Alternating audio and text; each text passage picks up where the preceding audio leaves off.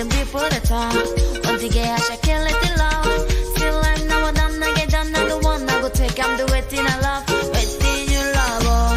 Now be waiting I love, oh. Waiting I love, I go do one with all my heart, oh. Kokoro no be vodka. Mr. Money Chinja. But don't I know the waste time. Mr. Money Chinja.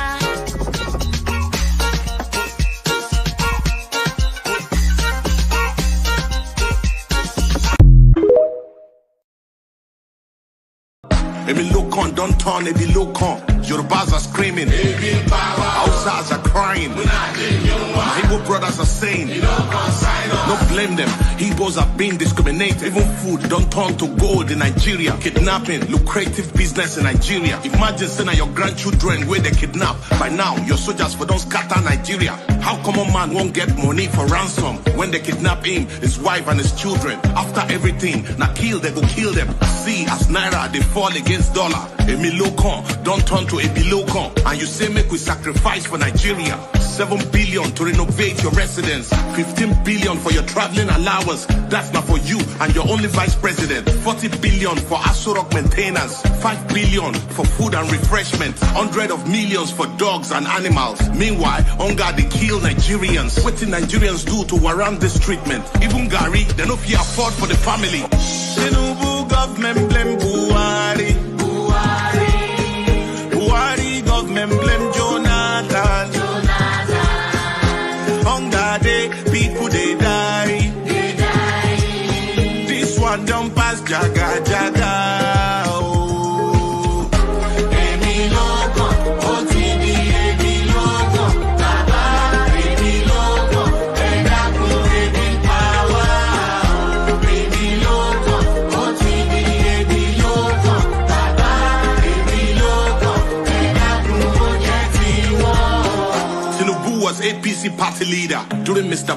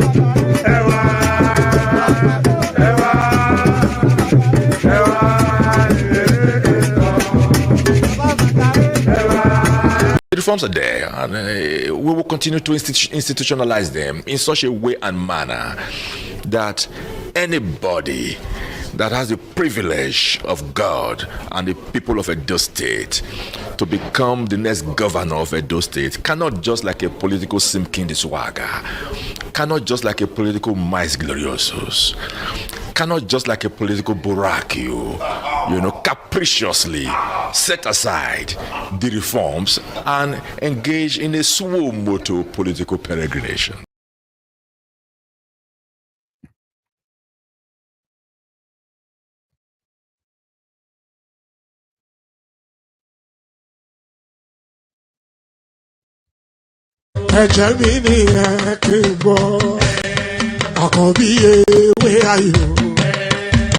Ewé tún méje, ìtún ló ní ọ̀tún ẹ̀ ṣe, ìfà ló ní kan fà ẹ̀ mọ́ra, àìbínú gbogbo àtàrẹ, gbogbo méjì ọkà bàbà, gbogbo mẹ́ta ọkà wáṣẹ́, orí ló túmọ̀ ẹ̀dùn, gbogbo ọ̀nà ní túmọ̀ ẹsẹ̀, akọni ìmọ̀ tú ìmọ̀ jọ ìmọ̀ èmi ni wọn kì í dalẹ̀ wọ́n bá lọ mẹ́lẹ́mọ́ wá fi jóye ẹlẹ́mọ́ àkọ́bí wọ́n bá lọ gbé fèrè wá fi jóye ẹlòkó bọ́wọ́ wọn bá tẹ̀lé wá fi jóye aláre àwọn mẹ́tẹ̀ẹ̀ta parapọ̀ wọ́n wá jọ ń pẹ́ mọ́ ẹ̀ẹ́mọ́ olóko jẹ wọ́n pa Akíntọ́lá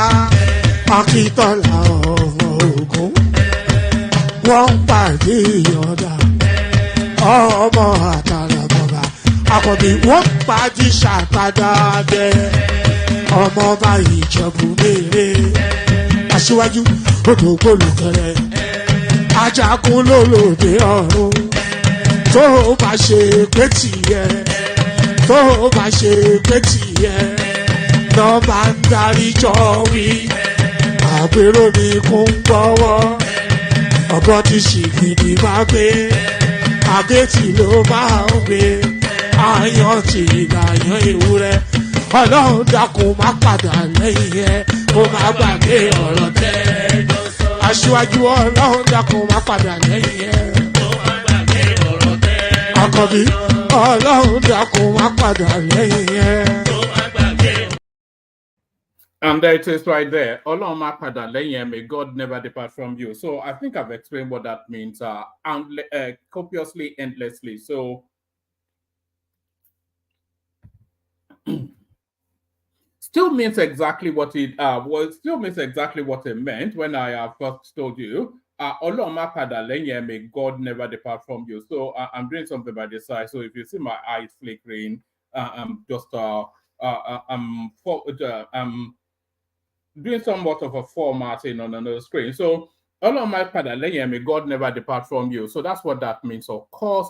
So yes, amen to that on behalf of myself and you, my friends. Let me play you one more music as I just reset something. Let me actually play you a Milokon. Tí o bá sí àwa èmi tí ń dúró wájú yìí tí ń lérí ogun tí ní òkè Buhari nìṣó ká máa bá lọ.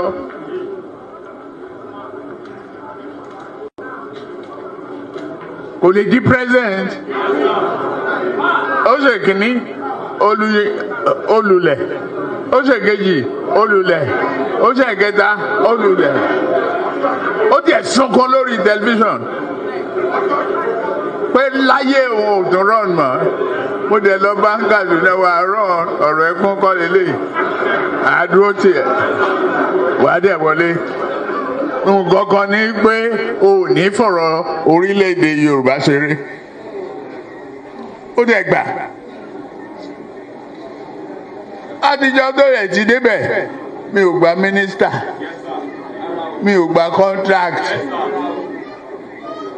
mi ì tọrọ ọbẹ̀, mi ì tọrọ gàrí, mi ì tọrọ fúra lọ́wọ́ ẹ̀, mi ì dẹ̀ ìyàwó ń bẹ̀. Ó wá ní lọ́tẹ̀ yìí o, Yorùbá ló kàn.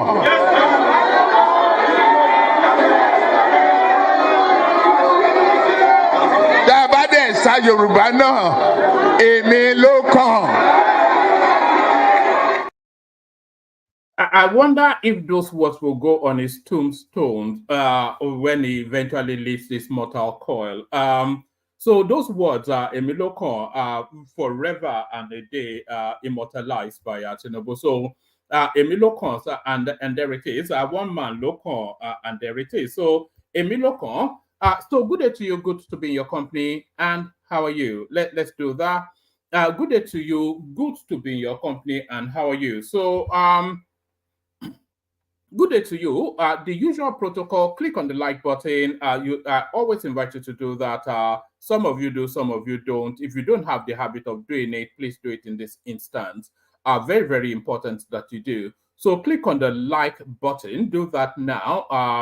However many people that are watching us at any point in time, at least 80% of them should be clicked on the like button. That's just the norm. That's just the civilized thing to do.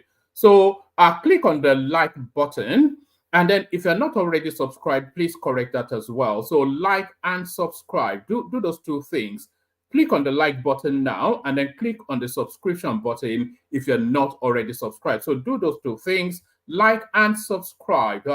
Let me look into my eyes as I hypnotize you to do it. Like and subscribe. And if you're listening in watchback, which a sizable number of you do, still carry out those directions. Click on like and make sure you're subscribed. So do those two things, like and subscribe. So like and subscribe. And then if you want to come and join me on the screen, the hyperlink that says StreamYard, that's your ticket to ride. You know, do you remember that song? You've got a ticket to ride. If you remember that song, then that dates you somewhat. That ages you somewhat.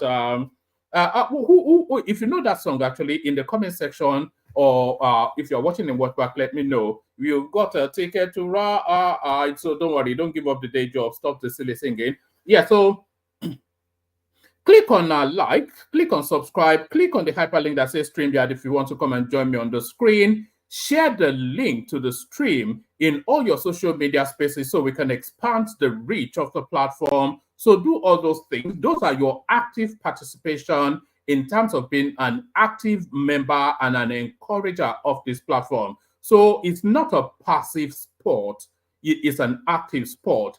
And the activity,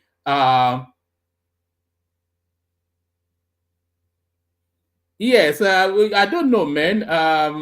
Good to see you, Prince. It's just that's England for you, isn't it? It's a miserable pardon me. Let me just digress to that super chat by Prince right there. People will give their right arm to Japa to England, but I for one, I don't know why. It's a miserable country. Prince will tell you it is a miserable country. You know, nobody smiles, nobody's especially pleasant. The weather is awful, the food is shit.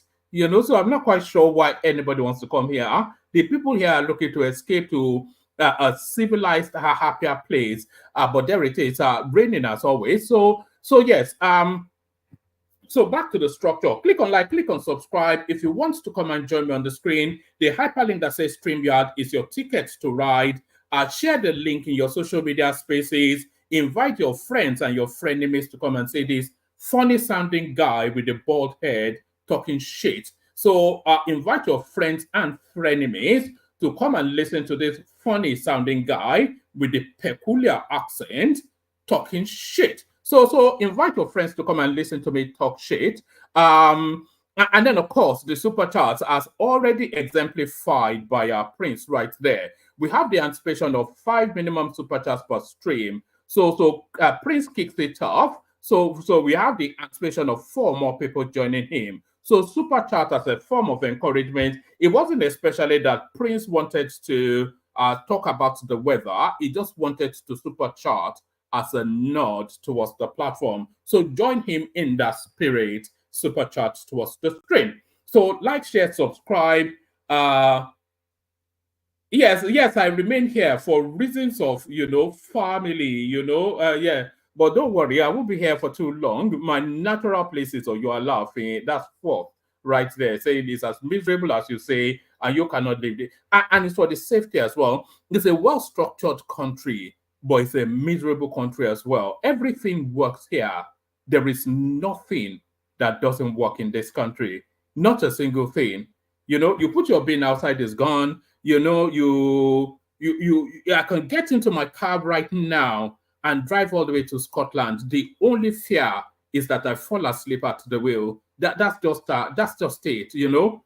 I break down in the middle of the road. The police stands up. They wait there for me for the RAC to turn up. They probably even offer you coffee if they have. It's a civilized country. That's why for all of the misery, it's a civilized country. But yes, you detract me somewhat with that comment. So you distract me somewhat with that comment. Fourth. So yes, just one last thing. Last time, the call to action, click on like, click on subscribe. I really insist in this instance that those instructions carried out, those call to, if you don't like the word instruction, then see it as a call to action. So click on like, click on subscribe, click on the hyperlink that says StreamYard if you want to come and join me on the stream or on the screen. So do all those things, share the link, super chat towards the stream, all those nice things, and then suddenly a feeling of warmth will flow around your body. It's called the feel-good feeling. So for that feel-good feeling, do all those things. So enough of my nonsense. Let's go to the nonsensities that is going on within the Nigerian space. So still seizing very much the center stage of the media space. Very dark man. These are Sapele Water guy from the creeks. They tell us he's from Edo State or of all places. So he's the one now center and frontal within the Nigerian social space, the Nigerian social media space. So very dark man still not left the headlines. He's had a day with Parliament today, and what an interesting day it was. I'm actually going to just play you this little clip. The guy had been waiting for this moment, I think, all of his life. So here he is, preening and peacocking, flapping feathers, as he arrived in Parliament, and he lambasted them as well. Let me just play you all the very dark man clips. It starts off with this. A lot of you would have seen this. It's just the peacocking. He peacocked into the Parliament. So here is very dark man at last, that moment in time that he had been waiting for all his life. Ebila Oseoluawo VDM mo dologbo dudu ese lónìí gọlọ ló máa lọ gọlọ ló máa bọ̀. Iṣẹ́ ikọ́ ẹ̀kọ́ méjì lẹ́sẹ̀ ikọ́ kankan kò ní kọ́ lẹ́sẹ̀ nínú House of Representatives. Nísùúrù Àlàó glove yìí fẹ́ mọ yún mi lọ́wọ́ bákan. Glove ṣe kí ni. Ó fẹ́ mọ ṣe bí ẹ yún mi lọ́wọ́. Dandan ni kò yún ọlá.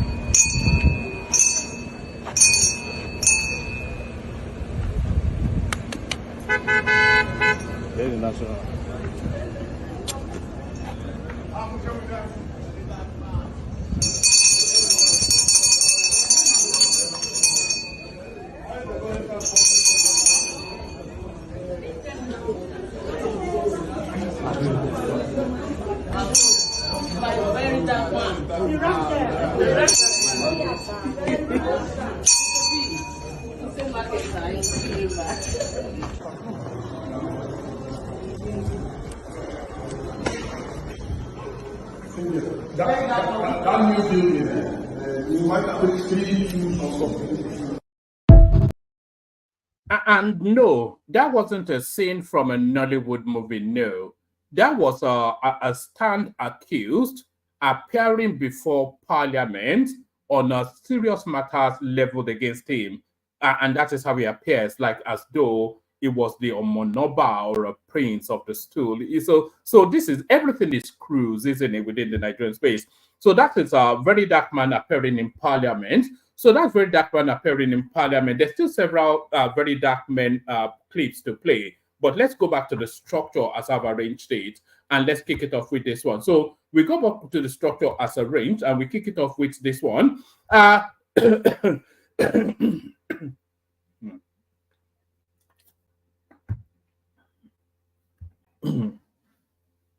Right, buried in the middle pages of the newspapers, for reasons of a very dark man commanding the front page, is the important matter of a national celebration. So the Nigerian anniversary comes up, October the 1st, Independence Day. So a very important moment in time, of course. That was when we took off the shackles of colonialism and then flew on those eagle wings as a sovereign nation. So tomorrow, of course, which is probably today in some climes, is Independence Day. So what does this mean? Tinubu to address Nigerians in Independence Day broadcast on October the 1st. So there it is right there. They say we don't hear often enough from this guy. So we'll be hearing from him tomorrow. But what is the expectation of that speech? Tinubu to address Nigerians in Independence Day broadcast on October the 1st.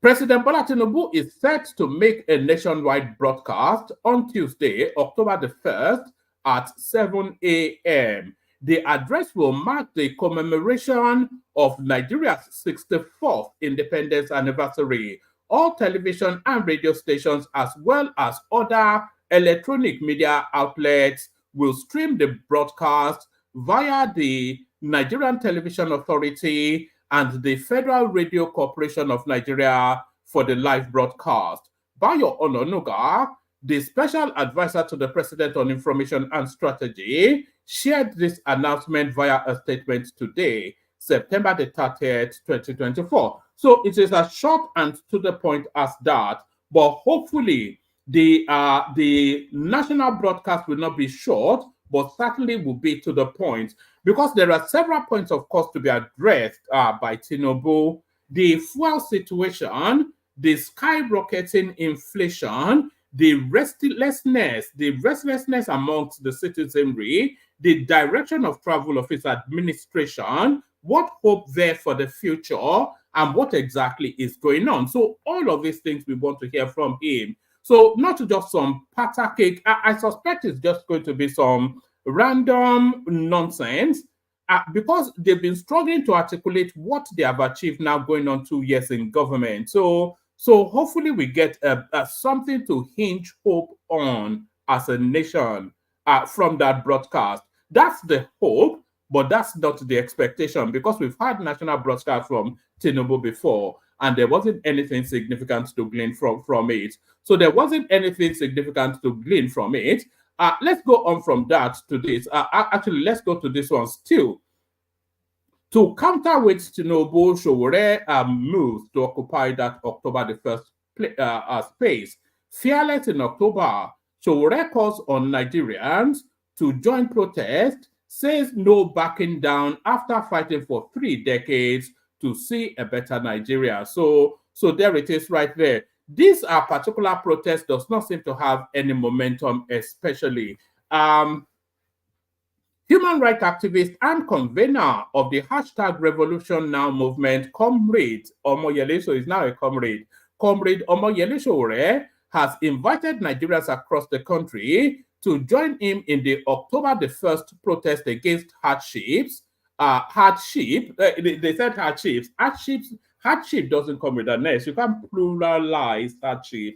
It's just, anyways, from Sahara Reporter, so they're barely literate there. Human rights activist and convener of #RevolutionNow movement, Comrade Omoyele SOWORE, has invited Nigerians across the country to join him in the October the 1st protest against hardship, deprivation, hunger, unemployment, insecurity, and poverty that the President Bola Tinubu-led administration has unleashed on Nigerians. So I wouldn't say it was Tinubu especially. We've had this conversation endlessly. It's decades long of misrule and rot that's come home to roost. SOWORE, who made the call in a post on Monday evening, vowed that he could not be silent or indifferent in the face of the sufferings and privatization. That should be deprivation. Deprivation that the Nigerian people are going through, noting that he will be on the street of Nigeria to join with other Nigerians in protesting the hardships. According to him, protest and revolt are the only tool that people have to voice their opposition to the anti-people policies of their government, adding that it is a right that is enshrined in everyone's genes.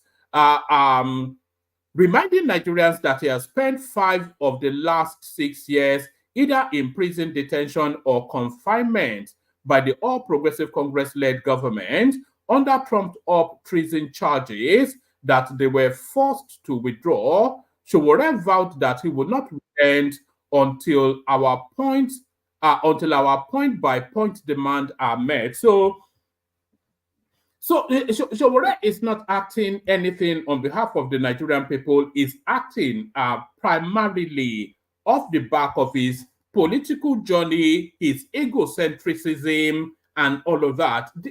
Sowore is very much a narcissist.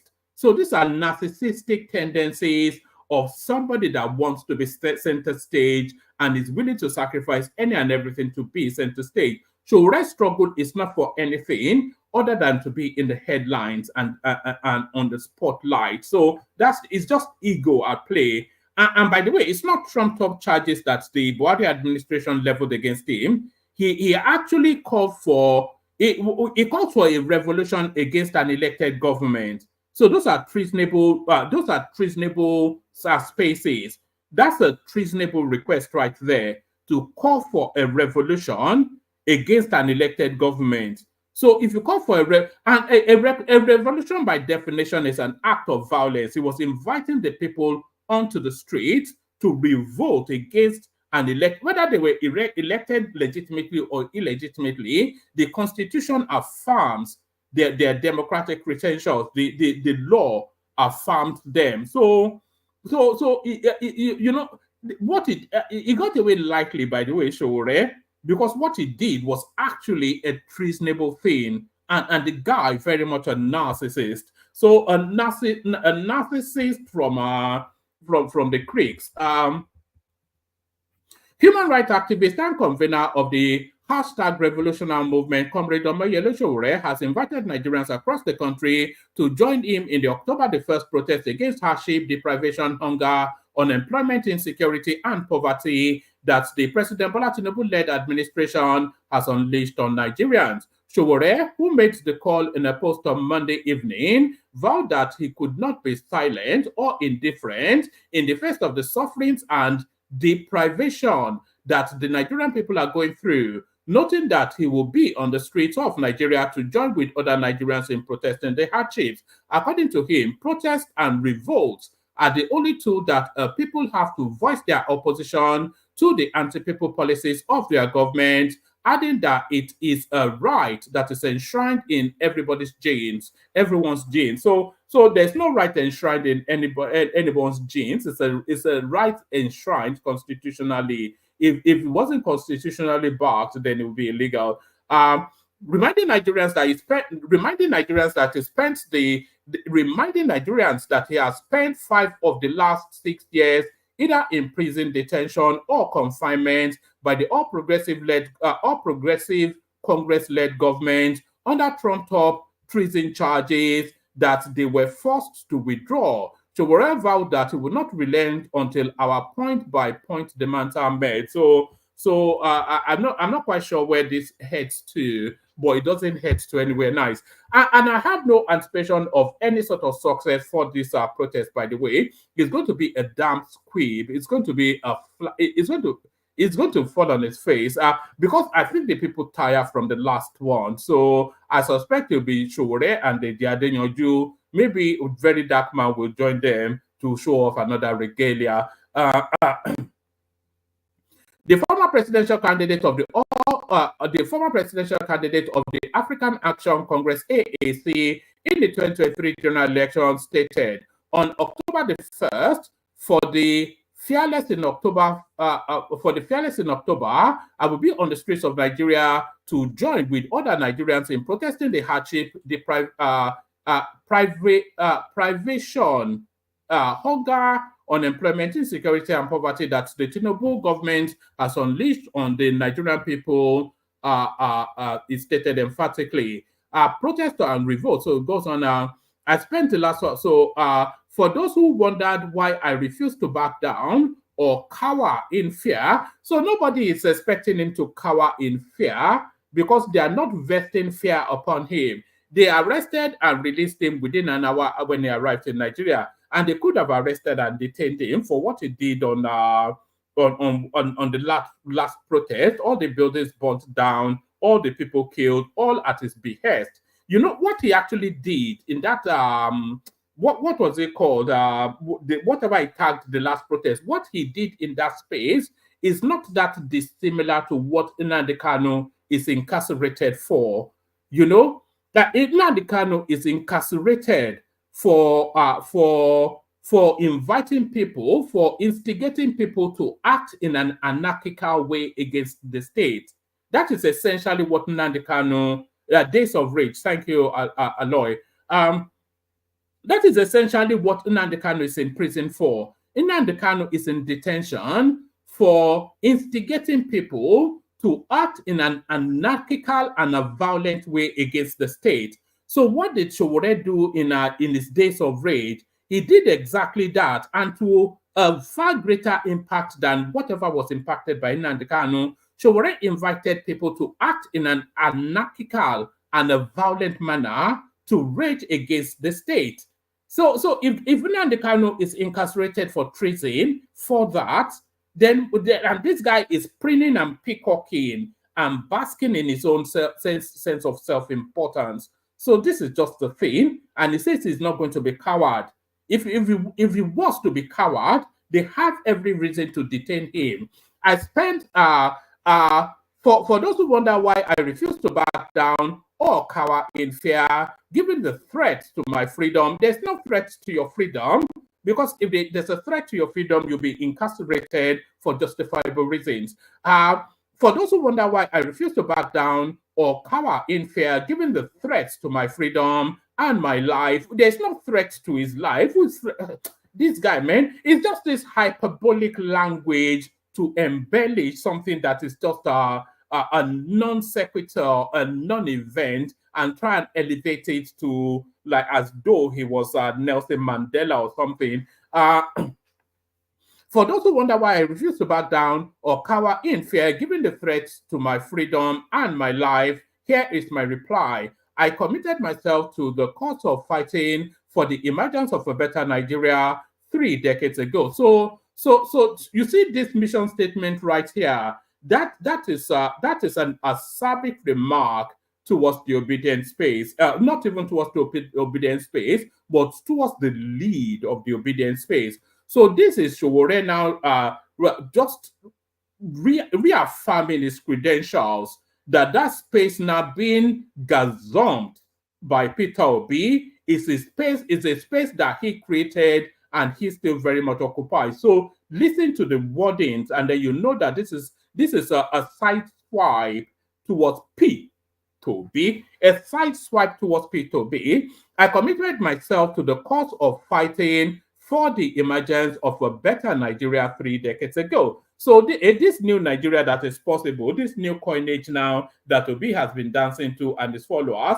for the past 12, 18 months. So he has been dancing to it for the last 30 years, is what he's saying. So I want my boots back, essentially, to Peter Obi. Can we have our ball back, please, sir? I committed myself to the cause of fighting for the emergence of a better Nigeria 3 decades ago. I remain committed to that ideal. He maintained that as long as he had breath in my lungs, and as long as my fist can be raised, I will continue to fight for the right of the Nigerian people to a decent life. I will continue to advocate for their right to good governance, and I will continue to demand justice for all. So this fight that is embarked upon, it doesn't seem to have essentially the followership or the support. So you are fighting for, what was that thing that they said? I rescued 1,000 slaves. I could have rescued 10,000 more, but they did not know that they were slaves. These people is fighting for, they don't really give an FUCK for him or his cause. They don't give an FUCK for him or his cause. He maintained that as long as he had breath in my lungs and as long as my fist can be raised, I will continue to fight for the right of the Nigerian people to a decent life. I will continue to advocate for their right to good governance, and I will continue to demand justice for all. We will not relent until our point by point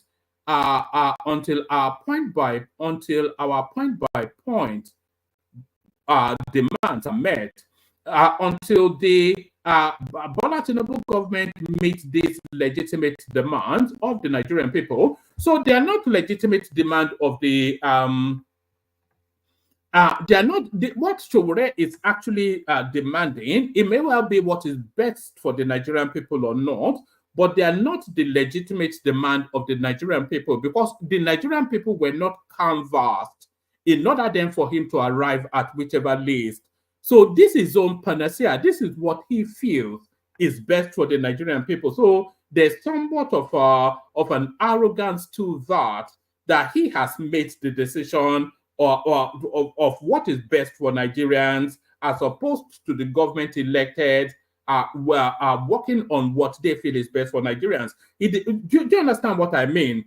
So I'm not saying that whatever I don't even know what Lisa has come up with this time around. Sell petrol for 2 kobo and give everybody free food or whatever his demands are.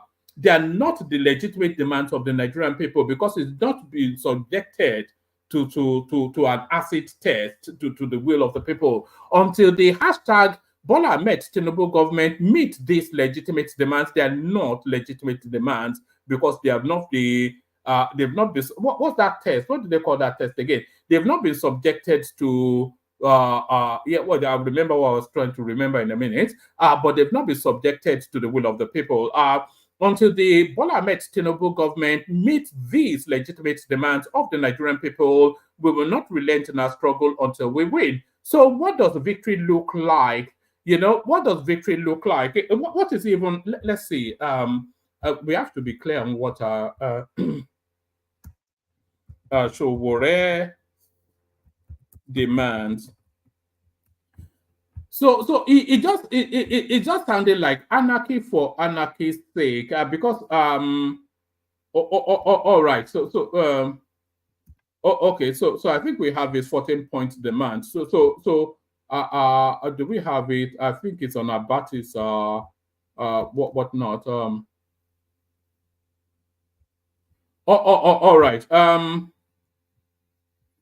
all right. So yeah, I think we have his demand. So let's just let's round off his speech. Until the Bola Tinubu government meet these legitimate demands of the Nigerian people, we will not relent in our struggle until we win. I invite you to join us on October the 1st. We cannot be silent or indifferent in the face of sufferings and privation that the Nigerian people are going through. Hashtag revolution now, hashtag end bad governance. So what they will not relent until their demands are met. So what are those demands? Let's go to Abatis page, see what this character is. It says, so this, according to SOWORE, the 14 demands, scrap the 1999 constitution, and they will not relent, by the way, until these demands are met. So this is just ranks.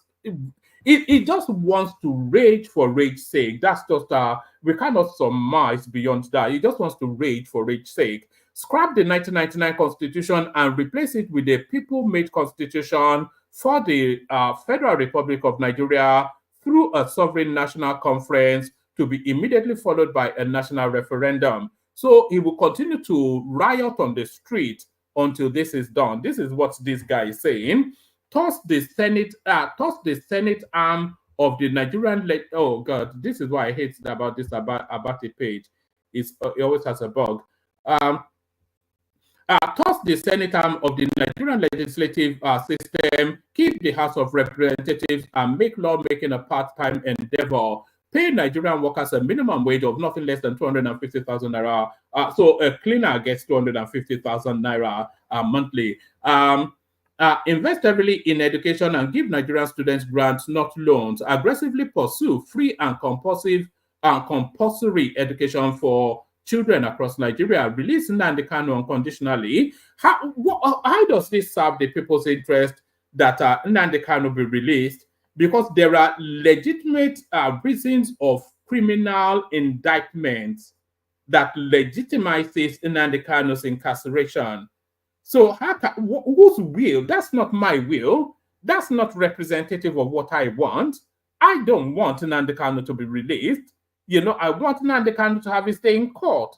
And I'm sure if Nnamdi Kanu, if it's of a true stance, he wants to have his day in court as well. So what do you mean release him unconditionally? I do want us to play clear. If you wonder why it's just an annoyance. If you wonder why I'm so adamant that this guy it cannot be released. Let me see. This is the guy we're talking about. What do you mean? He wants him released. I don't want to see a policeman on the street. Go and look for weapons. Go arm yourselves, and see what is going to happen. Build weapons. If you don't have any, go and construct one. Go and build one. Even ordinary catapults, anything you have, go and use it and destroy them. Destroy them. Mad people everywhere. They are going to see something they wasn't before. And as we are destroying them, we are finding out where their children are. They are making mothers to become childless. And we are also going to make them become childless. They want destruction, we give them destruction. So there is absolutely, it goes on and on. There's absolutely no reason to release Nnamdi Kanu either unconditionally or even with conditions. So that certainly is not representative of the will of the people in the north. It's not representative of the will of the people in the southwest. It is not representative of the will of the people in the south-south. It is only representative of the will of some of the people in the southeast. So how can it be a demand that the whole Nigeria should be on the streets because Nnamdi Kanu, who we all know has committed some of the most atrocious acts of criminality, to be released unconditionally? So that's his demand. So that's why I'm saying that this is an egomaniacal sort of excess of this sort of narcissistic character. Anyway, let me release Mazen Nnamdi Kanu unconditionally and demilitarize the Southeast. So demilitarize the Southeast, yes, somewhat, but then the Southeast still has to be under the cosh somewhat for reasons of the excesses going on there, but certainly not to demilitarize it. This Abati page is always a nonsense. It's not giving me anything anymore. How do I get back there?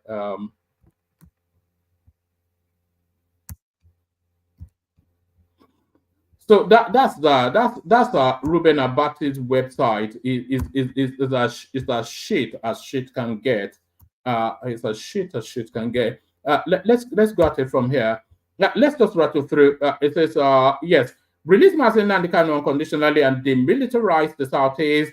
Renationalize publicly owned enterprises sold to government officials and cronies. So what does that even mean? That's vague and ambiguous.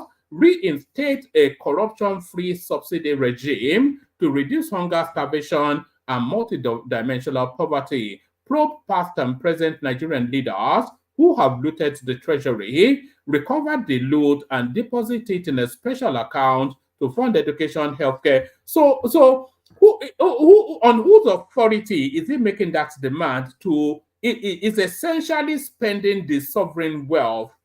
So it's not his determination to determine how sovereign wealth is to be spent. Otherwise, he'll go on the streets and start to burn down buildings.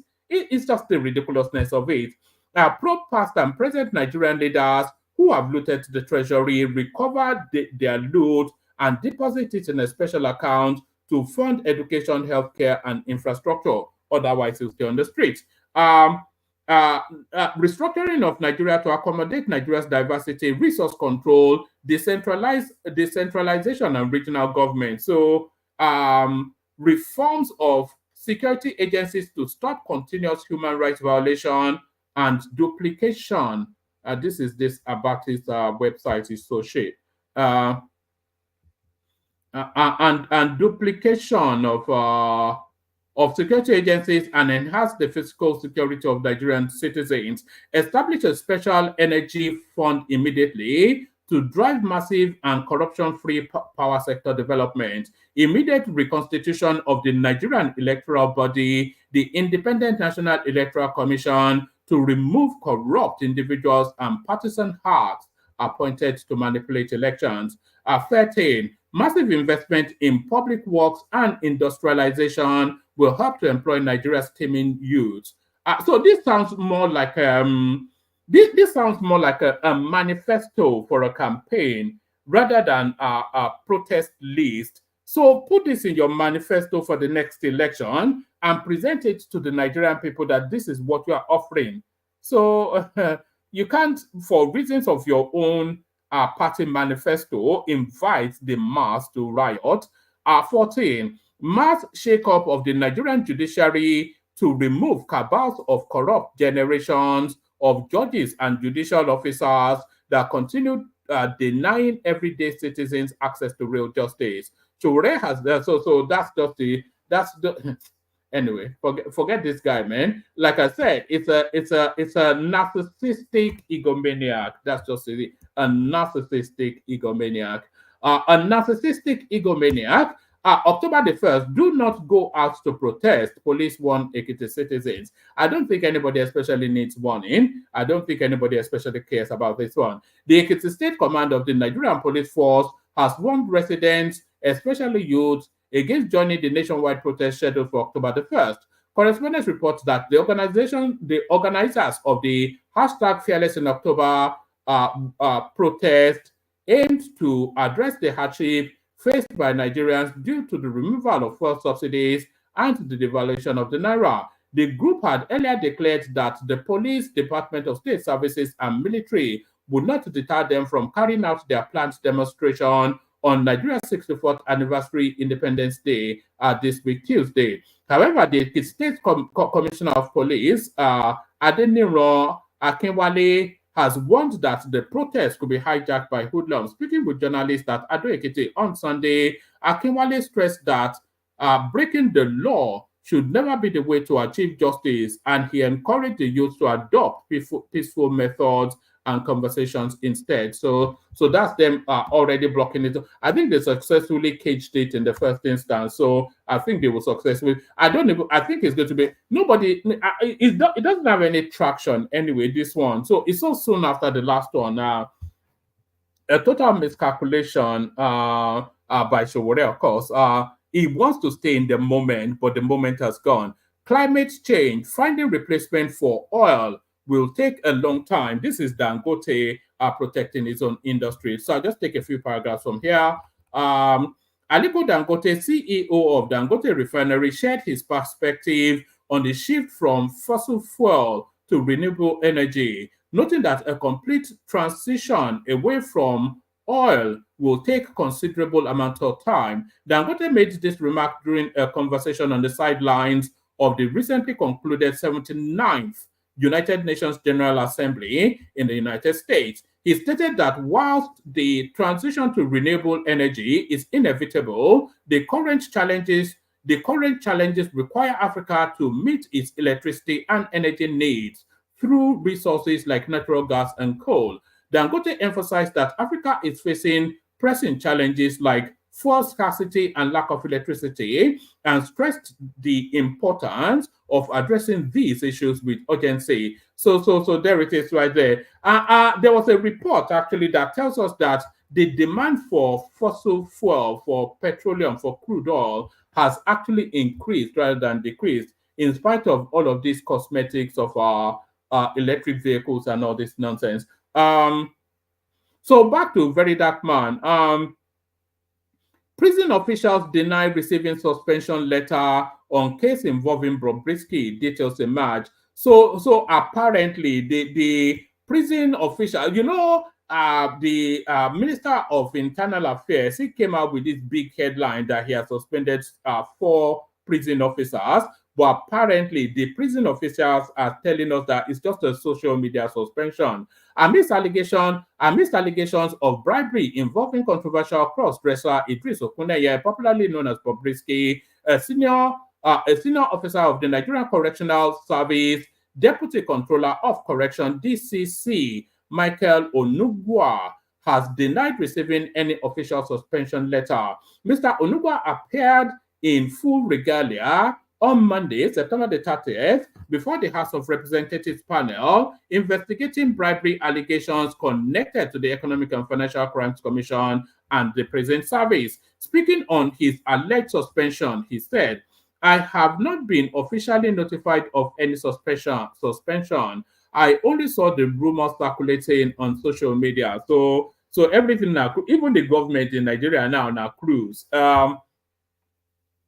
The Civil Defense Correctional Fire and Immigration Service Board had announced the suspension of Onugwa and several other officers last week, correspondence report. In a statement signed by Jafaru Ahmed, the board stated that the suspension was intended to allow further investigation into the bribery claims. The officers were implicated in facilitating special treatment for Bobrisky whilst in custody. The statement reads, the board has suspended DCC Michael Onugwa in charge of the Medium Security Custodial Center Kirikiri, Lagos, and DCC Sikiru Adekunle, responsible for the Maximum Security Custodial Sentence Kirikiri, Lagos, for allegations related to the case.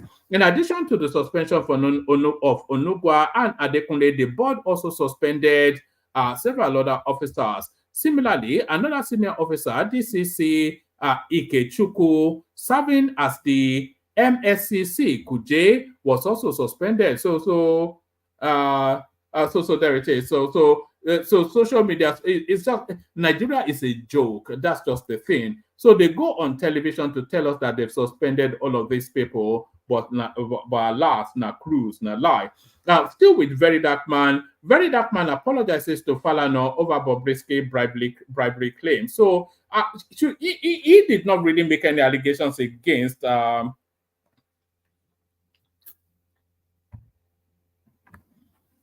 he did not really make any allegations against Falana.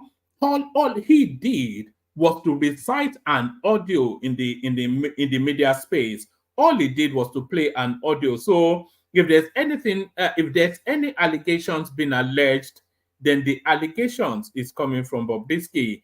And they're also now telling us that even that clip is AI generated. So a lot going Nigerian a cruise, as they say. Very Dark Man apologizes to Falana over Bobrisky bribery claims. A social media influencer, Martins Otse, popularly known as Very Dark Man, on Monday apologized to human rights lawyer Femi Falana, SAN, over his recent derogatory innuendos against the senior lawyer. Very Dark Man, who appeared before the House of Representatives Joint Committee on Financial Crimes and Reformatory Institutions on Monday, said he also did not believe Falana was involved in the alleged bribery leveled against cross-dresser Idris Okuneye, popularly known as Bobrisky, the Economic and Financial Crimes Commission and the Custodial Service. He said, apparently now some people are taking advantage of what is going on to target Femi Falana. Here, I apologize. So he's been invited to issue that apology, but he has to maintain his, is it steez that they call it now? This is the new word that is circulating amongst the Gen Zs or the Alpha Gen. What's the one that follows on? I think Gen Zs are a bit old now. So what's the generation after? Is it Generation Alpha? I think this is their language now. It's T's, STEEZ. So he wants to issue the apology, but still maintain his T's. And this is how he is doing it. So because he's been advised that he better apologize, otherwise he'll see Falana will see him to hell. He said, apparently now some people are taking advantage of what is going on to target Femi Falana. Here, I apologize. It is so sad that his name was inside that audio. I couldn't believe it as well. That is the part that irritated me more when I said I refused to believe that he is a party to something like that. The blogger shared an audio of Bobrisky claiming that she, and so the newspaper, and this is from Punch, by the way, they are now referring to Bobrisky as a she. I think everybody has surrendered to that culture within Nigerian space. The blogger shared an audio of Bobrisky claiming he bribed or she bribed some EFCC officials with 15 million naira to drop the money laundering charge against her. So I'm not quite sure that this is acceptable, actually, because Bobrisky is not a female, and the Punch newspaper is a senior newspaper. They shouldn't be, because he's not told us that that is the adjective, you know, yeah, they, them, and he, or what. He's not told us that what his adjective is. So until he tells us that he is a female, then he is a he. The blogger shared an audio of Bobrisky claiming he bribed some EFCC officials with 15 million naira to drop the money laundering charge against her. And the EFCC have come up, by the way, that it wasn't especially bribery, that the money laundering charge was not tenable. That's why they dropped it. In the purported recording, the cross-dresser also claimed that her godfather, alongside the Controller General of the prison service, Hilaru Nababa, ensured she served the 6-month sentence in a private apartment and not in prison. Reacting to the development in the video, Very Dark Man, and by the way, the prison service, they've gone at length to tell us that because they kept a record of visitations to Bobrisky in prison. I streamed a live parliament session earlier on today. A lot of it was captured there. So they've gone to length to tell us that Bobrisky did in fact stay in prison. So maybe it was just being braggadocious in that conversation. Reacting to the development in a video, Very Dark Man called for a thorough investigation into the matter, saying he had no intention of defaming Falana. Very Dark Man also alleged that Falana sought a presidential pardon for Bobrisky in exchange for 10 million naira. So anyway, yeah, however, in a letter dated September the 25th, 2024, from his legal team at Falana and Falana Chambers, and signed by Taiwo E. Olawanle, Falana stated that he never spoke to Bobrisky about any alleged pardon or other matters, denying the claims made in the video. So that claim that Falana warned that Falana could facilitate a presidential pardon, that seems somewhat far-fetched. And that also that Falana, for the sum of 10 million naira, the sum seems out of skew with the level that Falana occupies in society. So there's that. Is there anything else? I think that might well be the lot. So let me now play you the video clips. I'll send the link again. Anybody that wants to join, if you want, I always tell you, it is a participatory sport. It is a participatory sport. So you have to be an active participant in order for the session to take place. So I'll send the link there. Anybody that wants to jump on, jump on. The super chat is still open. We've only had Prince now, not in the direction of the platform. So that's Prince right there. He needs company, so people super chat as well. So let me play you the video clips that we have, and then we'll see if a session takes place. I think I've already just played you one from Very Dark Man. So let me play you, I'll play you the Very Dark Man ones, and then we'll take it from there. I have an interesting one that it was Stagger You. I've got a video here that will stagger you. Even as corrupt as we know Nigeria, the Nigerian space to be, this video, when I play it, it will stagger you. It staggered me. But let's go through Very Dark Man preening and peacocking in Parliament first. So we play about 2 or 3 videos of him just bloviating and pontificating, flapping feathers, and basking in self-importance. So I don't say anything while I'm here, and risk will not be here. Now, my lawyer will be the one to talk, and I will not say a word, because I don't want to walk out from the people that are holding on to my father. So I won't say anything until Bobrisky is here and the EFCC chairman is here. Thank you very much.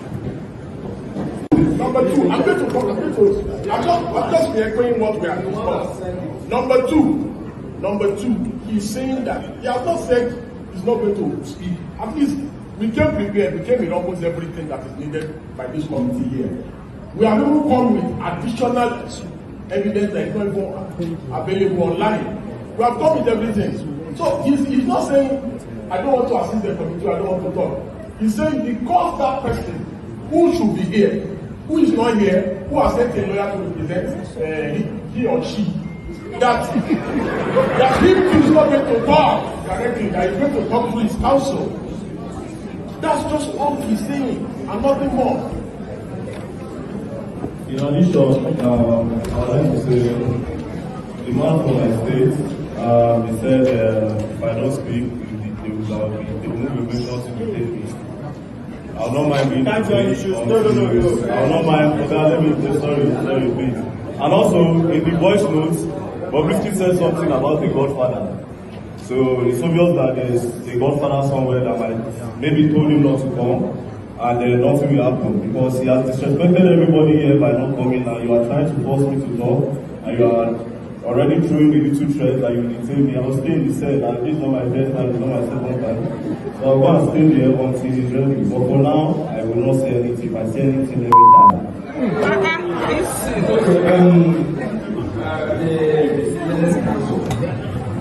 We are taking note of the fact that all right. So everything in that clip was all of the shades of wrong. All of the shades, SHADE of wrong. So we have a nincompoop from Edo State that thinks appearing in front of Parliament on a serious charge is cruise, and then we have some MC Oluomo character trying to pretend like it's a lawyer. Imagine what we just saw. The Jadenyonju and very dark. It's just, this is where we are now. It's just the whole thing is all shades of wrong. All shades of wrong, but it just, let's just stay within that space. This is the guy, it's just luxuriating. You know, it's just, you know, I don't know what your favorite meal is. You know, when you pop that top button on your trousers to settle into a big meal. So this is what this guy is doing now. This very dark man, he was just peacocking at the Parliament. Here he is, still peacocking. If I see a secret about you, Oga, I will tell. Oga, even you can say you put me outside, I will tell, especially you, I will tell. And I'll be very, very honest. I will not say anything, I'll put it out there because Nigeria has gone down. Now I will implore you people to actually do the right thing because the judiciary system is messed up so bad. It's messed up so bad. You people have to save your face. I believe a lot of APC members are here. Everybody to save yourself. it's okay. They've told him it's okay. He said he don't do. This guy, you're too much, man. You're too much. I swear, I love this kind of courage. I swear. What the? So there it is. So it certainly elevated him to a higher, because what he was, very dark man, was just another daddy-free sort of element doing all these petty little defamatory whatever. Tonto Dike, oh, look at Tonto Dike, look at Yapo Ojo serving up his daughter, all of these things. It's just a bit of a silliness, a bit of titillation on social media. But now he has stratospheric, propelled himself to the stratosphere, essentially is what we're seeing now. This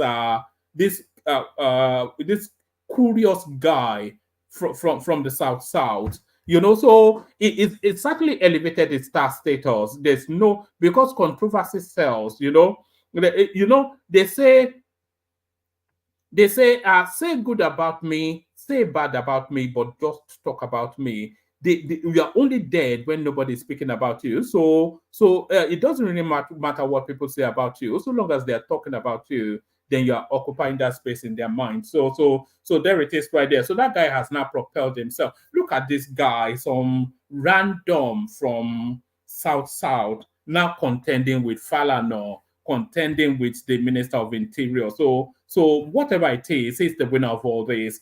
Asking Falana to come and explain, just pause for a moment and reflect on that. I'll tell you what just happened. This guy from I don't want to be saying Edo guy because it sounds as though there's an ethnic undertone, but this guy is inviting Femi Falana, SAN, human rights activist, 50 years at the bar, to come and explain himself. I don't know quite what level of education Very Dark Man has, but it's inviting Femi Falana to come and explain. This is where we are now as a nation, steeds over everything. Steeds over everything. So steeds over everything. We carry on. So that's Very Dark Man. Hopefully we'll be able to wrap conversations around that. And hopefully we wrap conversations around this as well. The gloves still very much are off. Fubara versus Wike. The latest blow landed by Fubara. It is this Sam Fubara that is building a general hospital, which I also included a psychiatric hospital because they will need it very soon in their place. So tell them, what I have done in 1 year is what they did. Like I said, let them make me talk. Let them make me talk. It's only empty container that makes noise. If God has given you opportunity, eat your thing and keep quiet.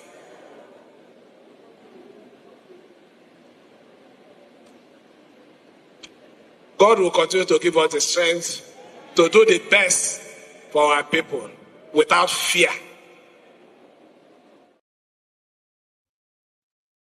So there it is right there. Only you see, there is no settling this matter between Fubara and Wike. A winner, a victor has to emerge, and a vanquished has to emerge. So it's beyond something that they can call them together and settle matters. A victor has to emerge, and a vanquished has to emerge. A winner has to emerge. So that's just that's just what that is. A winner has to emerge in that space.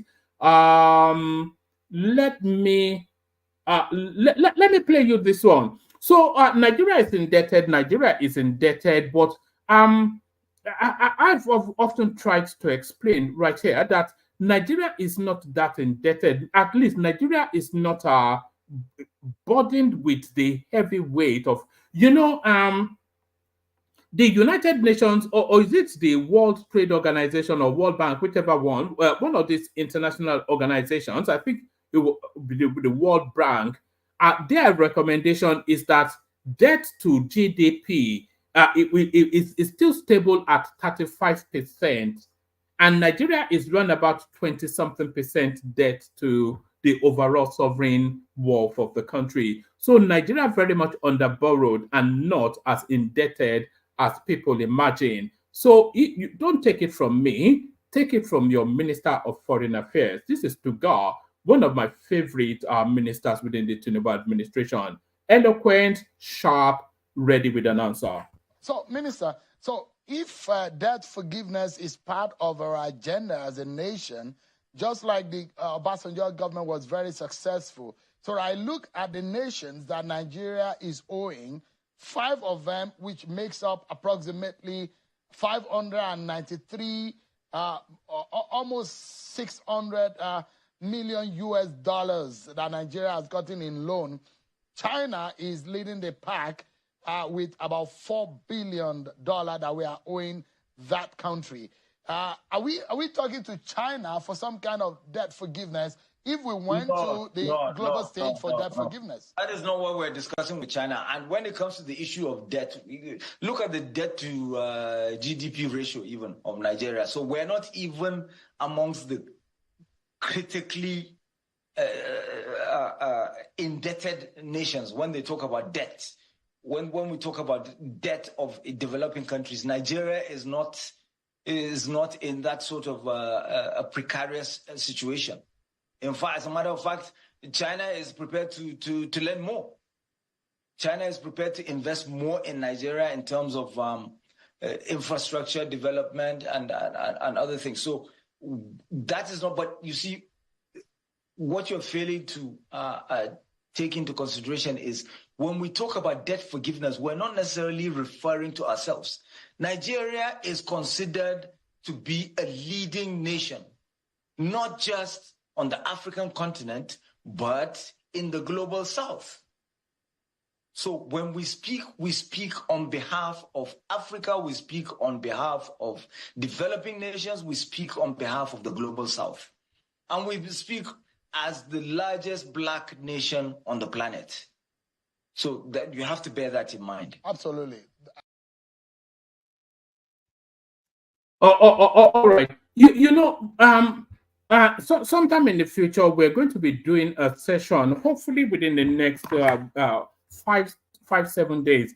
We were going to be doing a session on the global south and where Nigeria is positioned in that, because a lot of people don't actually understand that space. It's a new and an emerging space. The global south are countries led within the parameters of India, Russia, China, etc., are countries that are narrating differently from the global north, which would be the westernized countries. And Nigeria very much central in that space, a key figure, both in the global south and the entire overall structure itself. So we'll certainly be doing a session around that at some point in the near future. So we'll be doing a session around that at some point in the near future.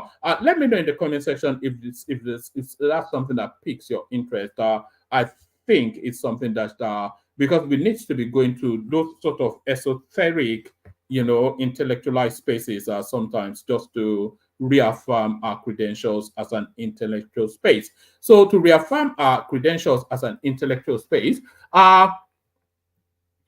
now, we hear all of these stories about how Nigeria continues to, how the Naira rather continues to hemorrhage its value, and we also hear that there are about however many trillion Naira in circulation.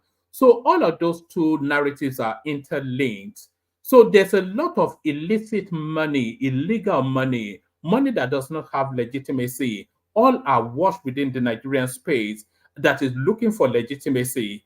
And that is really where the impact on the Naira is. So unless they continue with that policy of Naira swap to flush out that money or destroy it, then they can just decimalize its value back into the national coffers if they don't bring it forward. But unless they address that, the Naira will continue to hemorrhage. And if you want to know just how vast this problem is, watch this. Watch this. We know there's corruption in the country, but did you imagine it was to this level? So this will stagger you. It staggered me. This will stagger you.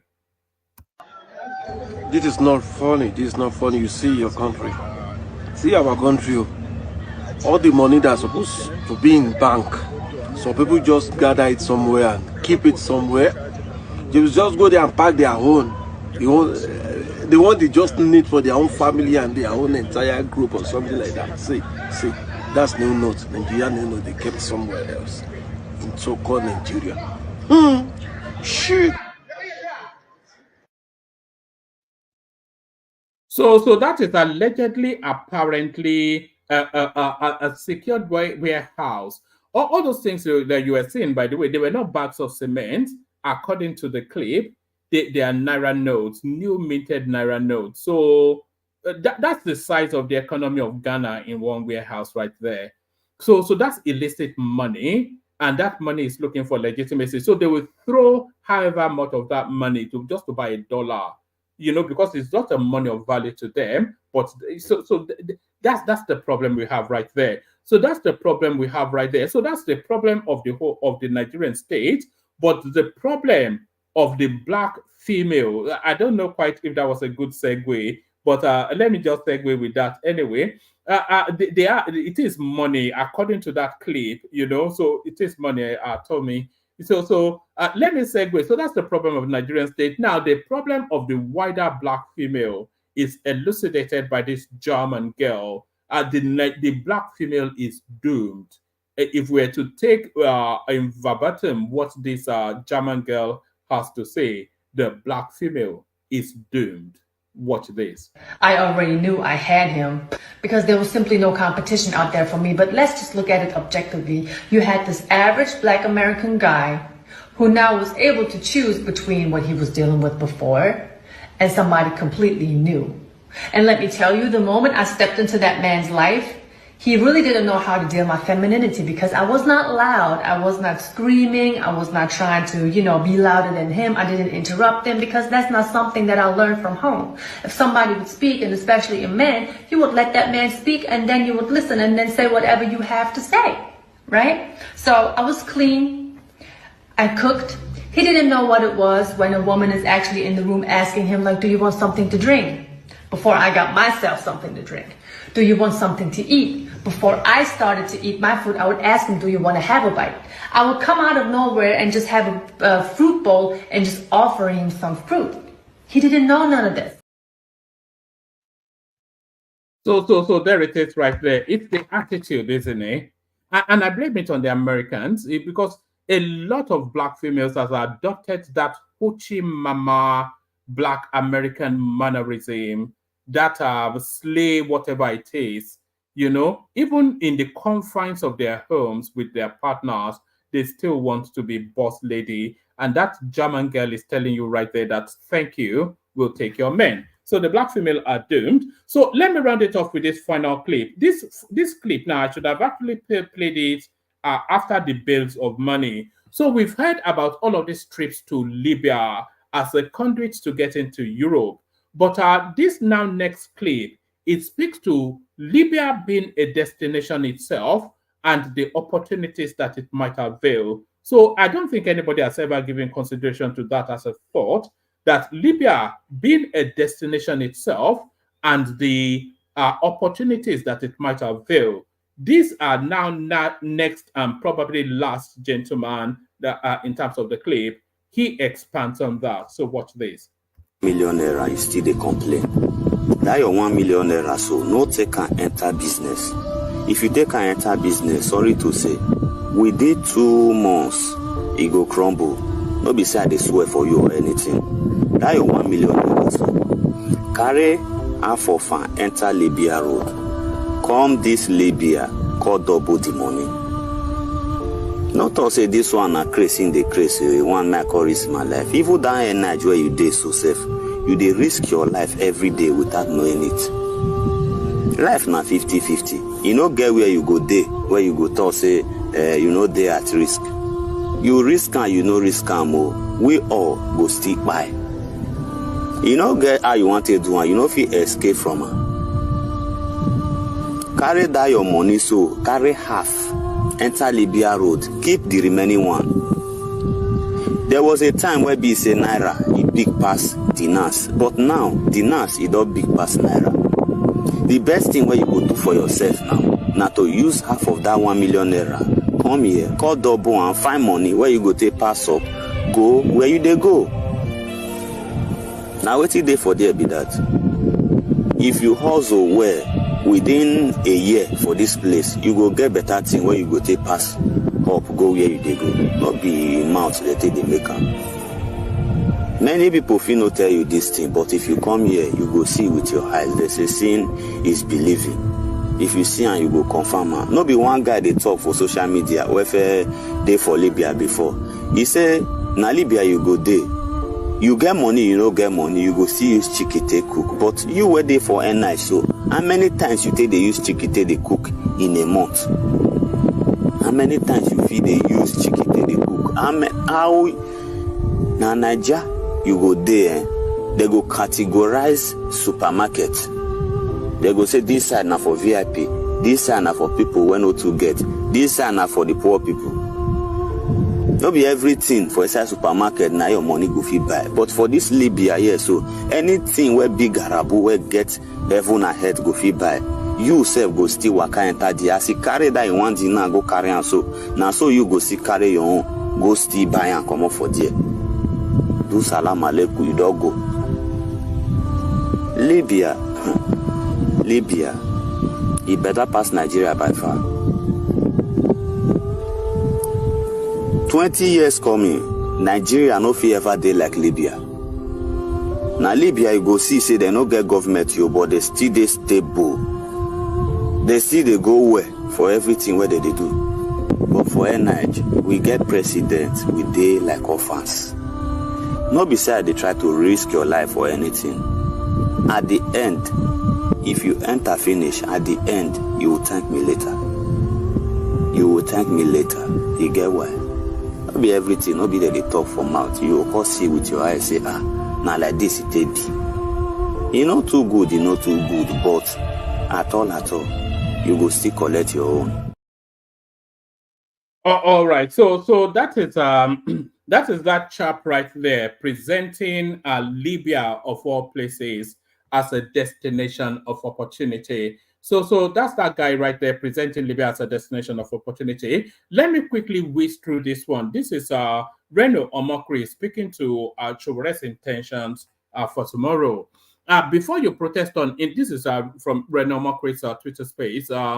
Before you protest on Independence Day, the biggest challenge to Nigeria's progress as a nation is not corruption, tribalism, terrorism, inflation, or even the removal of fuel subsidy. It is our entitlement. The government did not do this. The government did not do that. I wish every Nigerian could travel the world. There is nothing like government airports, hospitals. Well, there is in the UK.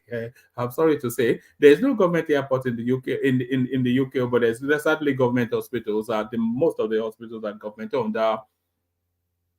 Before you protest on Independence Day, the biggest challenge to Nigeria's progress as a nation is not corruption, tribalism, terrorism, inflation, or even the removal of fuel subsidy. It is our entitlement. The government did not do this. The government did not do that. I wish every Nigerian could travel the world. There is nothing like a government airport, hospitals, schools, or markets in these nations we want to japa to.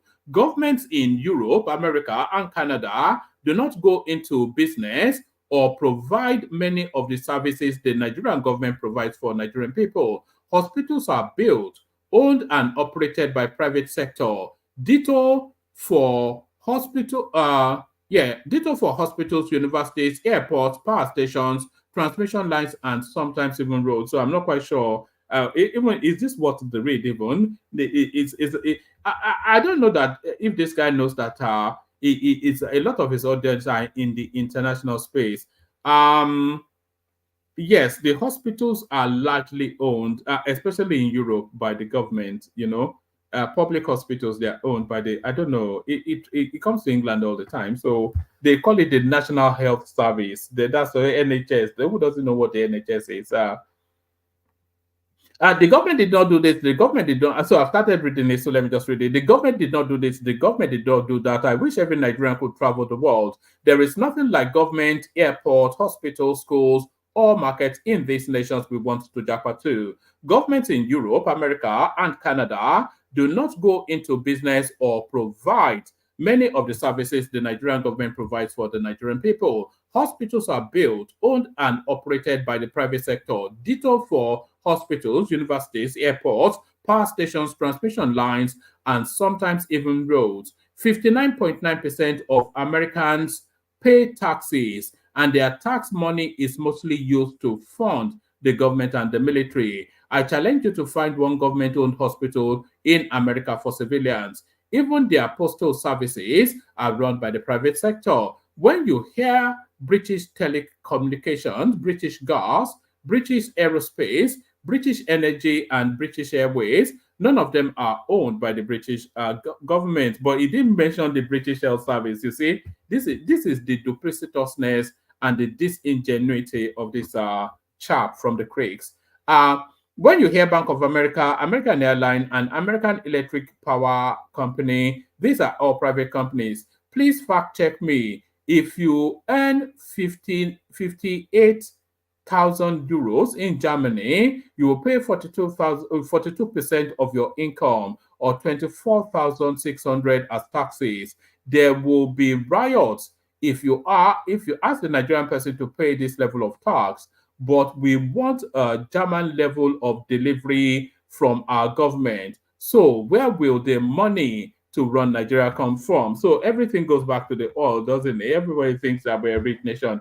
In 1960, Nigeria could afford that because our population was 45 million and we needed to raise an educated class speedily. By 1970, we could still afford it, and we did provide it because our population was just approaching 50 million and we still had a shortage of qualified persons. But this was no longer practicable in the 1990s when our population topped 120 million. And how when we twice that at 220 million, it will be ruinous. Britain went through these stages, and Mrs. Thatcher was forced to end birthright citizenship, introduce a council tax, and privatize every government-owned business, including giants like British Telecom, etc., etc. Fewer than 8% of Nigerians actually pay income tax. Yet we want the government to build schools, hospitals, power stations, transmission lines, railways, airports, stadiums, etc. Then, after doing this, the government should still have money left over to subsidize fuel and power and give palliatives to Nigerians, or we will protest their alleged mismanagement and corruption. Even insecurity stems from these issues. We need about 5 million soldiers and security officers to effectively secure Nigerians, but we have less than 2 million. We need at least 3 million more soldiers, policemen, airmen, etc. But when only about 6% of us pay tax, where will the money to pay them come from? Nigerians are the main problem of Nigeria. You will hear them say, we have oil. Saudi Arabia has a population of 35 million and makes 350 billion annually from oil. That is $10,000 per person. Nigeria has a population of 220 million people and generates approximately $36 billion from crude annually. That is $150 per person. At 2.6 million people, Qatar is just 1% of our population, yet their annual revenue is $68 billion, 2.5 times that of Nigeria. We must be more productive as a nation. Failing that, Nigeria will continue to borrow or print more money, fueling inflation and increasing commodity price. Protests and riots cannot change these economic realities. They will be just like a child's tantrum when parents cannot afford to buy him a toy. Nigerians want to live at the state's expense, forgetting that the state has to live at the expense of the people or it will collapse. Ask the Soviet Union, as the Soviet Union did in 1991. So I'm not quite sure how tenable that argument is. But let me just give you one final readout. This is a throwback to the past. So this one, it settles matters that go back as far back as as 18 years ago. So this one settles matters that goes as far back as 18 years ago. Ladoja unleashes 18-year secret. Not Adedibu Akala, but Obasanjo behind my impeachment. The former Oyo State Governor, Rashidi Ladoja, has finally opened up about his impeachment 18 years ago, pointing fingers at former President Olusegun Obasanjo as the mastermind behind his removal. In a recent interview on Fresh FM to celebrate his 80th birthday, Ladoja revealed that Obasanjo was the powerful force responsible for his impeachment, contrary to popular belief that it was orchestrated by the late Alhaji Lamidi Adedibu and his then deputy Adebayo Alao Akala. You see, some people said it was Akala, it was Adedibu. No, it was not any of them. It was Obasanjo. It was during the time of Ileya Muslim festival of Eid el-Kabir. We went to see Baba Obasanjo. I think it was on a Friday or Saturday that we went to see him in Abeokuta. I was there with Onyilola, Daniel, and Agagu. Ladoja shared that he along with other PDP governors, including Prince Olagunsoye Oyinlola, Chief Gbenga Daniel, and Dr. Segun Agagu, had pleaded with Obasanjo in Abeokuta to halt the impeachment plans. This revelation sheds new light on the events surrounding Ladoja's impeachment in 2006. We did not call Fayose because we knew that Fayose was Baba's son. So they knelt down and I knelt down with them. So this culture of kneeling down to, it's like the Nigerian president is like a czar, running some sort of feudom or fiefdom. It's like a czar, isn't it? It's like a anyway. Imagine an elected governor, first citizen of a state, several of them kneeling down to some guy. We did not call Fayose because we knew that Fayose was Baba's son. So they knelt down and I knelt down with them. They were begging him, Baba, please let Ladoja be. Baba then said, Rashidi, go and resign. I said, no, I won't resign. He said, if you don't resign, you will be removed. I said, no, they cannot do it. He asked why. I said, because you cannot get 2 terms. He said, 2 terms my foot. And then he left the place in fury. Daniel ran after him. Oba Ladoja added, whilst we were reflecting on what we were going to do, myself, Agagu, and Oyinlola, a man came in, and it was former World Court Justice Bola Ajibola. He said, what is wrong with you? He said, I know your problem. Your problem is that you don't want Ladoja to be impeached. Oyinlola, Agagu, and Daniel said yes. Justice Jibola said, well, I have talked about it to Segun. So apparently it's on first name terms with the president. Oyinlola said, well, I have talked about it with Segun. It is just adamant. He said, but you are leaders in your own right. There comes a time when you must have to stand up and fight. Oba Ladoja maintained. Then he told us the story of Jaffi Tafita. So for people who may Jaffi Tafita, Fitafita, Jaffi Tafita. Hopefully somebody that is that's ensconced in Yoruba language to come and explain what that means. Obalade then maintained. Then he told us of the story of Jaffi Tafita. The story of Jaffi Tafita is simple. It is about the tortoise and his wife, Yanibo. I must put it on record that Prince Ajibola did wonderfully for us because he told us exactly what to do. And we, Jaffitatita, when eventually we got the judgment of the appeal court, Baba said no. People said this is a declarative judgment. He said they are going to stay execution, and eventually it stayed until the Supreme Court confirmed the judgment of the appeal court. It is worth noting that Ladoja's impeachment was a contentious case, with the Oyo State legislators voting him out of office on January the 12th, 2006. However, the appeal court later declared the impeachment null and illegal, and Ladoja was reinstated on December the 7th, 2006. Ladoja's accusation against Obasanjo is significant, given the former president's influential role in Nigerian politics. So that's somebody going back. That so I wasn't even fully, not fully in that space, but whatever that means, that's what it means. Let me play the Kegite music and see if we have a session. Let me play. Let me send the link again. See if anybody wants to come join. I will play the Kegite music. Then hopefully we get a session. Where are they? So go to Jaffitatita. That one is the new one on me. Jaffitatita to the Kegite. Water, only water, where they see ma. Water, oh yeah, she go come again. Water, water, water, water, water, water, water, water, water, water, water,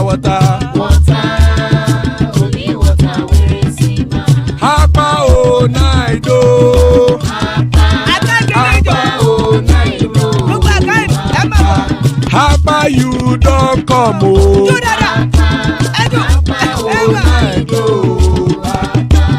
Hapa o naido.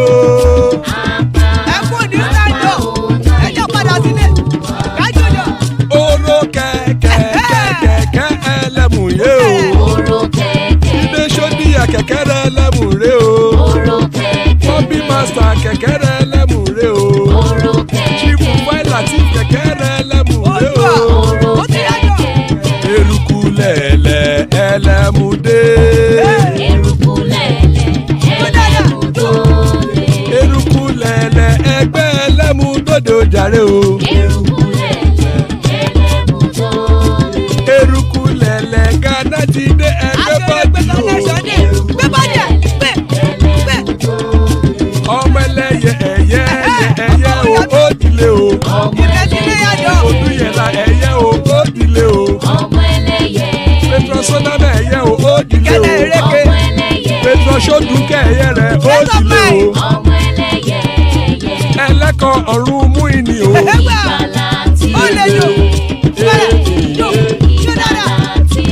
Àkùkọ ọ̀run mẹ́kọ̀.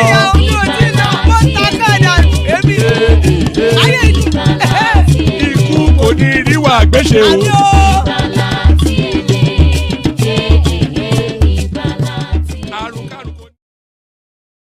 All right, and there it is right there. Ikukuniru Agweshime, that have nothing to do with us. We will be having a session. I'm sure you'll be glad to hear, because of course Ekene joins us. Always a delight when Ekene is here. Larry is here as well, a real delight. War Peace in the house. Good to see you, War Peace. That's Patoski right there. Father of the bride, of course, Ajan Lekoko. So there they are, the panel.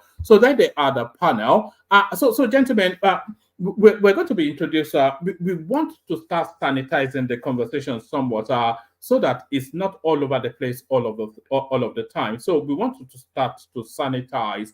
So some of the rules that we introduced a few sessions ago, we want to double down on them. The interjections are still an integral part of the platform. That's our USP. The interjections to interrogate people's thoughts. But when you interject, be short and succinct, so to the point, and then no more than 2 interjections per speaker, just so that the conversation is not all over the place, so that it is coherent and lucid. So those are the abiding phraseologies that we want to carry forward: coherence and lucidity. So coherence and lucid, and who more lucid than Ekene? Ekene, you're up first. Ekene, after all that build-up, look at this guy. One man. Yes. You are murdering Yoruba language. Jafita fita ló ń pè ní Jafita fita. Jafita fita. What are you doing? Me worry now. Me worry. Apologies. Jafita fita. Do you want to tell us actually the story of Jafita fita? Oh boy, yeah, I know what Jafita fita is. When you fight to the end, a real fighter, somebody that doesn't fight to finish, Abby. Fight to finish. Jafita fita. But he was telling us is the story about the tortoise and something or the other. So I thought it was some fable or parable. But I didn't hear that side because I was doing something. But what I was hearing far away from my own is Jafita fita. He said then he told us he told us of the story of Jafita fita. The story of Jafita fita is simple. It is about the tortoise and his wife Yanibo. So I think I never heard that story before. Yes. But Jafita fita is a fight. It's not Yanibo. No, but what's funny, Yanibo, Y-A-N-N. But you are not supposed to. You as a Yoruba or Yoruban, you are supposed to pronounce it correctly. It's an English or Yoruban. It's an English or Yoruban. That's why. Anglicized one. Baba, I was born in Oxfordshire. Wonderful. I went to Maryland Comprehensive. When I went to school, I had. Didn't you do Yoruba?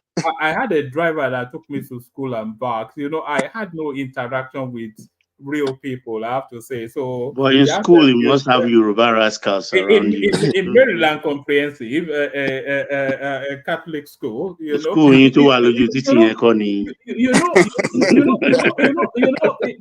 Back in those days, they used to give us milk at lunchtime. Milk. You know, they used to give us milk at lunch. So you have to excuse me sometimes, you know. I wish I had a bit more, but don't worry, I'll acquire it. But I don't think Ekene is quite ready for us. But so we kick it off then with you, Ajanle Koko. Very Dark Man still very much in the news cycle, and is even dwarfing what's to come tomorrow, which is an Independence Day speech by Tinubu. And what should be the expectation? What should we be expecting? It can't just be some patacake nonsense. It just can't go there and be talking about students' loan and nonsense. You know, he has to be frontal to what is afflicting the people. So we need him to be heart and soul tomorrow. So we're certainly ready for him. Another day of anarchy, but how successful is that likely to be? So all of that going on. A very dark man apology to Falano of some sort. The prison officials that the Minister of Interior told us were suspended, they told us that they are only suspended on social media. So, as Solly often says, Nigeria na cruise. Yeah, thank you, woman. Greetings to our listeners around the world. Click on the like button, share, and subscribe if you haven't done so. You just mentioned Soli now. Well, we have not been seeing for the Soli. What is going on? It is on travels. Soli is actually going to be hosting sessions by himself very soon. So he is still with us. He is on travels. It was meant to actually start his sessions this week, but I think it's doing a bit of traveling. Okay. And as well, Pansat. What happened to Pansat? We have not been seeing him too. What, is somebody banned? What?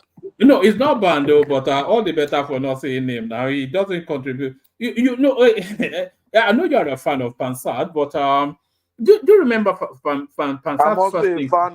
I'm also a fan of Pansat too. Are you? I'm surprised. Yes, Do you remember when he first came here and he told us Buhari was a hologram, and he'll tell us things like Dangote did not build the refinery. You know, all those things. They just, you know, it's just. Yeah, that one doesn't. What happened? Huh? But why? It's not. It's very unusual for him not to appear. So, what happened? Did somebody ban him, or why is he not coming? It's not banned. It's not banned as far as I'm aware. So it might well be. I don't know, man. You know, Passat does his own thing. It's not banned though. Passat, if you are listening, come back. I miss you a lot. So, why not Bishop too? Well, Bishop. I think we've lost Bishop to the winds. I've reached out to him so often, but I don't think he's. I think he's always traumatized by the experience here. Yeah, I think one man told us here that Bishop said he doesn't want to come anymore or something like that. Yeah, I think he finds the experience too traumatic. I'm not quite sure why, but you know, I think it was Chioma that bullied him out of the platform. I think. I got Jolly Coco. One of what peace is enough for looking for the best people. Don't worry, I'm here. I can take that place. God, Jolly Coco, you hear me? Yes, Where did you say? I say one of what peace is enough. You don't need to look for that. I can take that place. I thought you have me here.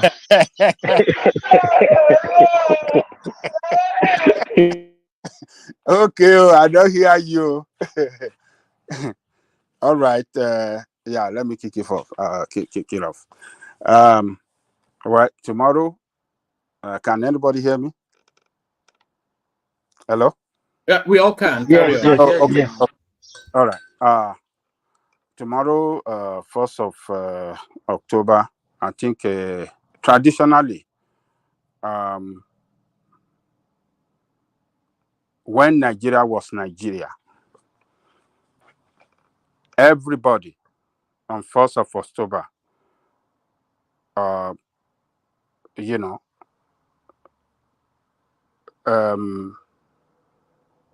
will be expecting the president or head of state back then to deliver good news to Nigeria. Good news regarding what the government have for Nigerian people in the new year, because October 1st represents our new year. It's our calendar year in Nigeria. That, okay, our Independent Day, we are, entering another new year, our calendar year as a nation, battered on the 1st of October 1960. So all citizens will be looking up to the president to speak and deliver good news, to us, that will make everybody happy, that will carry everybody along as one people, and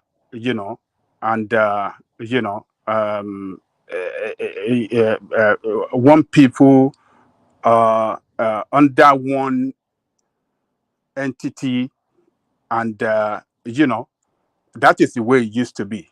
But in the recent time, that was when we had Nigeria working. But in the recent time, and that was when we had leaders that are patriotic, that are really committed to nation building, that really care for their people, and they want to deliver something good news for their people on the 1st of October. But in the recent year, we've not been hearing any good news from Nigerian leaders. These are leaders that are very incompetent. These are leaders that got to the position of power through a crooked means. These are leaders that are not prepared to serve their people. So on October 1st, they don't bring any good news to us. We don't hear any good thing. So what will Tinubu deliver for us tomorrow? Let's wait and see if we bring something good. Well, what is your anticipation? Because a lot of his public speeches, his national broadcast, they've not really delivered anything in terms of anything to hinge hope on. So because what it tends to do, it will recite the difficulties that the government has. It would describe the savings that they are and what they are making in money, and then he will talk about student loan and CNG buses, so which he has done often enough. But it doesn't really speak to the heart of what really pressures the people. It doesn't speak to where the people are in most instances. Yes. The last one, it delivered nothing. The last October, nothing. But I can guarantee you, he's going to tell you, he's going to make a statement. I feel your pain. That is what I'm expecting from him. I feel your pain. Go and mark it down. He's going to make that statement. So, Tinubu will do himself good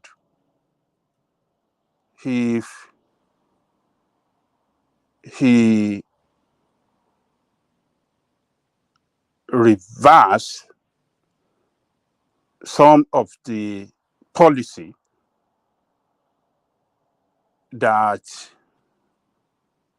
he has implemented that's unleash pains, suffering, hardship on Nigeria. So he can do that to redeem his image, to give assurances, to show to Nigerian people that what he often said anytime he make statement or come on the air to talk, I feel your pain, to really demonstrate it that, yeah, this time around, I really feel your pain, and this is what I'm going to do to reverse your pains and to, to give you some kind of relief. So I'll be expecting him to, this petroleum subsidy, to say something about it.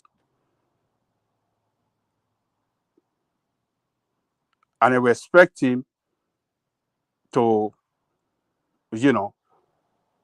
reposition his policy, make an announcement that will appear a repositioning of his policy that can usher in good life for Nigerian people, that Nigerian people will,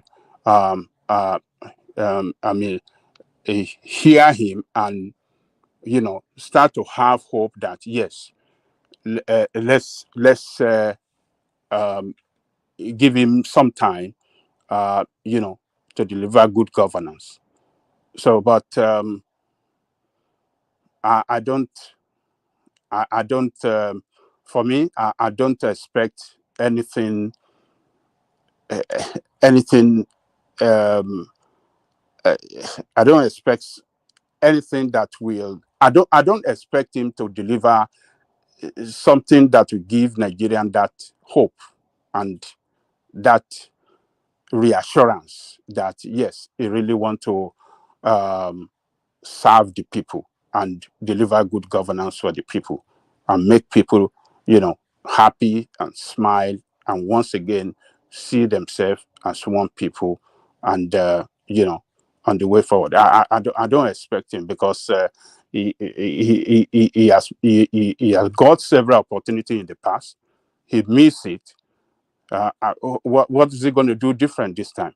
But it would really, really surprise me tomorrow if the position is come up with a policy that will, do some kind of reverse some of this policy, and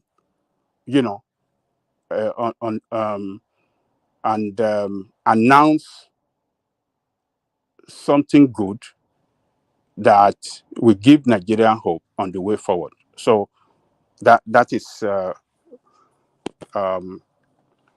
what I expect him to do. So on the SOWORE, yes, and tied the SOWORE protesting there as well, which I think the protest is a bit too soon after the last one, and it doesn't really seem to have any momentum. One man, you have said this several times, no momentum. The last one, we saw momentum. The worker strike, you said, oh, people are not going to come out. Nobody going to listen to workers. Yes, they shut down the whole country. So tomorrow, yes, you're going to see people will come out and protest against Tinubu bad government. So, and Nigeria must do it. And doing it, it doesn't mean that you don't like, it doesn't mean that you hate Nigeria. It doesn't mean that you are unpatriotic. It doesn't mean that you don't stand for something good. It means that you really want to send a message to the government to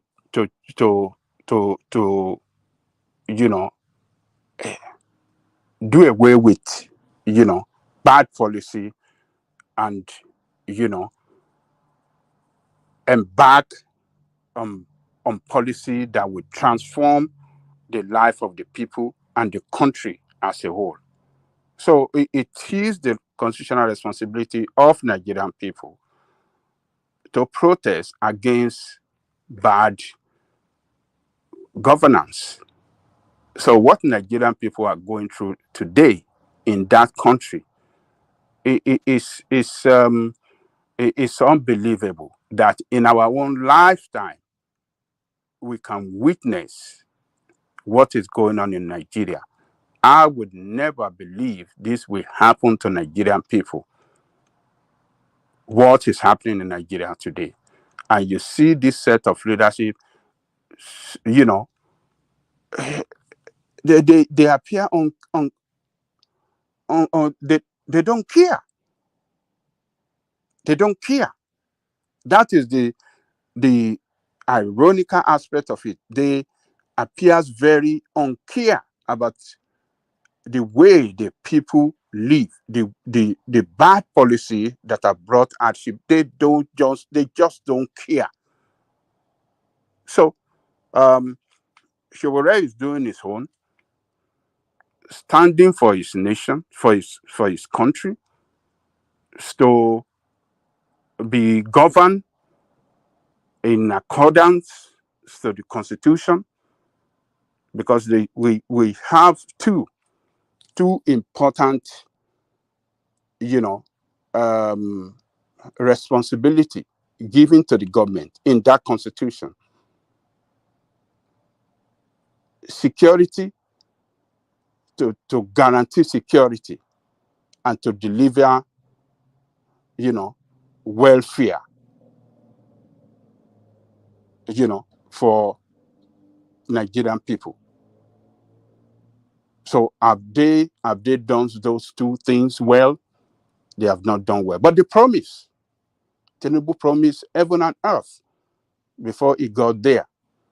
But have they done it well? Welfare of the people, good governance and welfare of the people, and security for the people. Have they done it well? They have not done it well. So if SOWORE is now standing up and say, okay, let us hold these people accountable, let us demonstrate, let us even say, let us do something to send home our grievances to them, that we are not happy at the way you are governing us. It's not doing anything wrong. And in all the 14 demands, it is not all the 14. You don't have to agree to all the 14 demands. But I believe some of it you agree with. That has solved the problem. You cannot totally discard all the 14 demands that is requesting for. You cannot totally. But the problem is, it says we will not rest until all our demands are met. So I'm not quite sure how the release of Nnamdi Kanu is anything to do with somebody from Ekiti or Jigawa. You know, who in Jigawa cares about Nnamdi Kanu being released or not? That's why I said you don't have to. You might not agree to all the demand, but I believe many of the demand, or some of it, you will agree with. And that's to tell you that, yes, SOWORE is doing something right. You cannot tell me that in totality, all the demand, they are rubbish. You can't tell me that, one man. You cannot, nobody can say all the demand are rubbish. No. And he's not calling for us to carry arms against the government. It's just a peaceful process. Come on the street, we carry placard, we chant, and for some hours, and we go back home after that. So what is it that we are doing wrong? Nothing. What is it that SOWORE is doing wrong? SOWORE is doing his own best for his country to be a good country among all countries in this world. So he's not doing anything wrong. So, and our brother, what is his name? From the creek. Very dark man. No, that guy that always go after Obi. What is his name? The one that was. Azari Dokubo. No. the one that always that's anti will be that's Reno or Mockery. Reno is not from the creek now. It's not from the creek. It's from Delta now. It's not from the creek. It's Shakiri royalty. Oh, Shakiri. Okay. All right. You know, one man. Everybody from that side, we call them from the creek. It's the Yoruba man. Okay. All right. You know that guy. He adores. I've not seen anybody that adores the Yoruba culture more than Reno Omokri. I think he actually weaponizes the Yoruba culture against the obedient space. He's always, poking at them. So Reno Omokri, in all that he said, that he read to us, he offer no solution. And I'm so surprised that Omokri can talk like that. So he was. He offered solution. He said, protest against your governors. And he also said pay taxes. You see, the taxation without representation, but in Nigeria they want representation without tax. He actually came up with a curious statistic that only 6% of the nation actually pay income tax, which, if it's true, is quite staggering. 8%, you said, or was it 6? 6%. What do you say is 6%, woman? It said it came up with a statistic that only 6% of the nation pay income tax.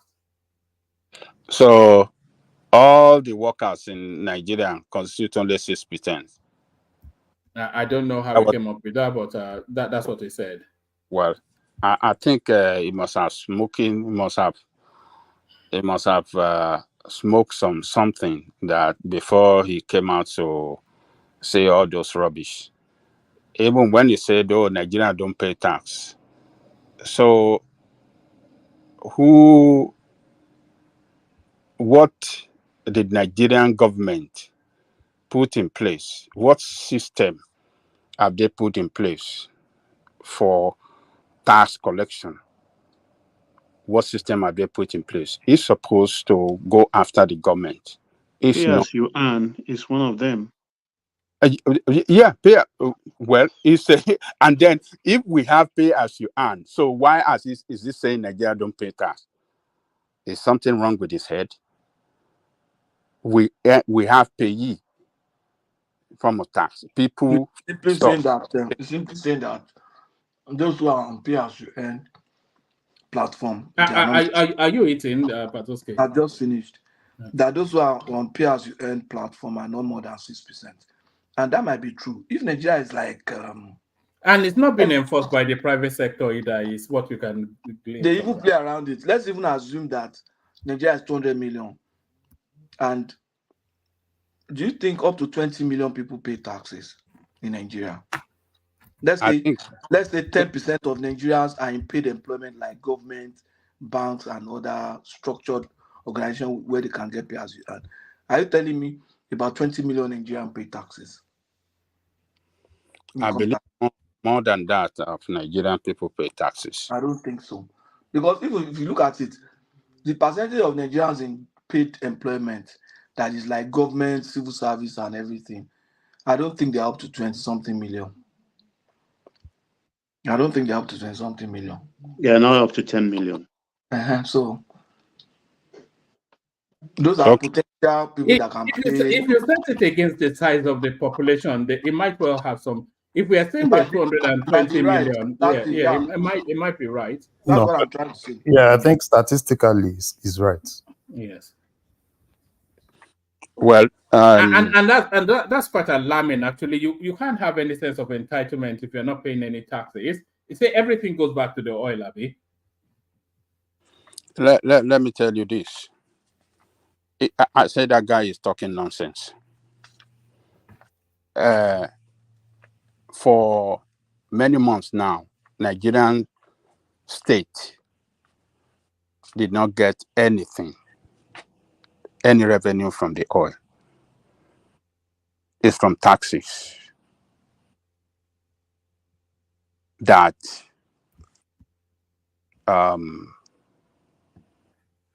is from the taxes that they realize that they pay, what do you call it, this allocation to many states. Where did those taxes come from? Those are from VAT. It's talking specifically about income tax, not VAT, not levies at the motor parks. It's talking about income tax. Look, look, people cannot, when people are trying to twist and spin things, we should challenge them. Nigerian pay taxes. Whether you... But it never said that. It said income tax. It can't narrow it to income tax. That is what I'm saying. If it's narrowing into income tax, then it's disingenuous. Taxes come from different sources. And who are the people paying those taxes? They're Nigerian people. But narrowing to income tax is stupidity of him. No, you are just criticizing him. He said less than 6%. He's not saying Nigerians don't pay taxes. He said less than 6%. Your own argument now is that all this money, where are they coming from? I would say some of them are coming from corporate taxes. Some of them are coming from VAT. Some of them are coming from import duties. Some of them are coming from... So Nigerians, we are looking at payee, just like you said, and all those stuff. And we are saying that Nigerians are paying, but they are likely to be less than 10%. And that's what he said, and we both agreed with him.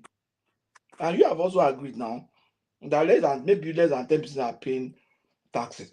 Let me tell you the point. If Nigerians pay taxes, maybe about 70% of Nigerians pay taxes, people will hold their government more accountable. I can't be paying all my taxes, they are removing my money, somebody else is eating it. It's just like a job. Kamadajo go one dajo go at the time can come and it's now your turn. Somebody now saying no, they are not going to contribute. Or somebody who is we are contributing our susu and one person just carry it away. So we must learn to pay taxes. That's how we'll be stronger at advocating and this thing. We pay like, I don't know how much you pay there, but here we pay close to, for my level, if I look at my taxes, it's close to 45 or something percent now per annum of my income that goes to taxes. That's a lot. Let me tell you this. You see, apart from VAT, let me tell you this. 45%. If we all agree that workers pay taxes, right? We all agree that. If we develop an economy that creates jobs, more Nigerians will be in that bracket of workers that will pay taxes. But when you have people that are lazy in government, that cannot, come out or come up with policy that will, create jobs, stimulate economic growth. So who are we to blame? You want to blame people that are not working to come and pay tax? It's not possible. It's when you have economy that create jobs, that is when people can pay more taxes. So it doesn't have to go after Nigeria, because what is doing, Nigerian people don't pay taxes. How many jobs does the economy create on monthly basis? We don't know. But definitely an economy that is about 35% unemployment rate, or let me say 35% of their youth, or 65% of their youth unemployed. What are we talking about? Who are the people that make it so? It's the government that failed to come up with a policy that is quite a statistical leap, from 35% to 65%. But Adale Koko, if you can bring it home, and then I want to move it around fairly quickly. carry on. That's Ike Ogiome paying his taxes to the platform. So that's Ike right there. You know, let me just tell you this. You know Duxie's session on Sunday. Hello. Yeah, I hear you, woman. Yeah. Duxie's session on Sunday. It was an excellent session for the content of it. But suddenly a fight just broke out in the comment section, and people started throwing $100 bills at the platform. I lost count, but it was well in excess of 1,000. But you know, I think usually we only get $2 super chats, and then we make a song and dance. But it was well in excess of 1,000. But yes, back to your Daniel Coco. So we pray for such incident to happen. It was just a curious thing. Kulaka super chatted to say, mute. You know they do it on Kaizo sessions. It's super chatted to say, remove Rational Mind for 20 minutes.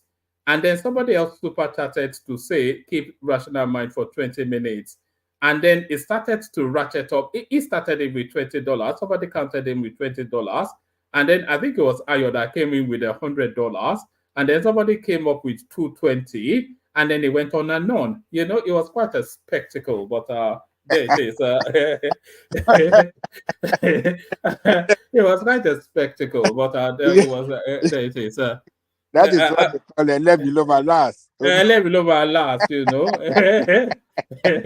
It was quite a spectacle. That's good. Back to you. Yeah. So what I was trying to say is that I totally disagree with him with everything he said. Say, oh, Nigerians doesn't pay all Nigerian workers. Or what does he say? So the Nigerian government have failed Nigerian people, and they failed Nigerian state. They are the one that failed to, come up with a policy that can attract investment, that can support, businesses, and economic growth.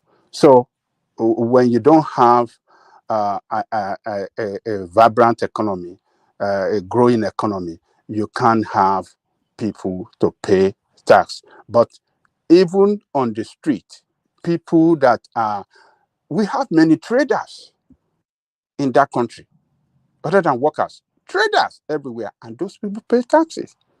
Local government tax them, the state government tax them. So Nigerian pay. When people are coming up with this excuse, Nigeria, no, that's why I totally disagree with them. It's not true. I cannot pay his own tax. It's a trader. And many traders, they pay their tax. Even all the mama lata by the roadside, they come to levy them. They levy them. The local government, they pay some kind of levy.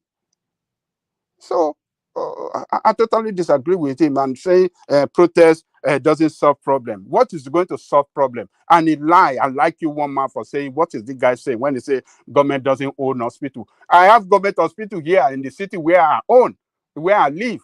The general hospital in my own city is owned, 100% owned by my own city. And if you go, Nigeria don't travel abroad. You see, this information can I call it? I think it was on something. He didn't know. It was just talking rubbish. I don't know what was wrong with him. Something was wrong with Omokri. He can't tell us all what he said there. It was total, it's just a way of discouraging people not to come out and demonstrate. I don't know whether he's working for the government. It might be. So maybe it's working for the government and it's trying to discourage people. Nigerians should not be discouraged. The country does not belong to a politician, but belong to all of us. They must come out. We must keep on pushing. What Shoroboye is saying is that we are not going to rest. Nigeria must not rest until we have government that will be responsible enough to deliver good governance to Nigerian people. That is how it is done. Good. All this country you see that are working, that we live in, people don't rest here. All right. The media, though, the rest, we have local newspaper that hold the government at the local government level responsible all the time when they are running the city or the local government at running it in such a way that is not good for the people. The local newspaper challenges them, publish all sort of things against the local government, against the city in this place where I live. One man, let me leave it there so others can speak. Thank you. All right, brilliant. Thank you. So that's the excellent Ajale Koko. We go on from Ajale. Who have we lost? I think we lost somebody just there. Oh, Patoski. So, let me move it on to Baba and gentlemen. Let's do 7 minutes monologue so that our voices are not kept waiting for too long. So Baba, we're talking about very dark man's appearance in front of the parliament today, preening and peacocking as though he was going to a gala event or an Oscar event. So a very dark man. More important matters coming up tomorrow, which is the Nigeria's Independence Day. Tinubu promises a national broadcast, but what should we anticipate as the content of that? So we have that. But 2 events are happening tomorrow. So we're having an outing as well. The anarchy continues is what it's telling us. So we're having the anticipation of the anarchy as well. So that and whatever else catches your interest in the news cycle. Baba, give us a 5-7 minutes monologue. Yeah, woman. I hope you've had a nice day. I know it's nighttime in your side. I salute you all panelists, my people, and the people of the comment section. I salute you also, and our esteemed listener, watcher. I hope you've clicked the like button. Very important. Please do like, share, and subscribe. I think the independence is a very important occasion for our country tomorrow.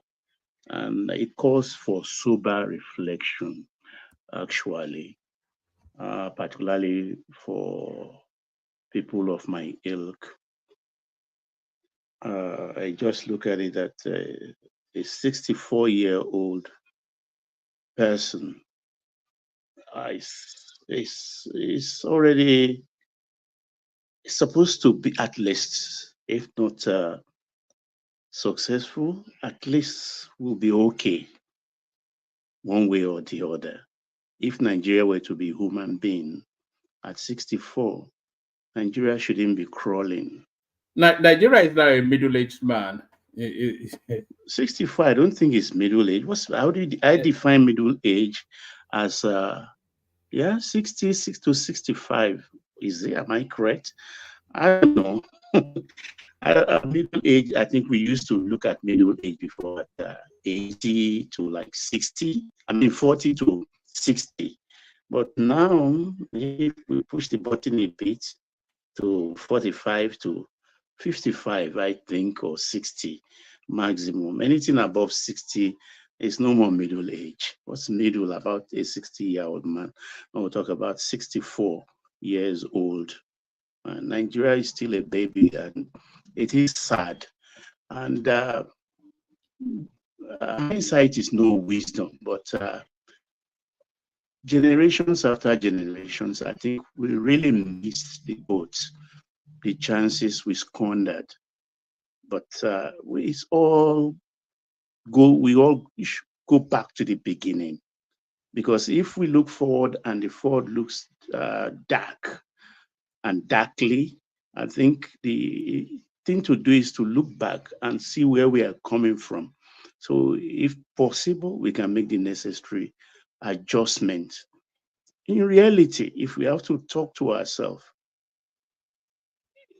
Nigeria is a creation of the British, a kind of company. It's an enterprise of the British, because naturally we are all different people. Like Sadauno said repeatedly over and over again, we are very, very different people. That's how they brought us together. It was to be like an enterprise in experiment that's supposed to last 100 years. And if after 100 years, if we deemed it's not working, then we can find a solution. That 100 years came due 2014. And was it that we forgot, or was that a confab supposed to address that? We've not seen that confab till date. Because if I remember correctly, it's about Yoruba, Middle Belt. They have their own, I think, every Middle Belt have their own cultural group. The Northern people have their own cultural group. The West, the East have their own cultural group. And of late, the Midwest came in. That's how we're formatted from beginning. It's a kind of conglomeration of people. And we've weathered a lot of storms since then, even went into a civil war that was unnecessary. And we've experimented with everything we have so far. But it doesn't seem to be working. Because it's all about cacophony of voices and convoluted ideas, how to direct our country. But so far, none has worked so far because there is this ingrained distrust amongst the nationalities. So I'm not losing hope, but I just it beggars the question that we talk about unity and everything all the time. When is it going to happen? It's a question I asked myself because it doesn't look as if it's going to happen. Every time we run into trouble, we point fingers at one another. It's the fault of the Hausas, or the Yorubas are this, they're not cooperating, or the Igbos are causing us problem, or the Southside folks are just not interested. It's one excuse. But Baba, did you know that Nigeria is one of the top 20 most ethnically diverse countries? The top 50, by the way, they are mostly African countries. Most ethnically diverse countries are on the planet. Even, I think on record, we have about over 300 languages and about close to 400 and all of these are all of these westernized countries, they have somewhat of a cultural homogeneity. And I think the clue to success is probably in that cultural homogeneity. You know, the Germans are predominantly Germans, the British are predominantly English, the Americans, even with the multiplicity of ethnicity you have there, they are predominantly an Anglophile, 65% white. Yes, an Anglophile country. So, but in Nigeria, we have 300 odd ethnic nations. I don't see how it can, but how can it even work? It's not possible, is it? It's the British. I mean, look at the whole of Africa. All this thing that is happening in Nigeria is just that Nigeria is the biggest of their weaving together of ethnic groups. In Togo is the same thing. In Benin Republic, you go along West Africa, go up to East Africa, everywhere is the same thing. They just lump people together and force them into a country to marry, a kind of forced marriage. And all over, we've been experiencing different kinds of problems. All over, there is no African countries that is devoid of this kind of a problem. But Nigeria's own is kind of peculiar in the sense that we think it will work because we kind of smoke the hope aphrodisia every morning. But It's not working. And we refuse to tell ourselves the truth that this thing is not working. That is my own confusion, that why are we not telling ourselves the truth? Because we refuse to sit together and talk. And I ask, what is stopping us? Because there are problems. We all agree there are problems. But how do we solve our problems if we don't sit down and talk to one another in a sitting? We've never had it. We've never had it. Because I think our problem are simple to solve. If we have that conversation, everybody will honestly come to that round table and say their piece. And from that, we can always work something out. But why are we shying away from that talk?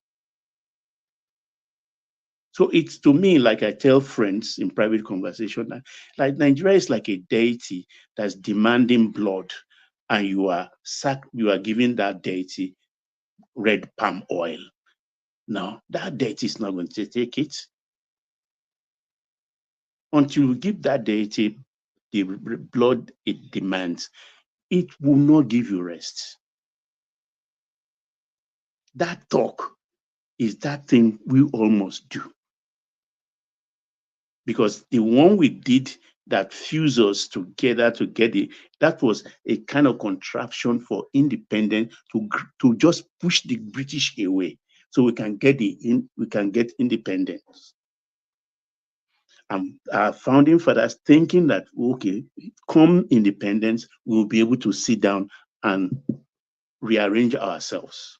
We got the independence, and still we didn't sit down to talk until Katakata burst, 1966. And here we are today, and it's getting worse. It's getting worse. All right, Baba, take us to a very dark man's outing today. I'm not quite sure how much of it you caught. It was all over the social media, even the mainstream media space. The guy finally gets his moment, and it turns up in a full regalia from his ethnic stock. Yeah, I watched it. Quite all right. Everything of it I watched. I even listened to Sheung Kuti today.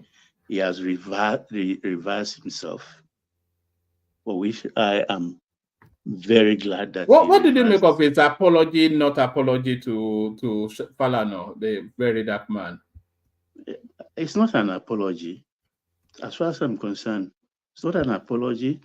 And I think the Deji is also doing a rethink. And this is why I always say that some of these people, they do before they think. Because if Deji Adeyanju, I believe, is the one advising him now, he should have done that right from the beginning, rather than goading him on to say, no, you've not done anything. They can't do you anything. Do you think the Adeyanju is equipped for this level of engagement? Because I think he only just did his law about 2-3 years ago. So I'm not sure that it should be the representative of somebody that is appearing before Parliament on serious charges. You know, we are in the age of cruise catching. So he's just a publicity guy as well. You know, so we're in the age of really cruise catching. So everybody just catches cruise.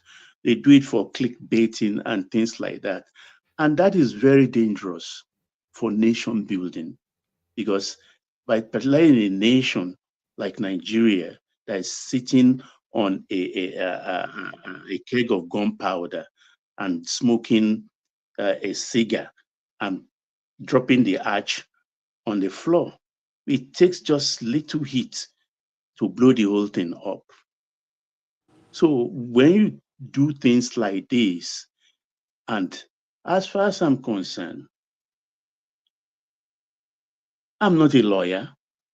So I've talked in my mind that I'm really interested to see how far this can go. You understand? So for the meantime, I just want to sit back, relax, and enjoy it. Because even though I don't want to say much, all the authorities, well, at least the prison service, they came out today and they made quite a bit of a revelation. So they said Bobrisky did serve his time in their custody. They said that in Medium, and I said that bit here. Yes, and they said that they have a record of visitors coming to see him. All of those things they are all documented and in their records. And they also said that this suspension that they made all this hoo-ha about, that they were suspending for senior prison officers. In fact, one of the names that they claim that they are suspended was in It was the one at the House of Rep today. The whole thing is just a farce. That's why I always hold my thoughts together. Anything I read or I see on the cyberspace, I just take it with a pinch of salt until it is proven. I don't buy anything wholeheartedly. That's why I hold my mouth most of the time. But this thing, the issue there is the EFCC is the real issue here. And because of the Falana thing, EFCC is going free because they have to pin EFCC down. They have to pin EFCC down because the excuse they gave for impeaching that money laundering charge is inexcusable.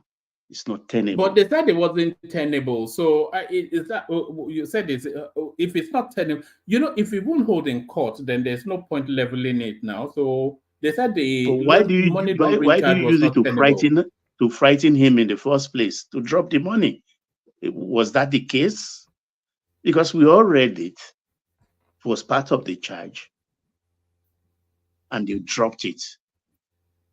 If they knew it was not tenable, why did they put it before his lawyers? So, but the House of Rep, that's where I find their involvement very intriguing and amusing. That what's their business with this? What happened today? I think they are just a bunch of idle people. You think they were just trying to get into the steez as well? No, I don't. Honestly, we've become very light because this is not their business. If they are very busy, they won't have time for all of this nonsense. Haven't they now adjourned Sinide? They've adjourned Sinide. The so-called Idris, or what's that is Okuneye, did he appear? No. Did the Olukoyede appear? No. And they said he was sick, but he didn't send a note there, Bobrisky. But of the EFCC chair, he didn't show up. Their PR or something came there. It's only the prison people that came in their uniform to debunk the fact that, I'm not under suspension. So they just like to create drama. That's the only thing I just see there today. And they cheapen the parliament. That's what I see in it. They cheapen the parliament. And they brought it to ridicule, in my own estimation. That's what they did today. Because it's not their concern. It's purely police administrative matter or law enforcement administrative matter. It has nothing to do with the parliament. So, one man, I yield so that other people can have their I agree with you that yes, they make the parliament a joke. I agree that with you. They shouldn't have. They shouldn't have done that. Even if they have invited them to this thing, they should have done it behind closed door and not in the open place where somebody. They did say they said the press should not be there, but everybody was live streaming it right there from the. It What was are they all. It was saying now? yeah. I mean, So, so, they all, one man, I yield, I beg. Nigeria no, tired. but I disagree with one man saying that, oh, why should Adeyanju, a person that just became a lawyer 2 years ago, representing somebody and standing for that person in the parliament? At that level, it's not a Lawyer quiz is now.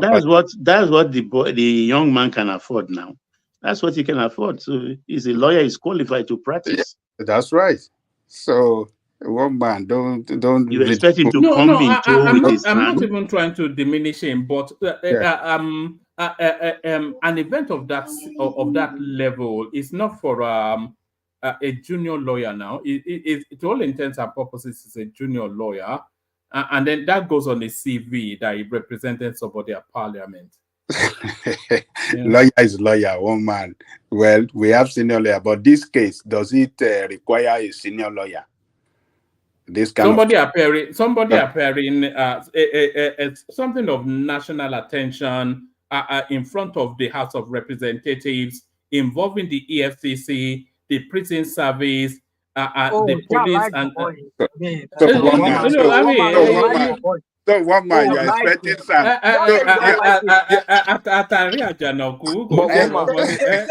But one man, you're expecting Sam to represent what is brother. Somebody at Ogbeni level of law,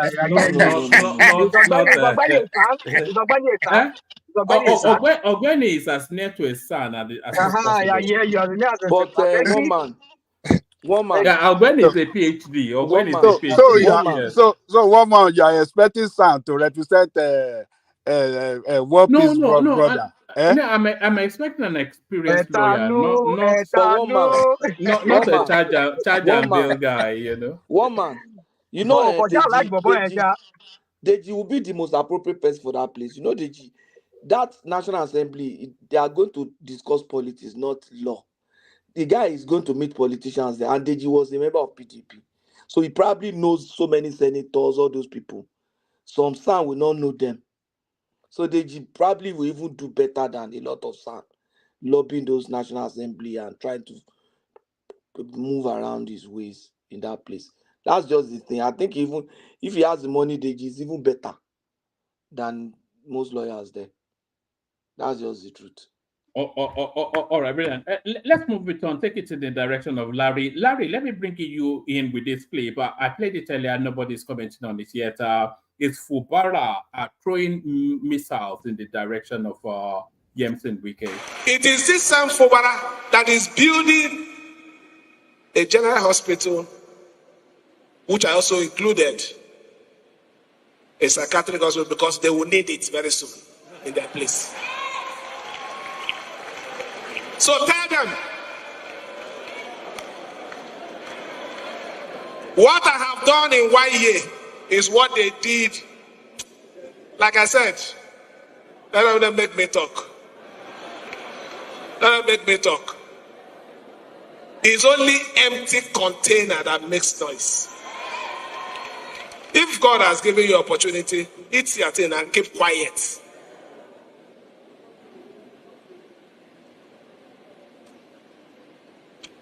God will continue to give us the strength to do the best for our people without fear.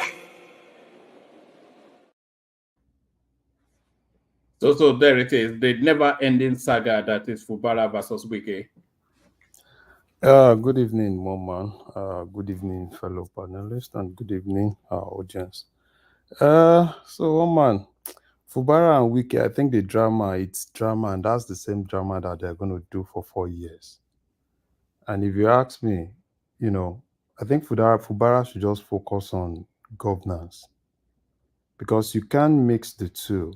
If you want to focus on politics and you want to focus on governance at the same time, then you are joking.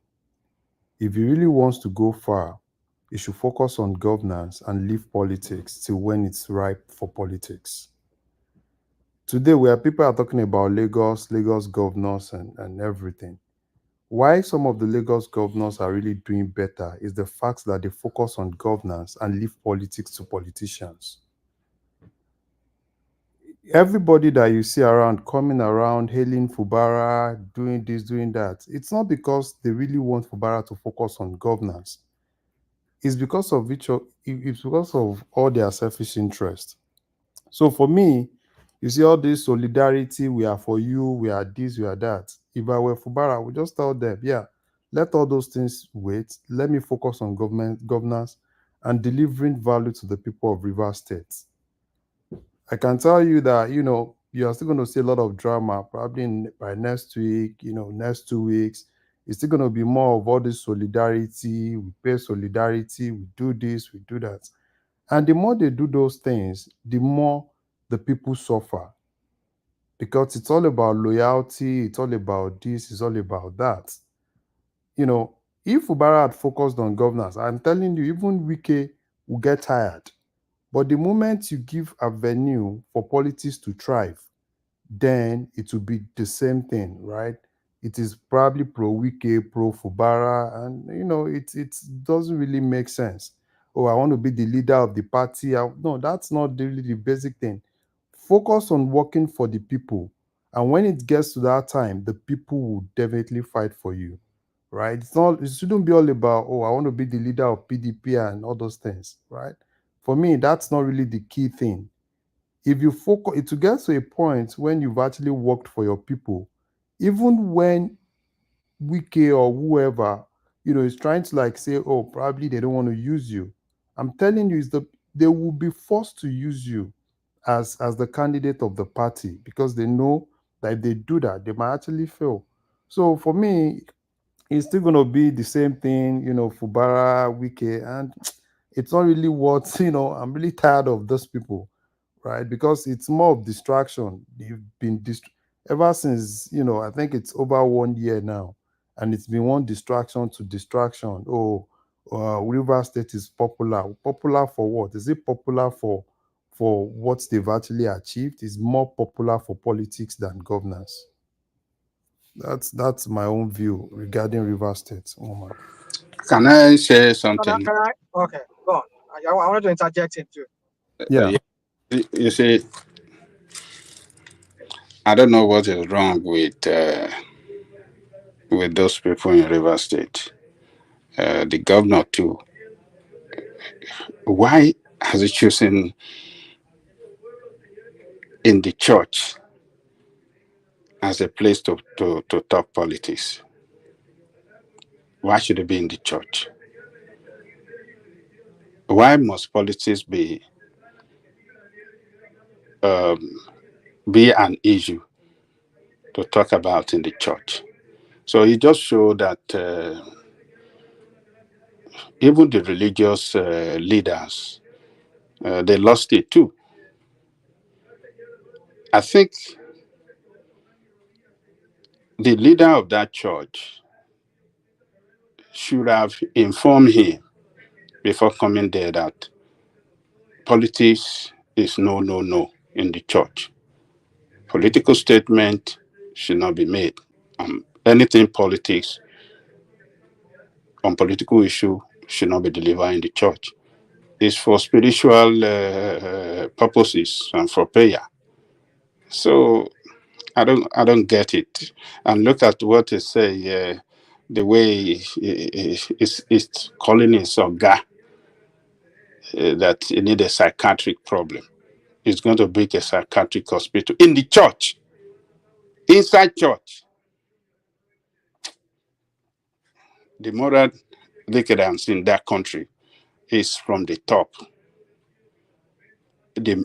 Most of them at the top too, they have serious mental problem. It's just very shameful in that state that, and the religious leader, the head of Catholic, I believe that is Catholic Church, I might be wrong, allow that to happen, for governor to be talking politics and making derogatory statement about another politician and saying he has psychiatric problem. It's just bad. Let me leave it there. Let me just say this. I agree with you. That's a trend I've seen with some politicians.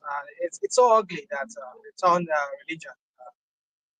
Even though in the north you see them start making their crap too. But not at the level of this Christendom has been doing years, all these so-called Christians. You see, on with what Larry said, you see, I want to agree with you that you should focus on governance rather than focus on this politics. But no, the thing is this, there's no governor in Nigeria that will have the kind of problem that Fubara has, that will be able to concentrate on governance. Wike doesn't give him the room to focus on governance. So because every time somebody put a hatchet, put a cutlass on your neck, say, I go cut this, I go take this thing down, I go take this thing down. You keep saying it, you yourself, you will lose sleep because you have to be on top of the game. Because these guys, if you go sleep like this, I mean, it will just take the stool out of your rear. So he needs to always be on the game, But the thing is that all this thing that he's doing, PK is baiting him, baiting him into this their controversy and conflict, So, but for me, like you said, I agree with you that you need to focus on governor, but there's no governor. No matter how technocratic you can be, say you want to focus on the governor when somebody is making the seat unseatable for you, It's always like they want to impeach him. It's always that you don't know what Wike will pull from thin air.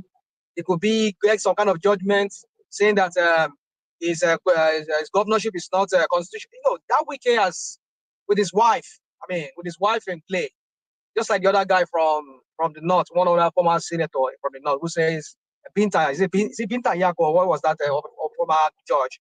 And the husband was saying that he has helped so many of his friends here in the Senate. So you see, Wike will treat out his wife. He has. I mean, him and Tinubu, they've turned that Nigerian judiciary to some kind of puppets, another appendage of their political crap.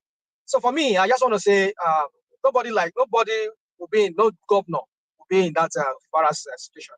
I'll be able to concentrate on governance because, you just have to continue, imagining what's the next move they want to do just to get you off from being a governor, or what's the next thing, you just have to, so you have to, you always be on the edge. That's what I'm trying to say. I just leave it at that. You see, rational mind. You see, the thing is this. You see, when you leave room for some of all those politics, that's what really helped Wike to do all the things that he's actually doing. Number one, the problem I have with Nigerian politicians is this. Immediately they step in, they start thinking of second term. They start thinking of, even those that are going into their second term, immediately they step in. The first year, they start thinking of successor. And that's where the problem comes.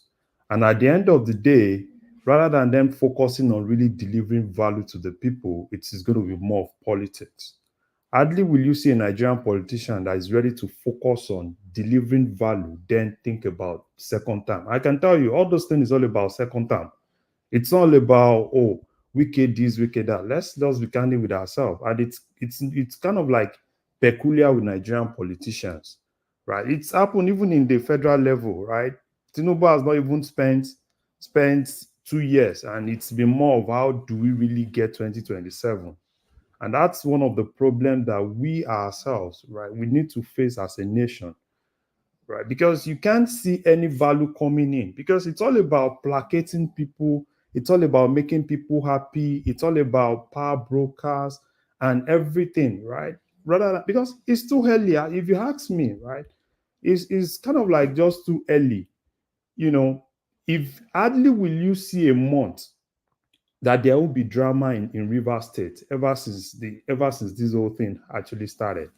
And I'm telling you that it's still going to be the same thing for 4 years, right? And so what exactly are they really going to, these their fights, they've been able to bastardize the judiciary both at the federal level and at the state level. Everybody collecting injunction flying around.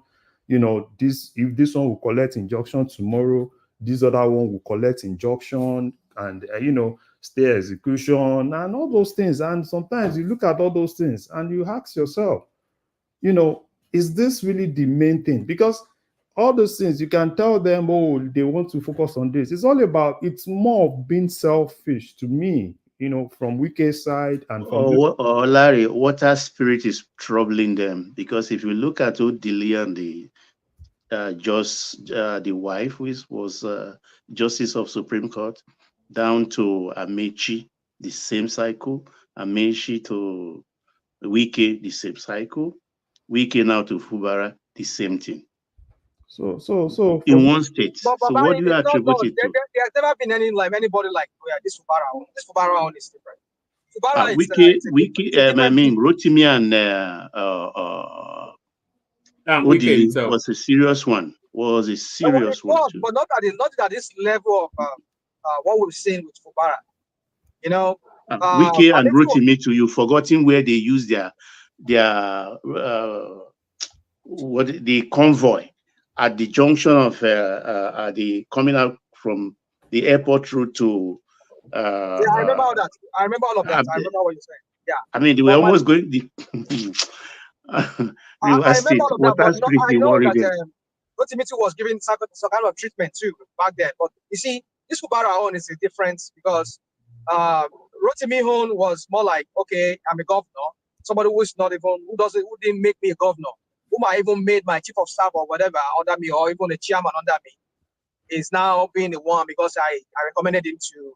Because, I don't know, maybe Rotimi was the one who recommended him to. With that commissioner of police. Yeah, we know all of that. It was him, Bao. What was that guy's name that time? Yeah, so I understand what you're talking about, but my point is that this Fubara is a different piece of its own. But I can understand there is some similarity. It's always one beef between these governors and would-be governor or whatever. So, but this Fubara, let me not just take the time. But then I just want to say to Larry that yes, I agree with you. That's the problem. That this is their wanting to like fight for second term. But you see, yeah, I agree. But you see, but the point is that let me just let you continue. Continue, Larry. I just want to say something, but then you continue. All right, Larry. Yeah. Address that, then take us to Very Dark Man, who I know you have been monitoring over the last few days. Oh man, monitoring Very Dark Man. We are all monitoring because you can't open a page. You can't look anywhere. It's Very Dark Man, Very Dark Man. Suddenly, this guy that was just a bit of guru is now turned into a bar.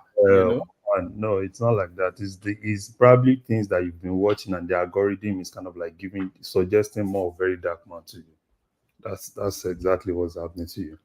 So for Very Dark Man, you see, for me, and I've always said this. Sorry, start with this. What did you make of his entrance into the House of Reps today with all of this pomp and pageantry, drama, and it's normal comedy now. It's comedy. The whole thing that actually happened today, if you ask me, is just comedy. From National Assembly, from House of Rep, the whole thing, it's just pure comedy. Pure comedy. And it's so unfortunate, that they've, even the politicians have really turned the parliament to a comedy assembly. It's so unfortunate. It's so unfortunate because if you look at the whole thing, from, if I talk, I go die, let me die. It's just comedy. And I said something here.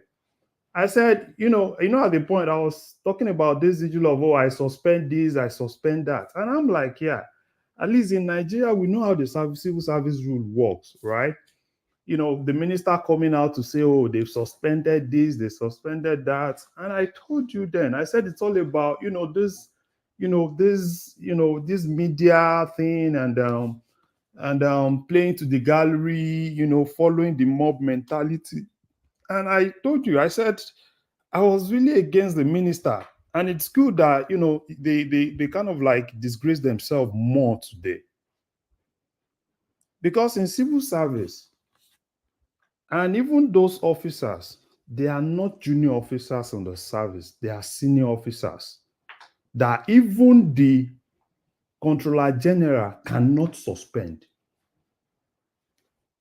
If there has to be a suspension for senior officers, it has to come from the board. And the board chairman or the board secretary cannot just wake up any morning to just suspend a senior officer. There has to be queries, there has to be a panel, and at that point, then if the officer is found wanting, or probably the officers still being part of the service, is going to kind of like they stop the investigation, they can then go ahead. But unfortunately, that didn't happen in this case. And do you know the unfortunate thing?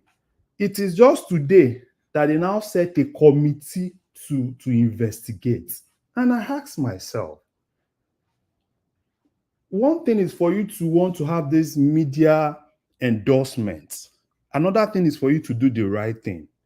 And when some of all those things come out, we'll tell ourselves that which comedy are we really playing?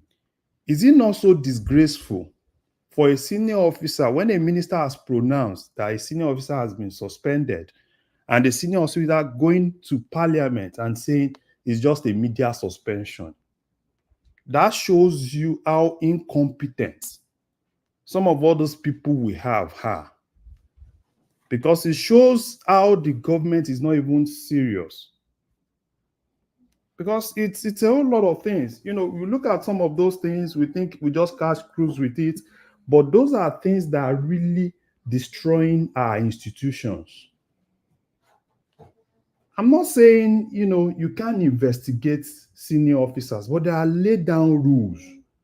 And that's why in most cases, if you go to civil servants to tell you, politicians come in to bastardize things. There are rules, and those rules have to be followed. But if you don't follow those rules, but because you want this media validation, you quickly went out and we've suspended this. And imagine, these are senior ranks. Deputy controller, that's a senior rank. Probably someone that's actually put over 30-something years in service. And probably because, you know, you want people to clap for you, like, yeah, you're doing the right thing, and you said, oh, they've been suspended, you know, and I'm very sure. Was it not Olubimi Ojo that gave that directive? Yeah. So does that show that guy does even know what he's doing? No, I was saying it on this platform, and you know, because I saw that thing, I was like, no, it's not supposed to be like this. And I'm very sure he should be ashamed of himself for that officer to now tell Nigeria. But if Olubimi Ojo gave the directive and it's not carried out, then you know, what else can he do? You know, he's instructed the subordinates he should know what he's doing. He should know. He's the Minister of Interior. So it's the Minister of Interior. He instructs a DG to suspend X amount of people. He expects that instruction to be carried out. You know, what else can he do than to give the directive? One man. A minister cannot just wake up and just say, go and suspend this. No, it doesn't work like that. That's not a private business. It's a public service. There are civil service rules. He has to go through the Comptroller General. Yes, unfortunately, his name too was mentioned. Oh God. There are laid down rules. And that's why I said, if you go and check that particular interior, if you are level 5 up to level 7, you are under the CG. Probably if you are actually working with immigration, you are under the CG. But if you are level 8 upward, at that point you are a senior officer. You are not directly under the CG, you are under a board. And the board is called Civil Defense Immigration Prison Service Board. Right? And that's why even their employment doesn't really come from the CG, it comes from the board. So that there are laid down rules. So Larry, do you remember the guy said it was somebody from Civil Defense that even suspended him? So you can imagine, why would somebody from Civil Defense be suspending Comptroller General? It makes me wonder, like, doesn't people even know what they are doing in that civil service? So one of the Nigerians is a joke sometimes. Some of us think maybe we just hate that country. When the country does not even know what they are supposed to do. The politician, the minister, I think, was in error. The minister was in error. the minister is just looking for media validation, like, oh yeah, he's working, and he doesn't even need it. All he has to just do is just like, okay, fine, we'll investigate this, set a panel, let the panel do their job. Not today. Now, it's not after he's done all those things. After the guy came in and said, oh, it's media, this, he now said he's setting a 5-man panel just this afternoon. And that shows you how unserious he is. You know, because, you know, just to cover the whole thing, because the guy has actually disgraced him in the morning. So in the afternoon, he had to go and set a panel. What he has supposed to have done in the first instance. You know, it's just so unfortunate that some of all these guys, sometimes when we sit down and analyze some of all those things, we see that, you know, and people blame civil servants. Oh, civil servant. And when you ask the civil servant, they tell you, who are the people bastardizing the things? The politicians. Because if everybody had to go by the rules, there are ways of dealing with a lot of things that actually happen in public service, a lot of things that happen in government. But the fact that we don't all go by the rules, everybody just wants to, you know, to do things, and for probably. Do you remember he taking some kind of picture with this guy? Yeah, exactly. I was actually against that. What is wrong? What kind of we played the clip here. He even appeared with it. The guy actually looked like his boy when he saw Very Dark Man. Yeah, and then he was even touching. I don't even have a problem, because for me, he was patting him on the head, wasn't he? Like touching. It was almost like patting him on the head. Oh man, touching this. But for me, right, and that was why I said, even if that picture is an old picture, immediately that picture came out, the ministry was supposed to come out, right? Because immediately you have that picture, and the picture became viral when that issue was actually happening, right? It shows one thing, right, and which you are not supposed to do, because the moment the officers under your ministry kind of like see that you've pitched a tent against them, then they will definitely come against you. Take, for instance, look at what happened to this guy, is it Umahi? You know, when Umahi first came, he was trying to, like, you know, I'm locking the gate, I'm doing this, I'm doing that, you know, and the civil servant basically told him, you don't do that. There are ways of handling things. So what did Umahi do? He had to call them and, you know, try to understand how things are being done. Right. And that's exactly what's actually happening. Right. Because for me, you know, it's so unfortunate, because for that person of that caliber, because that DCC, in terms of hierarchy, that's a level 14 officer in service. Right. So I've actually come out and said, oh, probably the minister was just doing a normal media suspension. That shows that's a lot. That's a lot. You know, but for me, I think the ministers, they need to just sit down. At least, you know, probably they need to do some orientation for some of all these guys, right? How to really deal with civil servants, understand the civil service. They did it for them for Ajaji for 3 days. Yeah, they did it, but some of them I'm not sure that a lot of them really understand. Because if you're a minister, you also need to understand the civil service rules. Understand it, because it's really good for you, you know, so that you don't disgrace yourself. Because some of all those public servants, civil servants, you know, once they see that, you know, you really don't. But Larry, that is why we have the permanent secretary. Permanent secretary are expected to guide them so that they will not do anything contrary to the civil service rule. But you know, this power show and, you know, disregard to the rules, you know, some of our politicians believe they can do whatsoever and get away with it. So that's how Better do run into trouble with our own permanent secretary now. This one too will run into trouble, because they forget that permanent secretaries are the landlord.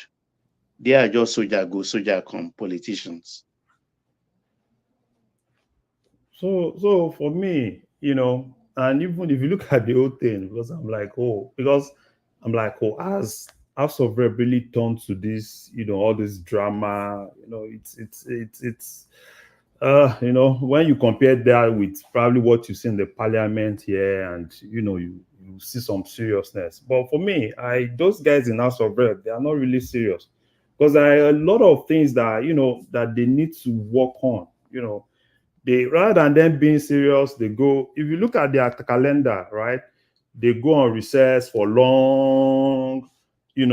I think I think they just came back from recess. After they've gone for recess for like 3 months, they'll come back and start looking for anything that is catching cruise on the internet, and they debate about it. It's rather than them sitting down.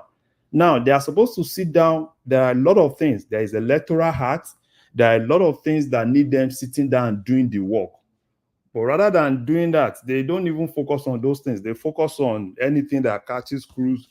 Or even invite SOWORE to come and tell them exactly his grievances or the grievances of his groups. Because there are a whole lot of things, that they need to work on. They need to work on the electoral acts, even the constitution. There are a whole lot of things that, if they happen to be busy, if we have a busy National Assembly, they will give us value for what they get from us. But rather than doing that, they rather go for recess for 3 months, come back and start looking for one thing.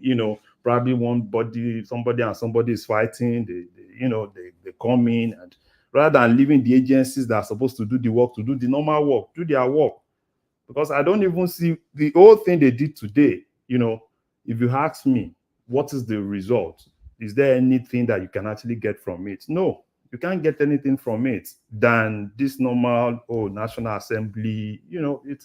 It's so unfortunate that we really ridiculed that space to that. And that's why, for me, I always support, if they can be on part-time, let's pay them on part-time, rather than all of them sitting down there, and not really getting things to do. Yeah, that's one of SOWORE's demands, by the way, that they should be on part-time.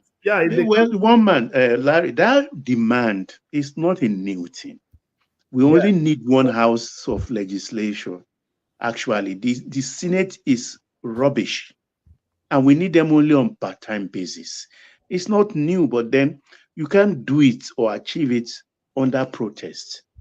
There must be an activism that goes with it, which they are not doing. You go tomorrow and dance and make noise, and in the evening, everybody goes back home. That's the end. They should consistently picket the National Assembly. And but that's what SOWORE is proposing now, that it's an endless protest that is saying. To the National Assembly, not to stay at the Eagle Square or the other side of Abuja, where they stay and make noise every day. You take you take the fight to the National Assembly and picket them every morning. Send flyers, write people. This is what we need. That's where the whole thing can gain roots. Not just stay in one place and make all the noise every day, like Freer girls, or what's that, Shibok girls and things like that. He petered out later. So you think that protests doesn't push demands to the politician to act upon? Is that what you are saying? Protest doesn't do anything. We don't need protests at all.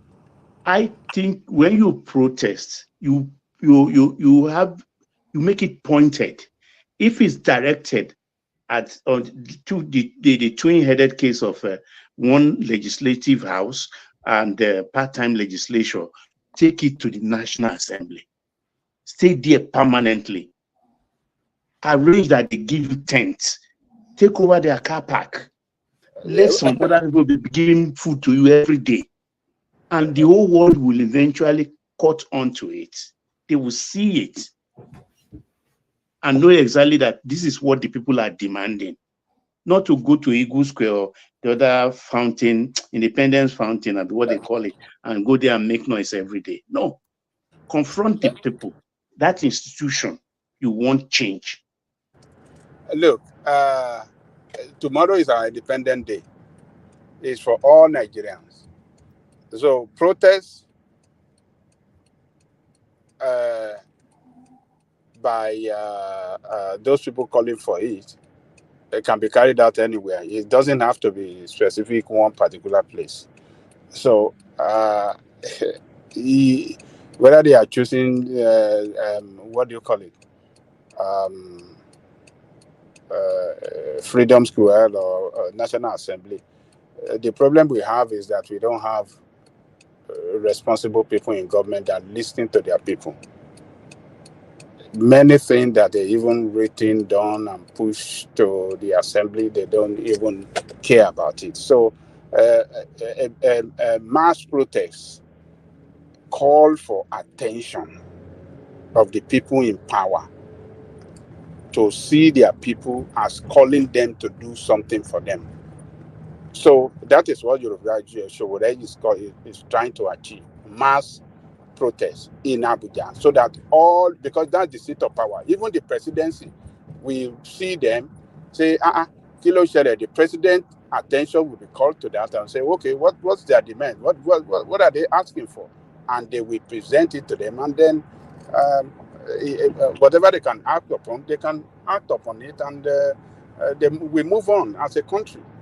So protest is that is a word where I am against. So we move on. This is not a time to move on. If you have the capacity to gather people and do it, go and picket the car park. Stay there. They've done it in other nations. Put canopy. Yeah, but how long there. for? How long for? Look, change yourself. Haven't you seen Greenpeace? Haven't you seen other activism going on in Europe? Chain yourself to yourself, chain so that they can't even arrest you, because once they pull one, there will be hundreds to be pulled. These are the kind of things you have to organize, not this dancing and making noise. No. Look, Baba, you just have to tell us that you are against protests. Don't tell us that, the way they are. What I've said is even more than protest. What I've just told you now is more than protest. That is where you can have solution to the problem. No, when you have leaders that listen to their people, it doesn't matter where they protest. This is the capital city of the country, and they are carrying out protests there. So the people in power there, you'll be able to listen to them and call on them to say, okay, what is going on? So in America here, when students were protesting against American support for Israel, that everything we are seeing on TV, the way they are bombing children and mothers, you see, they protested in the school. They some people went to the National Assembly, some people went to their state capital. So a protest is just to call for attention. It doesn't matter where it is carried out, but responsible people in government will surely listen, dialogue with protesters, and then see what they can do to satisfy them, and then we move on as a country. That is the way it works. If they are irresponsible people in government, go. If they are irresponsible people, it doesn't matter where. Even when you go to assembly, they are not going to listen to you, and that is what you have in Nigeria. You have irresponsible people in government. It's so unfortunate. All right, let's get back to Larry. Let me play you this clip. This is the clip I was just saying then how Very Dark Man went to the office of the Minister of Interior to pat him on the head. And Rational Mind was saying, Haba. So let me play you of the clip of Very Dark Man patting your minister on the head. All right, so this man you're seeing as I'm putting my hands on his shoulder, this is the Minister of Interiors. Olabumi Tunji Ojo. Did I get that right? Yeah. Olubumi Tunji Ojo. So, if you remember, a few months ago, I just said something. I said, the prison, because I was locked up in the prison, and then I just extended what I saw in the prison. I said, okay, the tap inside is bad, there's no water flowing and everything. I called him out, and then he called me back and he said, VDM, don't worry, you see changes. As I speak to you now, you can go to Abuja prison, they give you access, enter and see the changes he has done. So this man, I will stand by him any day, anytime. I will stand with him because I don't see one man, we can't hear nothing. No, I don't know whether it's from you. We can hear now. Easily come and say, sir. And also, with the international passport, a lot of changes have been done. The man is really working, so I appreciate you, sir. Thank you very much, my God. God bless you. So any other time, I'll still come. I'll be coming to this place anytime. God bless you. Thank you. God bless you. Did you say that it was like a schoolboy in front of the headmaster? So look at the way he folded his hands, like and bowed his head to some drunken guy from the creek. So it's unbelievable. I want your war piece in here. Yeah. Though, you know, for me, I don't even have a problem with that. But I think the only thing I have a problem with is when that particular video became viral, right? Because some people said, "Oh, it's an old video." It's but particularly the time when it became viral, and that was when I actually needed the ministry to come out, right, and make it known that they are not kind of like trying to take side. Because the danger in this is this: the minister has institutions, and there are allegations, you know, against those institutions, and this video now became viral. It's not everybody that will know that it's an old video, right? And even within those parastatals too, we have a lot of people that wouldn't even know probably it's an old video. They'll kind of like just take it like, okay, fine, you know, the guy has already taken side, you know, he kind of, and thereafter, what did you say? Oh, I've suspended these, I've suspended that, and you know, it was not really good. Are you saying this video is an old video? Is that what you're saying? No, I saw some people. No, I don't know about the. No, it is an old video, but they brought it out now to. What you told there? I mean, you saw somebody who was talking to Olubimi Ojo about he was supporting anything, anytime. I mean, he was talking about something that has to do with Bobrisky. I don't know if I saw. No, he was talking about there was a time very dark man was in prison for whatever reason. You know, he's always in prison. So there was a time he was in prison, and then he came out to talk about the deplorable state of the prison. So Olubimi Ojo then made some improvements and then invited him to come and see those improvements. So he went to Olubimi Ojo's office so that's way back. Yeah. Yeah. So I think it's probably an old video, but you know, he kind of like became popular. I think he himself, Very Dark Man, posted it when the whole saga was actually on, you know, just to kind of like make people know that, oh, it's closer to the minister. Yeah, I don't have a problem if it's closer to the minister, but I think at that point, it's not just all about the minister, it's all about the institutions, right? And the minister, you know, was supposed to have, you know, handled things appropriately. You know, it's because the optics is definitely not good. And when you see sabotage, even within the system, these are things that cause sabotage, right? Because when people that work in those institutions think that probably they are not being well respected, they sabotage the system. And that's why I think the minister was supposed to at least put in some wisdom. And I think after I did this, after like 2-3 days, you know, it was more like, yeah, he heard they wanted to remove some minister. Tinubu must not touch Olubumi Ojo, this and that and that. And I'm like, yeah, no, it's. I think the ministry was supposed to have actually handled this appropriately, and you know, but I don't really think they actually handled it appropriately, and that's why they. And I like the fact that they were being embarrassed today in National Assembly, and I hope, you know, they put themselves to check. But Larry, if they don't have a public relations officer in that ministry, so there's nothing they can do to just look at it that this one is just social media nonsense. What are they responding to? Ministry of Interior. Ministry of Interior is one of the biggest ministry in Nigeria. It's a super ministry, in fact. Because in the Ministry of Interior, that's where you have civil defense, that's where you have prison service, that's where you have immigration, that's where you have Nigerian fire service. So it's actually key. And that's even where you have all these courts, these federal, all those Ikoyi registry and all those places. So it's actually a big ministry. So that's why for me, I think he should, you know, apply wisdom as a minister to know how to really handle some of all those things, so that you don't get to a point where you see people, public servants, revolting against you as a minister. So let us blame the permanent secretary and the public relations department for not doing their job. No, Baba. You won't even blame those permanent secretary, because it depends on the relationship and how the minister allows them to handle some of all these things. Don't be surprised. Some of these ministers, even if you go to their offices, some of them come in, they have a lot of all these aides, and some of those aides are even the one doing some of the job of some of those permanent secretaries. We saw it with that lady now. So they come in with their hate. They have SA. Better do. Yeah, they have SA this, SA media, SA this, SA that. And what the ministries are supposed to be doing, some of those aides are even the ones doing it. The one that is even close to me, that I know, FIRS, where my person, Zach, is. How many aides does Zach has?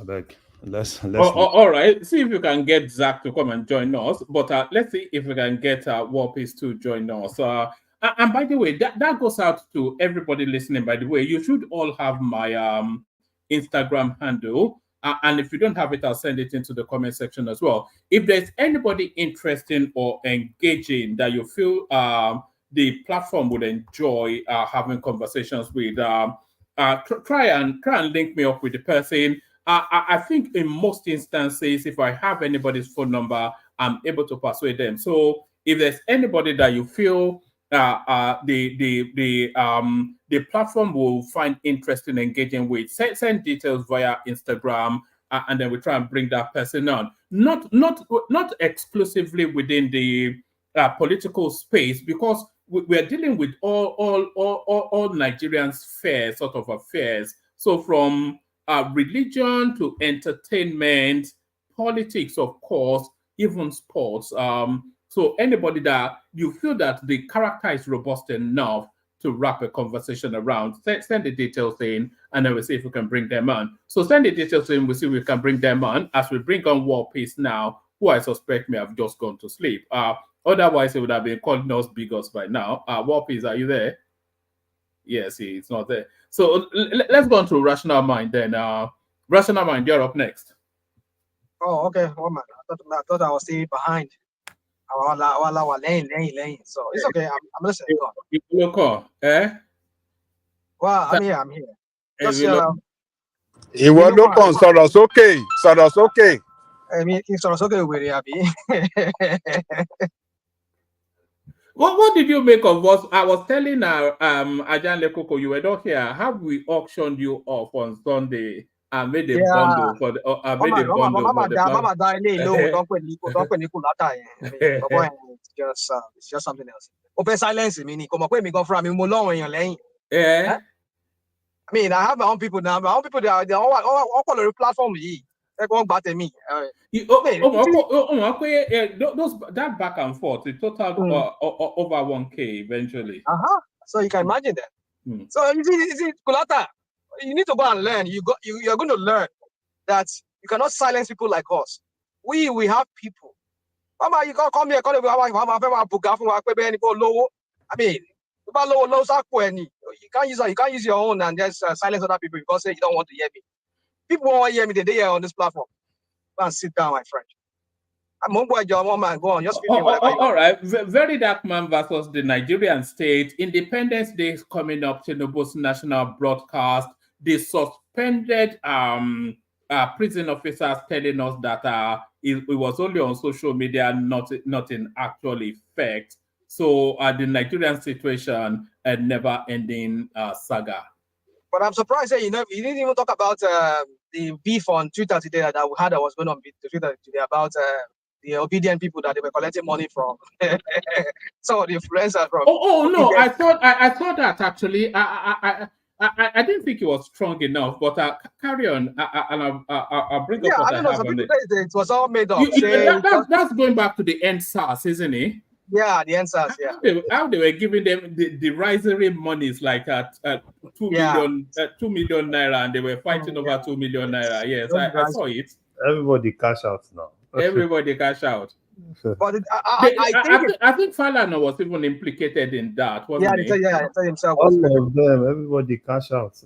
Nigeria is country of cash out.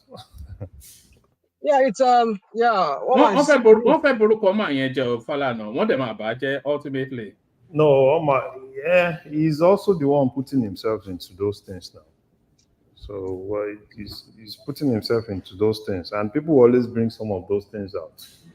They did a lot of things during that NSAS, and a lot of money was shared. Money was shared, and and people know, and people have the facts. So people always bring fact any day, anytime. So it's just meant for them to deny. Let them deny, and people bring receipts. They all shared money now. All right. So one man. Yeah. Okay. Can I? Yeah, carry on. We're listening. All right. So yeah. So you see, for me, I think it's another ploy by the Agbado people to give a dog a bad name and hang it, because that Twitter space, like some people say, it's all made up. Some people say it's just there's no substance to all of this thing. Sorry, Rational Mind. Let me just bring it up. What we were talking about. On two separate occasions, I entrusted my personal assistant to collect money from Sarah, ensuring she took photographs for evidentiary purposes. Afterwards, I shared images of the funds received on NSAS United and competent Nigerian platforms for public dissemination as giveaway. Adesina Ademola Ogunlana of blessed memories was the only lawyer that stood genuinely with NSAS. He can never be bought. Falana is a constant betrayal of our ideals. Remember, he almost frustrated the tribunal. Mr. Falana is not a saint. Tebafe fa guru ma fa igbo. So it continues. I think there's a second half to it. All right. It says, following the NSAS unrest and during the panel of inquiry, the Lagos state government's initial funding offer was met with resistance. At Sarah Ibrahim and Associates then consulted Mr. Femi Falana regarding the substantial sum proposed for advisory purposes. Despite Mr. Falana's counsel to accept the funds as gifts, I deemed it incongruous to accept financial compensation from those we were opposing, fearing it may undermine our integrity. The first fund Sarah collected, the first fund Sarah called me to pick up was 1.5 million. The second was 1 million. I have proof. Message to back it up. The hashtag NSAS coordinators shared millions of money. Yes, the hashtag NSAS coordinators shared millions of monies severally, going back and forth to pick up Ghana Must Go filled with cash at Alausa Ikeja on two separate occasions. I'm entrusted. So that's sort of that's what's going on. Yes, the whole thing is just a hot mess, isn't it? Yeah, woman. Yeah, it's a mess. Yeah. So for me, you see, I think there's much to that story than what was just revealed or what that person just said. But I believe there's much to it. Could it be there's something up with Falana, or was it this whole thing with Bobrisky that kind of unearthed some of the shenanigans that Falana has been involved in? Well, we'll see how that plays out. But my point is this: is that for me, I believe there's much to this story than.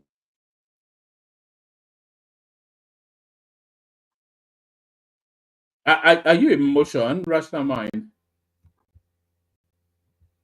Brother Agbado versus hello. Yeah. So another battle versus woman. Can you go to another person? Let me join you guys later. Yeah. You sound as though you're in the middle of something. So who wants to pick it up? We have a Kene in body but not in spirit. We have War Peace in body but not in spirit. We have Baba in spirit and in body. Larry or Ajanle Koko. So have you been tracking that going on Twitter? The hashtag obedience versus Falano are trying to color him bad. One man. You Yes. see, the most lucrative business to do in Nigeria now is activism. I think this activism pays a lot, because what you see is, they organize some of all those things, they put some GoFundMe out, people donate, and if there's anything, they come out, they said we're actually the representative, government gives money they share money and all sort of things. So for me, I think it's just a normal thing that have been going on. It's not the first time that money is being shared. And that's why you see that, some people, they rather prefer, doing all this activism, because, it's a whole lot of things, right? That, money that they actually got from it. Take for instance, look at Bring Back Our Girls. Do you know that some people actually cashed out from Bring Back Our Girls? Aisha Yesufu, one of them. Reno Mokri as well, actually. They made a lot of money from Bring Back Our Girls. So that's why, most of all those things, you see people, saying, oh, and they fight a lot. They fight a lot because people that know the game, when you see some other people telling them, oh, we didn't get anything, they tell them like, yeah, we know this game. So what's up with this game? So, and it's something that it's so rampant in Nigeria. People come out, they bring this activity, oh, we are for you, we are for you, we are for you. And at the end of the day, what's gonna come out of it? Now let me take you a little bit. When this singer, what's the name of that singer that boy that died? Mohbad. When Mohbad died, right? And you see some people coming out, oh, we are fighting for Mohbad and everything. The next thing we saw was that they started fundraising, right? And at the end of the day, they fought. Why did they fight? It was because of money. Because once they start this, their GoFundMe, Nigerians will donate, people in diaspora will donate, and the money, they start getting a lot of money, and it causes, it start causing issues here and there. So for me, I think it's just a normal thing in Nigeria, normal business that people want to be involved in, because it's one of the cheapest way for you to get money in Nigeria. So it's not something that is new. And Falana has always been in the forefront of the activist lawyer. So which means that it's Is Falana actually as clean as we imagine him to be? Is the question that is now coming up. But the thing is this, one man, no lawyer is clean, right? And that's why even in law, there's a difference between legality and morality. There are a lot of things that are legal, but morally speaking, those things are not moral, right?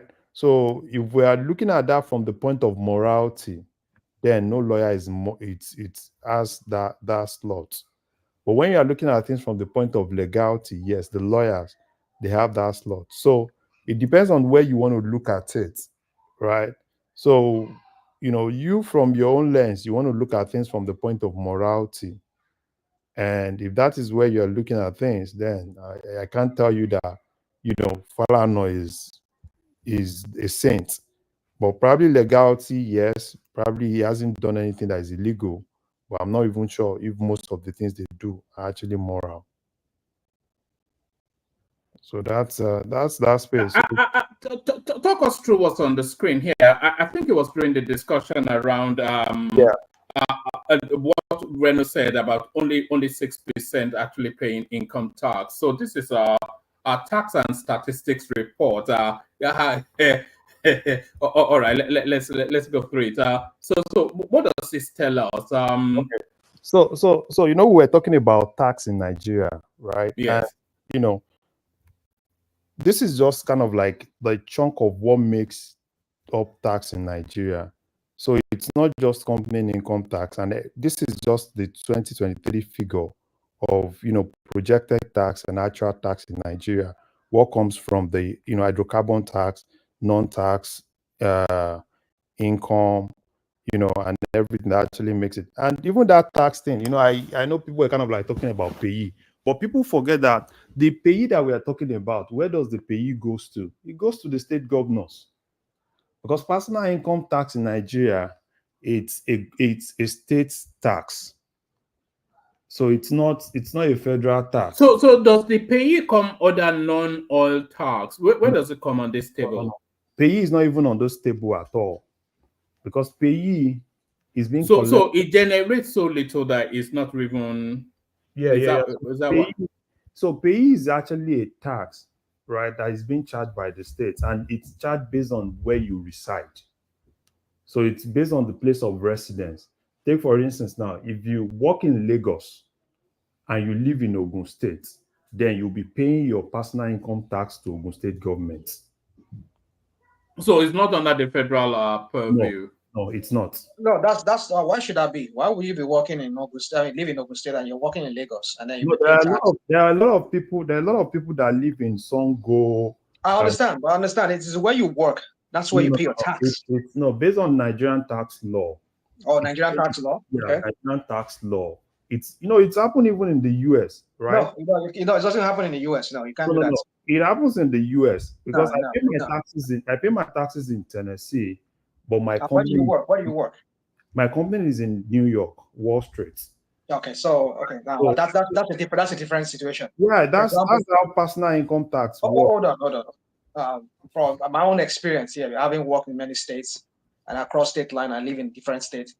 Okay. The state where for example, the state where I work, if they have income tax there, if I work in that state, okay, right, and then they collect my income tax, I have to pay to that very state where I work. That's the income tax. If they don't have income tax, then you are free. So if, for example, like in the state of Oregon, they have income tax, they don't have sales tax. In Washington State, they have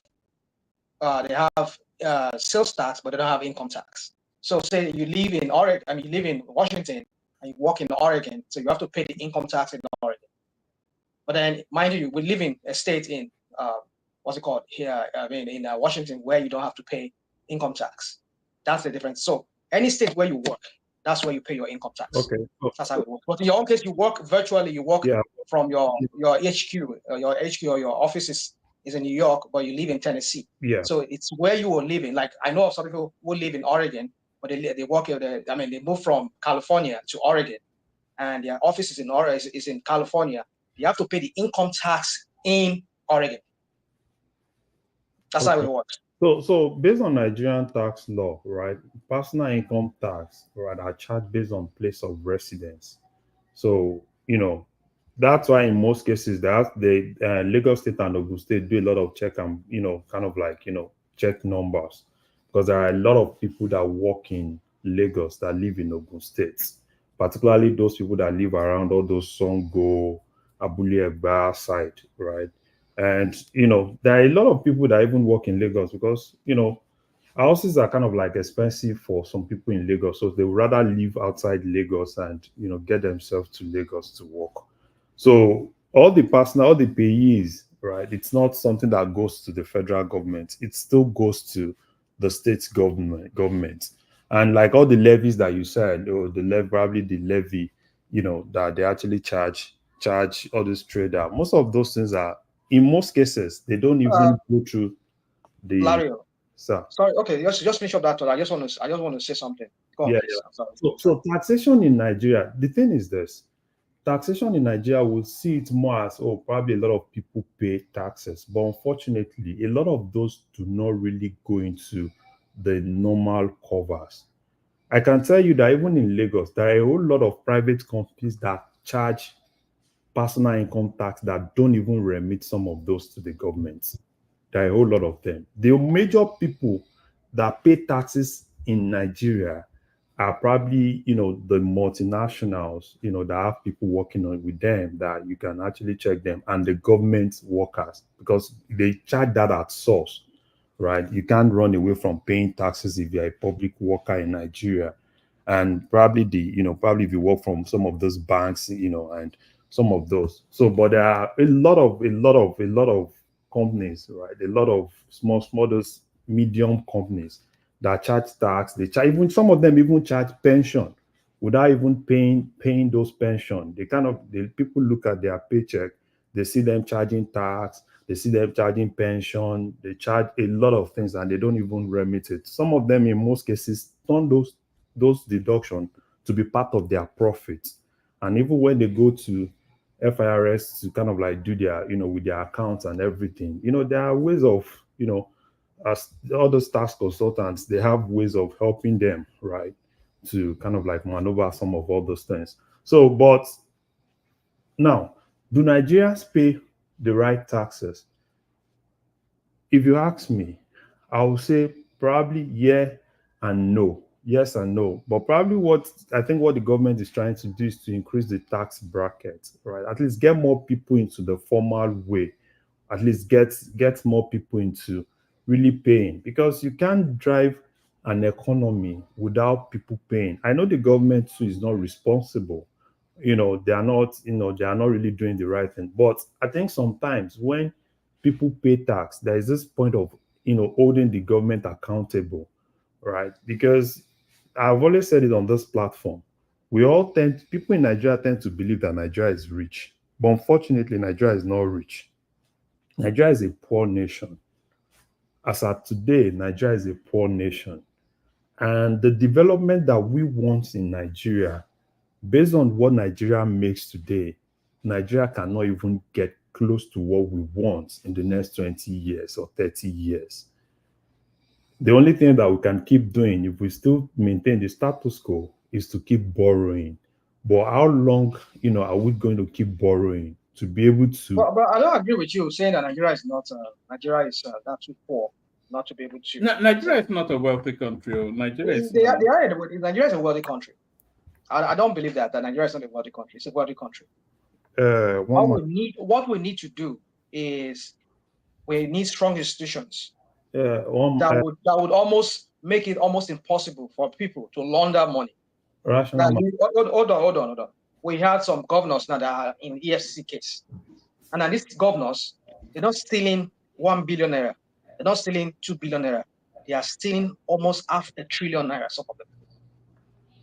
So yes, there was one I saw the headline, 400 and something. Hold on. And then they change this money into dollars and they move it out of Nigeria. Define a rich country. That's capital What flight. makes a country rich? Come on. You see, for me, Nigeria is rich because the resources that Nigeria has, some countries don't have it, and yet they live better. They were able to harness what they have within them to bring about some kind of prosperity. But here we have this, should I call it a blessing or is a curse, in the form of the oil, our population. I mean, we used to have very, very highly skilled and educated populace, but now I don't know, it's no longer there anymore. It's really under this APC. So those are the factors you can use in bringing about that wealth creation. But rather, what do we see? We see some kind of elites who are just like pestilence. I mean, what's that one? And like what's that insect that lives on a predator? Like, I mean, they suck you. You live inside you. What's that? Leeches. They're like leeches. They leech the system. I don't accept that. None of these so-called elites, they create wealth within that place where they steal that money from. They rather take it out. That's capital flights. If you know the trillions of Nigerian dollars that are outside, some of these good for nothing elites. For me, they're not even elites, because elites that cannot really bring about some kind of prosperity within their own space. Rather, they have to move the money out. I do blame that. I don't blame in some ways. But my point is this: is that if you look at, I mean, what was that? I was looking at one What did I see that thing sometime back where they said, ever since that country has existed, over $6 trillion of Nigeria money has been siphoned out of that country. Imagine 6 trillion of Nigeria money being stolen in one form or the other. Is that dollars? In dollars, yeah, in dollars. Yeah, that's since independence, yes, 1960. maybe since independence. Yeah, maybe so. Since Yeah, 64 years ago. Yeah, so imagine that money is within our system. Do you know what kind of wealth it will create? Some countries don't even have to up to that. So my point is that Nigeria is just, they want us to believe that country is in debt. If they can stop that graft, and even the one that is in SOWORE, they can stop himself from having to give some kind of money out. I call him a pa, and don't leave extra large, don't leave too big. I mean, use yourself as an example, because and if after all your wife said that you don't need Nigeria money, you're already rich. So all this money you are giving to your cronies, and so block all those things, plug that money back into the system, whereby people can go and create. I mean, small business can borrow those money in real earnest. I mean, in real sincerity. Not like all this money. Or was that one that this guy that was sharing money, former vice president. What was that?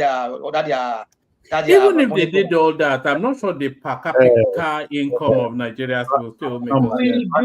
We just need leaders that are visionaries that can harness it. Rational mind. That's the point. Rational mind. Nigeria is not. Let me just land it so that I continue. So that Nigeria is not rich. I don't believe that. Like, that country has money. It's just that we have leeches that are leeching. What you just stated now is that we have the potential to be rich. Yeah, that's exactly. As we speak, we are not rich. We have the potential. If we put our will to shoulder and we are ready to do the work, we will be rich by tomorrow. We have the potential. We possess both the potential and also we have the means. Rational we just need to look inwardly and restructure that country and unleash that. You see, like, you okay? A while ago, you were saying about the tax. The tax regime in Nigeria would never make Nigeria prosper. When you have Nigerians are the most taxed people on earth. You go some of these road sellers. Do you know how much of a ticket they give to them? All these hawkers that are selling pure water. Do you know how much ticket they sell and they give them? That some idiots that have been empowered by the states, because they use them for let me just leave that part. But my point is this: that money, it goes into individual pockets. Imagine that money going to the states. The state will be able to execute some of the social program that they need to if they don't really now steal it again from the coffers. So, but the point is that we within ourselves we need to harness, we need to unleash that potential that we have.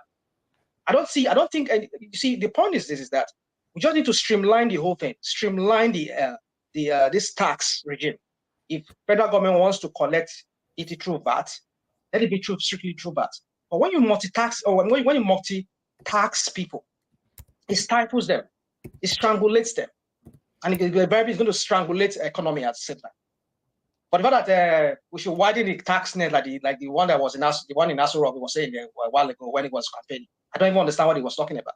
You would think maybe some kind of genius. Even the guy that the tax czar that they said they brought in from whatever, from where you live there in England, woman. The guy came, he said he's so clueless. We keep hearing stories about, he has written some tax law, some new tax law. Okay, let us see it. Ironic. It's all just these are optics that they always like to do, just to media kind of things. We don't see anything. So how do you expect us to unleash that potential? Local government can generate money. They don't even need the federal money if they can allow them to function the way they should function. There are so many ways they can make their taxes, and they will pay their staffs without even having to get any allocation from federal government. But the state will not let them go on. That is when they want to put their eye into them. Ordinary tenement rates. If they collect tenement rates, it's enough for them. If they don't steal it, if the local government chairman and his councillor don't steal it. You see, the point is that we just need to manage what we have. We can unleash these potentials. But when they do not allow it, because they want everything to be under federal government, or everything under state, how would they unleash that potential? So for me, you see, it's just we run a system that is counterproductive. That's what we run in that country. It's very counterproductive. whether the tax regime or whether the way the economic things are just set up in that country, it is counterproductive. It will unleash that potential. But for that, Nigeria does not have the potential. I mean, Nigeria have the potential and they have the means. It's just about just blocking the graft and allowing that potential to unleash itself. I leave it at that one, man. Okay.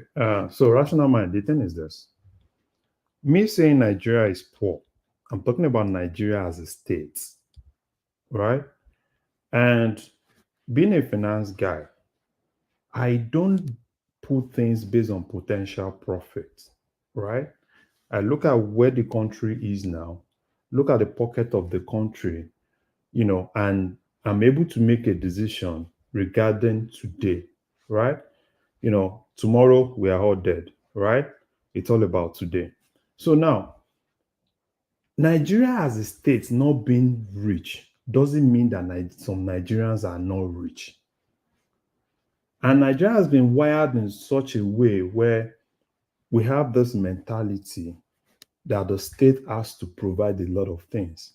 And the state does not even have the capacity. We want the good things, right? We want the roads, we want the railways, we want everything. And these are expensive infrastructure. Can Nigeria afford those infrastructure, right, in the next 5 years? Let's look at a country like Rwanda, right? Look at a country like Rwanda or probably, Tanzania, the kind of infrastructure that you see in those places, and you want that infrastructure to be almost everywhere in Nigeria. Now, can Nigeria afford that? No, Nigeria cannot afford it.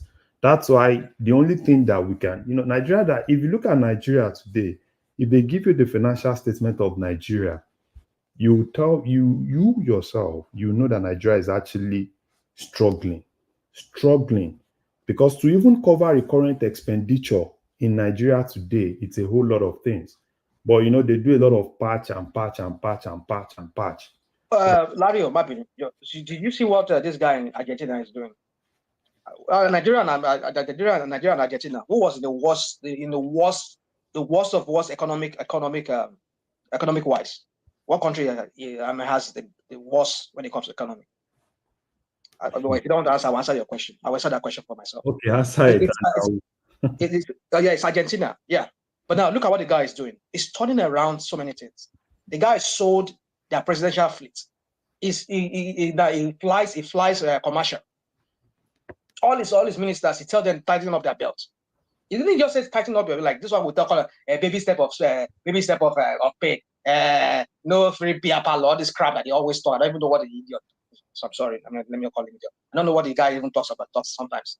Like I don't even know whether he even know what he's talking about. I would say this guy is cognitively declining. People think we're just insulting him.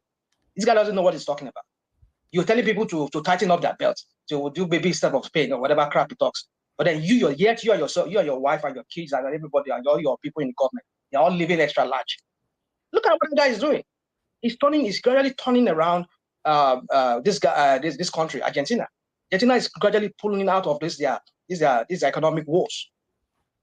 So when we say it's not, well, let me say it's not rocket science, not as easy as we say, because Nigerian, this textbook, the economy does not work in Nigeria. But the point I'm trying to make here is this.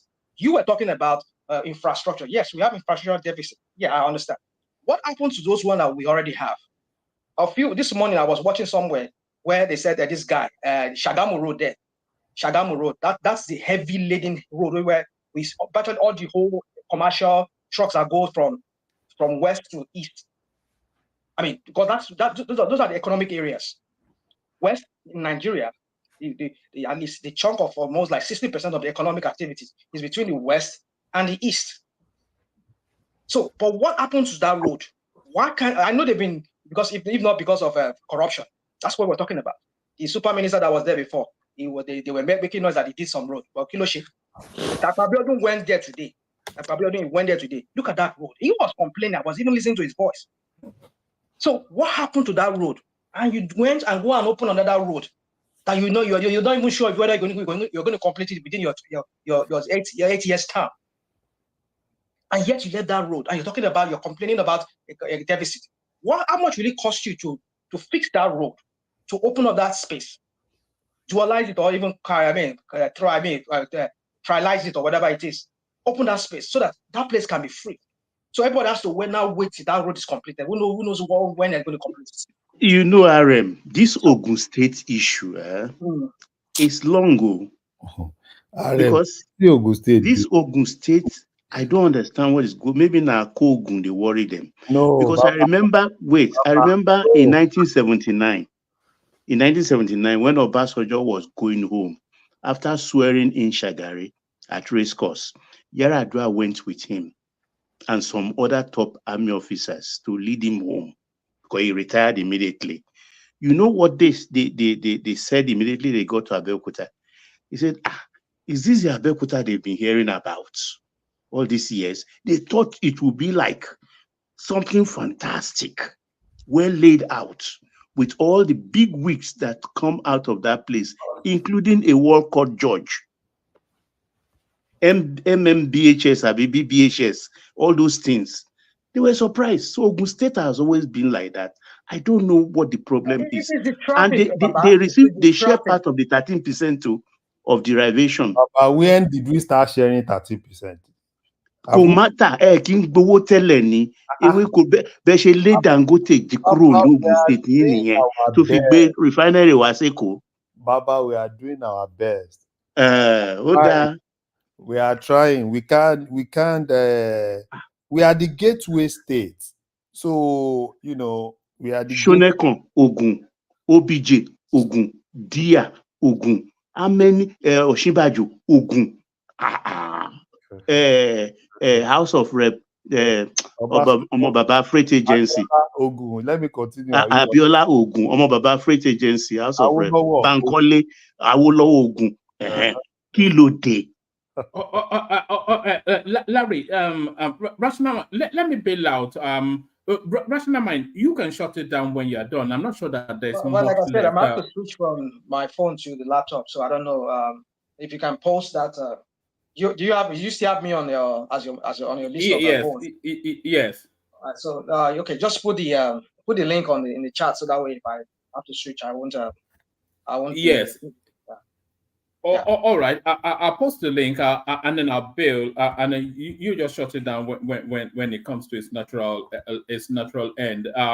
Acknowledging Prince who kicked off the super chart. That's Bosun right there who carries on the super chart.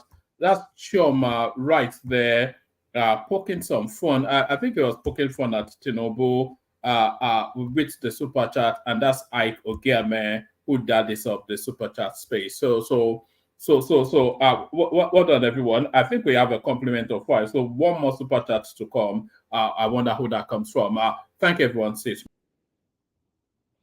The thing is this.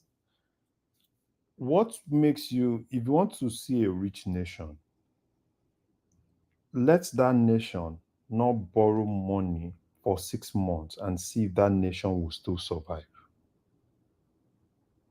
If Nigeria does not borrow money for 3 months, if federal government is not borrowing, all the state governors are not borrowing, everybody is not borrowing, Nigeria cannot survive 3 months. We all know it. And that's when you know when a nation can be a going concern without borrowing. At least if the nation can take care of itself without asking for help outside, right, then you can say, oh, that's a nation. But Nigeria is not there. Even with the debts that we have, we can't even survive without borrowing more. Okay, we were talking about that. Okay, at least another one is in the loop. I think $1.something billion is coming from, is it World Bank or IMF? That they are trying to borrow again. No, they've already approved it from World Bank. I think 1.4. Yeah, so. I think $1.4 billion.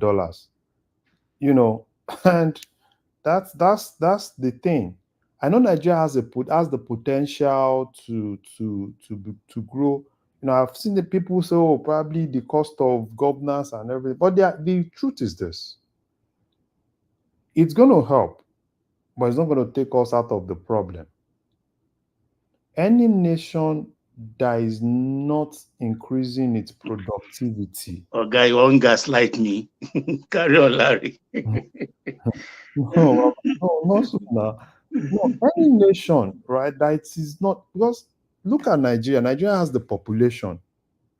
We have everything, right? The only thing that we lack is productivity. If we are aggressive towards production, aggressive, and being aggressive means that we are putting all our effort into it, then I think I can say probably, with time, we can actually get there to a point where we can take care of ourselves without asking for help outside.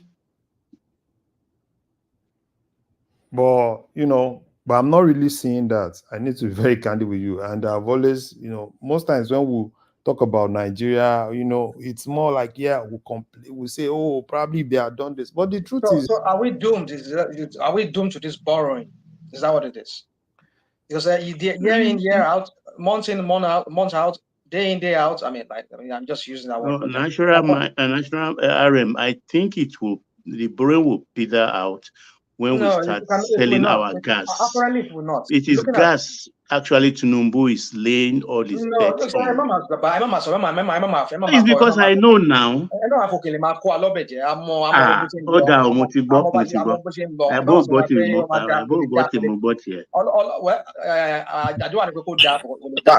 Báwo lẹ jẹ fẹ́ bìlíìfù pé nǹkan títí ẹni tó ń ṣe lọ́wọ́ kò tí ì ṣàṣeyege lórí ẹ̀ èyí tó ń bọ̀ ní táàtì ìmọ̀ lẹ́sọ wípé ó bá ṣàṣeyege. No, ètò tí ń tò lórí ẹ̀ náà. Kò sétò kankan. Kò sétò kankan. Wait, they are using vessel at the moment, which is nothing. It doesn't scratch the surface. It's the pipeline. So that Baba, don't fall into that trap, sir. Hold on. Let me say this. Don't fall into that trap. Even the gas at the moment is even more expensive than what it used to be. The petroleum that is so expensive now, do we not have it in abundance? I mean, do we not have crude in abundance in Nigeria? Why is it so expensive? So what gives us that assurance I'm not talking of transport. I'm talking of revenue for the nation. Export of LNG. LNG is what I'm talking about, not LPG. I'm not talking in terms of the CNG I'm talking LNG, the export. We have one of the biggest reserve in the world. And when the pipelines are ready, at least they can be exporting through the pipeline. But meanwhile, in the meantime, they're just taking it in little tranches by LNG vessels, which is nothing in terms of capacity or volume. So that is where our money is, because we are more of a gas nation than an oil nation right now as we speak. So what tells you that even when we the gas, when we start making money on it, who tells you that they won't embezzle the money or mismanage it? And that's another one. It's going to be used for the advantage of the people of Nigeria. So that's the problem now. It's the mismanagement. Even what we have now, if it's well managed, if it's not squandered, and if it's not how do I say it? If it's not used only to satisfy themselves, Nigeria would have been better off. But if we can get the production up to 2.5, people are saying 3 million, but I think 2.5 will be just ideal. I think we won't have much of most. So if they eat, at least what is left will be sufficient. Still, yeah. There's this thing I used to think of. Every day we are saying, "Oh, let's increase the production. Let's increase the production." The deposits that we have, what of if the deposits now finish? Our proven reserve is high. Baba, proven reserve or no proven reserve? It's in billions. Baba, is in billions. It's everything we are taking it from somewhere. If tomorrow that thing that we are taking it from, we are not even getting it, what will happen? Because we are saying, oh, let's increase it as if it's something that will never finish. Well, side by side, if we use it to develop our mining industry, our steel industry, and agricultural sector, we will be self-sufficient in everything. That is why we need to, as in this age that Nigeria is in, right? I think we've actually gone. We are supposed to have actually gone beyond, thinking that probably until we get all the money from four. There are a lot of things that if we were a serious nation, if we are aggressive on those other things, I'm telling you, we'll get ourselves out of all those things.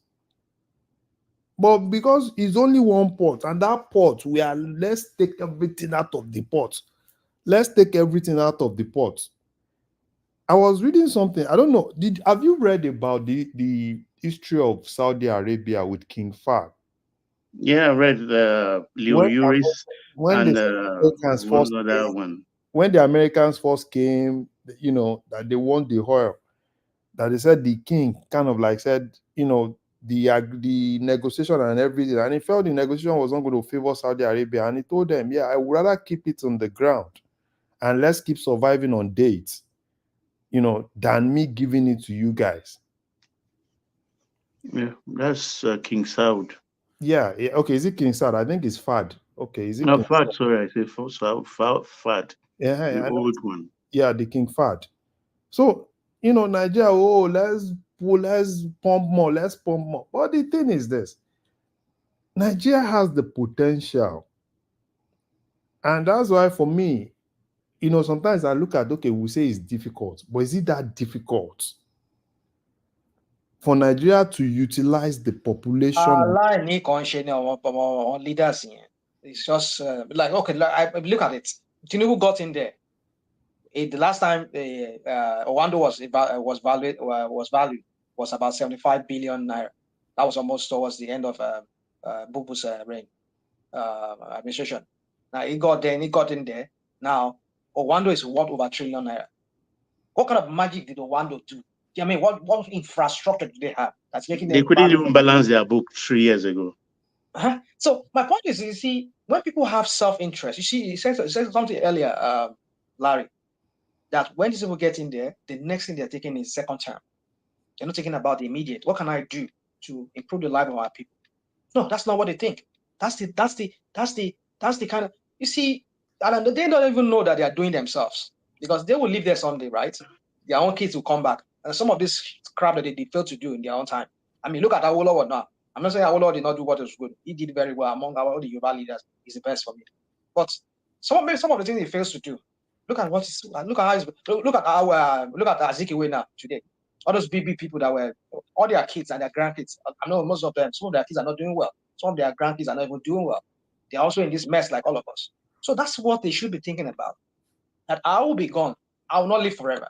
Tinubu should understand. Abiola Leni, where is Abiola with all the wealth he has? And some of his kids, some of Abiola's kids that are like they're not really doing well.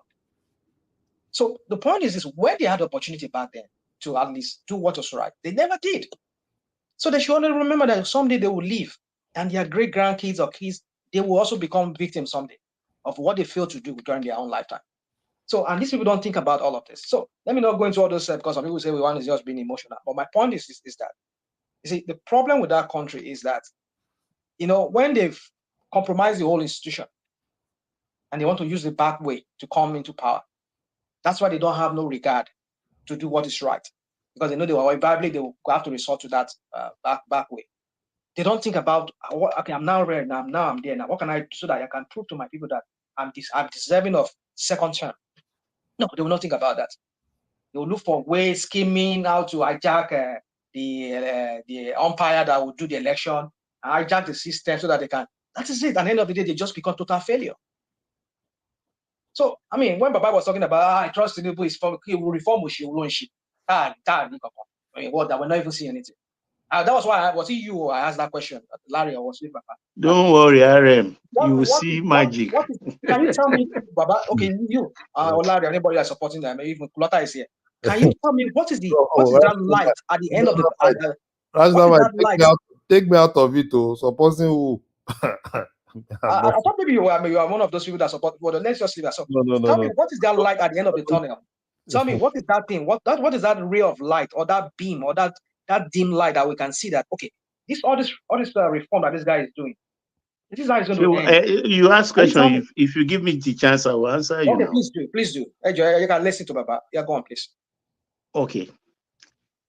All along, up to this point, we've had only one economic formula: subsidy, subsidize it, subsidize the fuel, all of this. We threw money at it.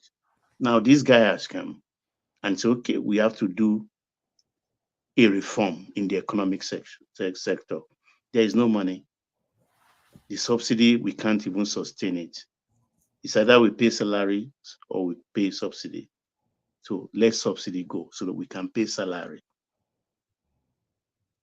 and have enough left to manage ourselves. That's gone. The foreign exchange that has been the estate of the rent seekers. It's okay, let's float it. Was it a mistake? Well, the jury is still out there as far as I'm concerned, because they are still trying or fine-tuning it. So far, it's not yielding results, but at the end of the day, give it another 6 months. Let's see how that pans out. Baba, let me just say something. The rent seekers are now making more money now. Yeah, of course. That's why on the forex side, the rent seekers are making money. But on the subsidy side,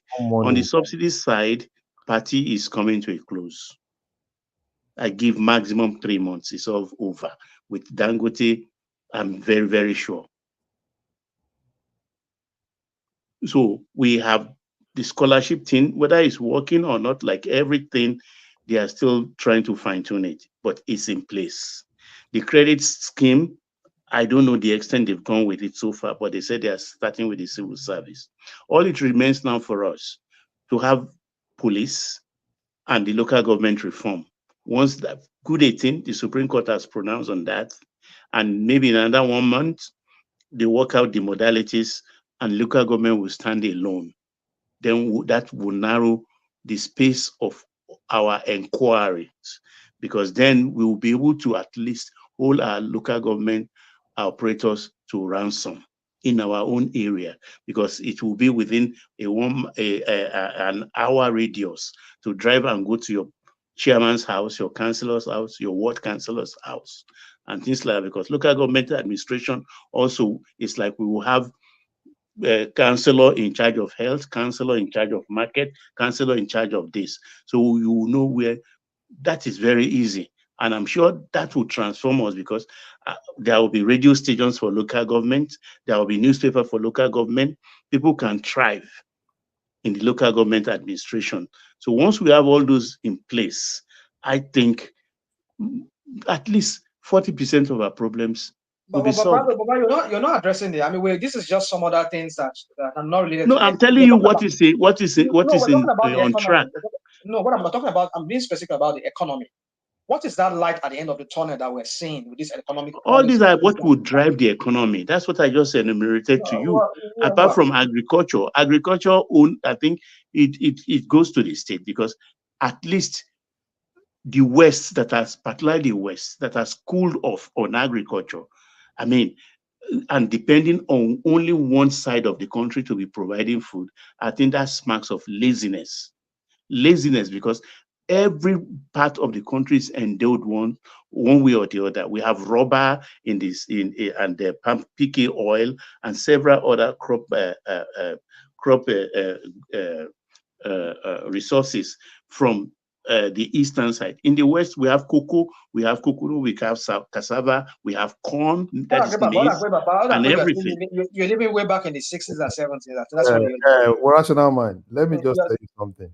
Okay, go on. The only shortest as a solution that we have that can help Nigeria to grow Nigeria's GDP and everything is Dangote. Today, Dangote is in terms of what Nigeria earns, right? Dangote today is the biggest taxpayer in Nigeria, right? Now, in some months to come, Dangote will probably be the biggest exporter in Nigeria. And if Dangote can actually be sincere, right, repatriating some of those money outside into Nigeria, then Nigeria, there will be a lot of advantage in that. Because Dangote, now we can actually get to that point where Dangote is refining and we are seeing different varieties of things that, that are not really available even in Africa. I was watching Dangote's interview and he was talking about, I think, what's this thing called that is being used for detergent. Yeah, Yeah, I forgot the name. That is being it's part of the last of the crude oil production line. That is being used for detergent. And he said nobody And in the plastic propylene. Yeah, and he said no, there is no place in Africa that you can get that. Now look at, and now he's not having that. And there are a lot of varieties that he's also going to have. So the thing is, for Nigeria, short-term solution. And that's why for me, I'm more like, God just probably want to give us a second chance. It now depends on how we really want to take advantage of it. Right? Because every other sector, if you ask me about every other sector, I don't even know if anything is even happening. I need to be very Do you know it's already exporting fertilizer to Brazil and even to the US? Yes, I know. And, you have to monitor him well. Yeah, that's what I said, right? Nigeria needs to take advantage of it. At the same time, I don't know. Dangote is a businessman. It now comes with sincerity, because most of the countries, take for instance, South Africa. Why is South Africa great? Because, there are companies in South Africa, and even the companies outside South Africa are ready to repatriate their money outside South Africa into South Africa. Because if Dangote works, what that means is a lot of things will be happening within the system, right? If Dangote is ready to bring the money into Nigeria, take for instance, the banking sector in Nigeria will have enough money to operate, right? And there are a whole lot of sector. Imagine a whole lot of sector that are really going to be coming up, right? So for me, I think if you ask me about other sector, probably this and that, I can tell you all other sector are just, money consuming sectors. Because as Larry, Marvin, you just don't be annoyed that I'm taking us back to this. No problem, sir. So my point is this: is that because I'm trying to understand what would be the end goal of well, that's what they say. They can say it in paper that by floating the naira and letting removing subsidy, I can't just see the light at the end of the tunnel with that policy, with that economic policy. And this is why I'm saying that. Because you won't see the light, because even me myself, I've always said it on this platform, because there are instances I feel probably I'm seeing the light, I don't see the light. But if you ask me if you ask me what will make me happy tomorrow, is Tinubu just coming out tomorrow and reshuffling his cabinet. If he comes out tomorrow and reshuffle that cabinet, right, then that will be probably a very good day for me. Not this, the president is coming to talk about, you have to, there has to be pain, there has to be this, this. No, it should just come out tomorrow. Nigeria at 64. What is that going to bring to correct or make the life of Nigerian better? The shuffling of what I want him to do, Aja, Larry, RM, I want him to sit down to a press interview. At least 3 pressmen notable. Let him sit down for 1 hour, 1.5 hours. Question and answer session. He's capable. He is capable. Obasanjo, I think the last person that did that genuinely was Obasanjo. Buhari did one, I think, in the beginning. It was a mess, though, but at least he did one. You remember those days that Obasanjo used to do that in Baba? Yeah, I know. I want him to sit down. It's high time he talked to the nation. Baba Ajale Koko. In an interview, question and answer, kind of. There has to be a redirection of Tinubu's government. When I say change your cabinet, reshuffle your cabinet, because If we still continue like this, I need to be very candid with you, just like Rational Mind said, there's no light. So that for me, there has to be a repurpose, kind of like they need to do a 360. Because the way we are going, let's not deceive ourselves. It's Lario, you said a thing a while ago. You said it's like we're doomed to always borrow. So why do we have to borrow? It's because we're not making enough within our space to be able to fund some of our projects. Let's even say, okay, out of our budget, let's say we can fund it locally with our revenue, at least say like 50% of it. And maybe we'll borrow another 50%. That's understandable. But it seems like we're borrowing over 80% of the money we need, if not 90% of money we need. This last budget, I think it was almost, if not almost, over 60 or 70% was borrowed, or it's going to be borrowed. So how do you run a budget like that? Every time you have to borrow, more than half of the budget is borrowed, and you're indebted. And another like this interest on that borrowing is a very it's no interest, or maybe just no. You are paying heavily through your notes. And then you are embarking on this kind of economic policy that only stifle growth. Because in the long run, I don't see, because the position that Nigeria finds itself right now, it's not going to be, not even Tinubu's 8 years is going to be enough for us to be able to pull ourselves out of it. Because number one, we're talking about the main energy source, which is petrol, because we don't have light. We don't have energy, light, electricity. We don't have enough to drive production, whereby our industries would not have to spend a lot on energy. But a lot of them depend on diesel and all those kind of fossil fuel to be able to power their equipment. That in itself, the cost will be passed on.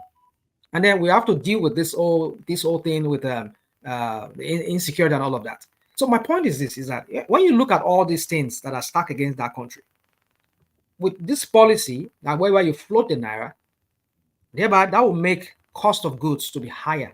Because when you're paying $1,600 naira for just $1, so, and that will translate into people who are, because since we don't manufacture most of our stuff, we bring them from abroad. And already you have people, a populace that are underpaid. 70,000 naira for what?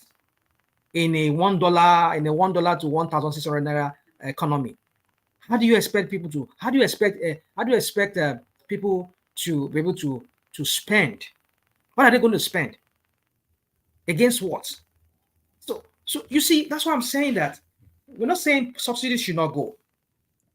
But the timing of what this guy did was wrong.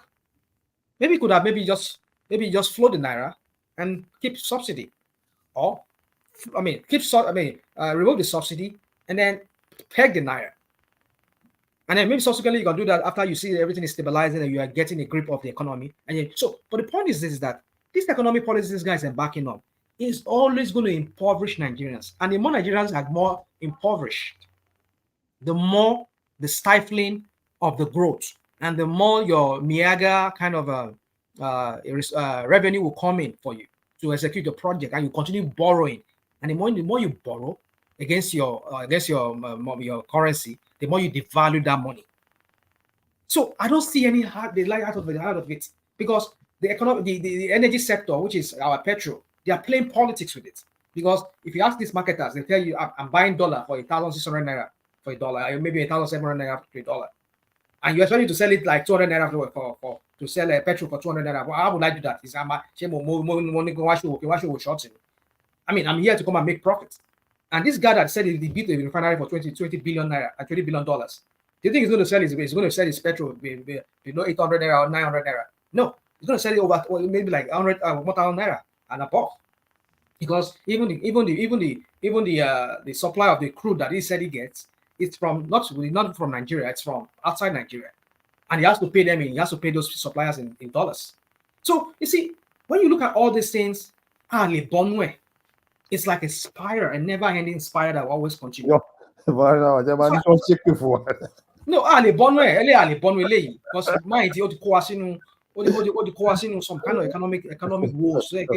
I don't even see a light out of the tunnel. Let's forget this.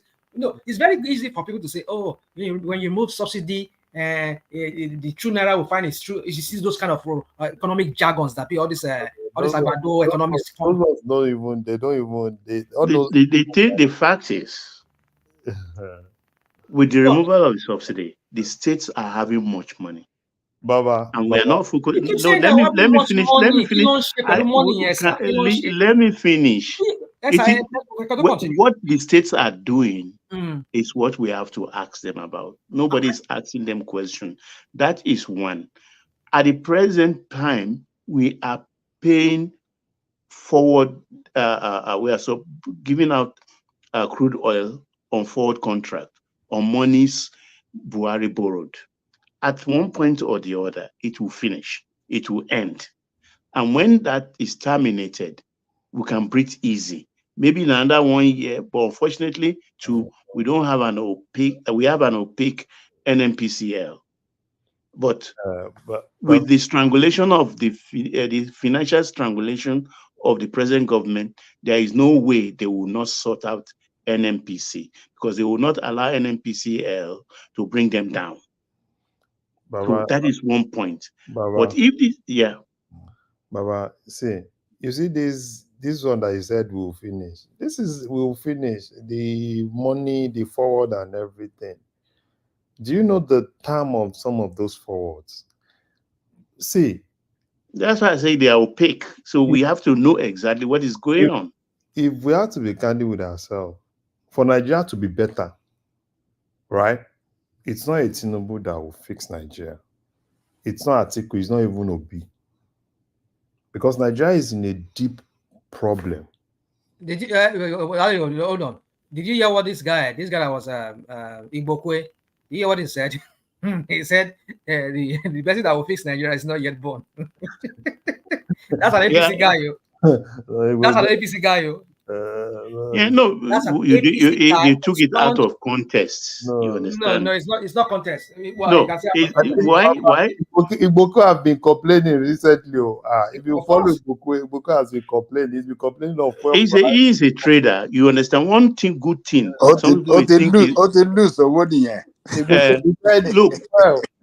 Look, one good thing we are not all seeing in this is that we are no more. The imports level has gone down, which is a good thing as far as I'm concerned. If we can listen, let me finish now.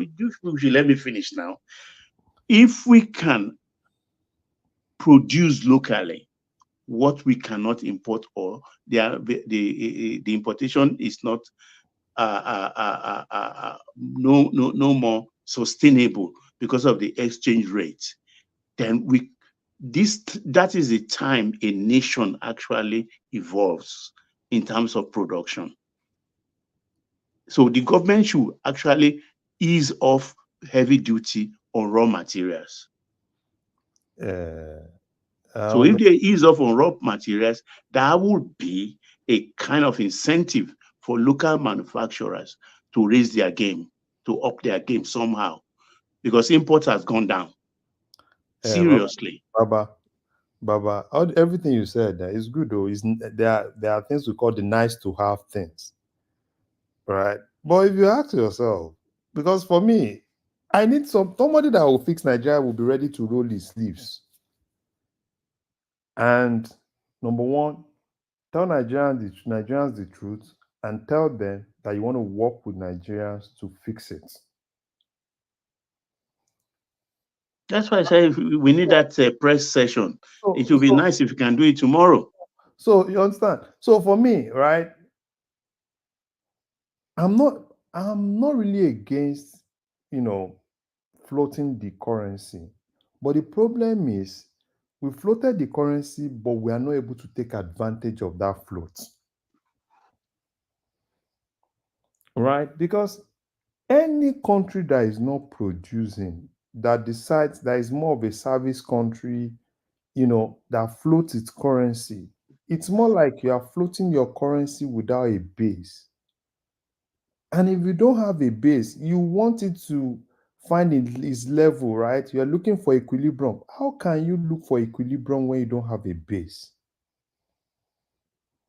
And like Kulata, if Kulata is here, Kulata is pro all these Wale Edo and the likes of Dan Cardoso. And I've always made it known here, right? That these guys don't even understand the problem. Okay, look at what Wale Edo has been doing. Do you know he's been pushing money into, every time, push money. And every time he's been pushing money, that is not even happening. And those guys are just making money. He pushed money, he pushed dollars, right? He pushed dollars 1590, right? And after that, some of those guys they bought dollar from him at 1590, and some of them are selling. I think this evening they were selling at 17. Cool cash, cool money. Okay, look for instance, if that were to be true, those containers one man showed that clip where you have loads and loads of naira, most of them even new notes. Those are the things that are actually causing us problems in that country. All those. Are we supposed to even be seeing that? That is EFCC is supposed to know what to do now. Every Baba, see, let's not deceive ourselves. EFCC is not, even CBN is not even telling you the truth. Because I can tell you that every day CBN is still printing and money is still coming out. That money you saw there, where do you think all those money they spend in party every weekend comes from? All those people selling money in Was. If you go to Wasu's party today, you see them selling cash, bills. No, that has been all along. You 1,000, they give you 900 new ones. No, it's even bad now. Do you know that now? Those days, people don't spend bundles. Sorry, Larry. I just came to respond to you. Uh-huh. Since when have I thrown Wale Edu under the bus? No, me. How many? You are pro. I said you are pro. You are pro Wale Edu. I said since when have I thrown him under the bus that I said is useless? No, I've thrown him under. I've thrown him under the bus for last month. No, not last month though. Since when? I've been saying our weak point now is fiscal policy. Me and you. And it's Wale Edu that's supposed to be in charge of that. I've thrown it under the bus for getting close to 10 months now. Edu has passed his expiry date. If my memory serves me correctly, you've just done that about 4 months, not 10. No, for me, no, it's more than that. Though. Before I even did the rating, I've been saying the guy is not performing, and his area is look. This is a guy that said they're going to do import policy, and then what has he done again? He said, okay, they're suspending it. The man doesn't know what he's doing. And Tinubu can't fire him because they are friends. English, only English. English. Because English is low common sense. The guy is Who useless. are you talking about, Kulata? Wale is full rational mind. No, it's true. No, look, let me put it this way, because I've been very, very busy, so I've not really been able to participate. I'm super, super busy. But at this point, Tinubu has failed. FAILED. Failed. The only way he can resurrect his dead government is if he brings people with brain, people that can think outside the box. The people he has right now, they have zero incentive to think. Zero. And zero. They have zero incentive to think. They're so useless. This is the most, since they selected this cabinet, I've said, I think people are saying I was too early. I said this is the most useless cabinet, and it's lived up to what I said then. I even thought Edun would have been one of the bright stars. They are not serving. They're useless. When you say people are useless, even if you feed them good ideas, they will sit on it. Like importation that will be yelling since. They said they'll do it now. They said they won't do it again. Are they crazy? Like, look, which miracle do you expect? Even Dangote that's supposed to rescue or help with the economy, what are they doing? What they're doing is not encouraging to him. They're battling. And the area where they're supposed to look for money, focus, man, focus. You have marginal fields.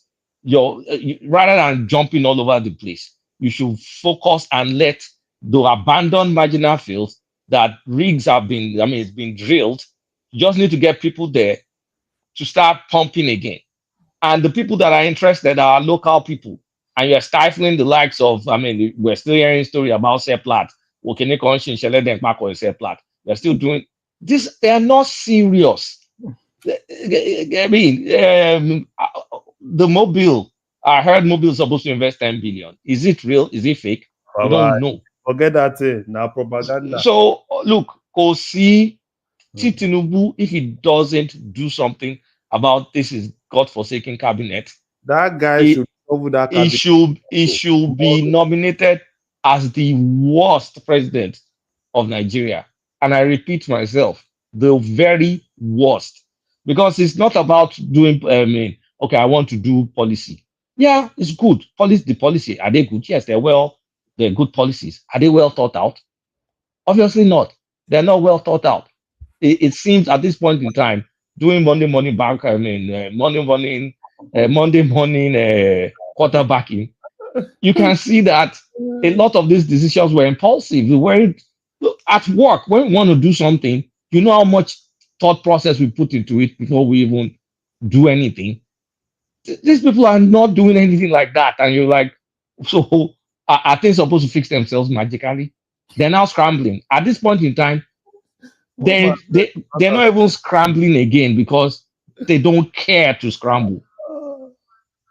So while they're doing it, me, I don't abandon ship since. The only person I still give props is Cardoso. Cardoso is trying his best, and sometimes he tells them the truth, but nobody listens to him. They are not matching up with their fiscal. They're not matching up with the guy. I just pity the guy.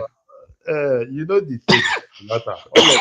Are you aware that? Are you aware that they did another Ways and Means recently? I think the central bank gave them money. They've put the kibosh on Ways and Means, but I know it's Tinubu. Under Tinubu, they've done 7. No, I think they are 10 trillion now. 7 trillion. I know it did 7 trillion or something. Now. I think I also. But they've kind of like put the kibosh on that. They did on Kolata. They did on that G. I know they did, but now they've said they won't do it again. Mm-hmm. What is really, really vexing me is I want people when someone wants to do something, when someone wants to deliver, you will see thought process, you will see the zeal, you will see. Just look at all of them. Everybody they cash out. Kolata, why are you look at all of them? All useless. Let me give you one thing. The latest UN meeting that this guy came for in US, all of them are grumbling because they were expecting that it was going to be the way it was last year. You remember that last year? Oh, now. Like Jamboree now, all of them were. The whole. They spent $500,000 or something in 2 or 3 days. This guy booked the whole hotel. They booked the whole hotels. They were everywhere in New York, and I was in New York like kilo chele. Okay, showing could be me because look, okay, they splurge, fine. No, you know what I'm saying. This new one, do you see how those guys they para?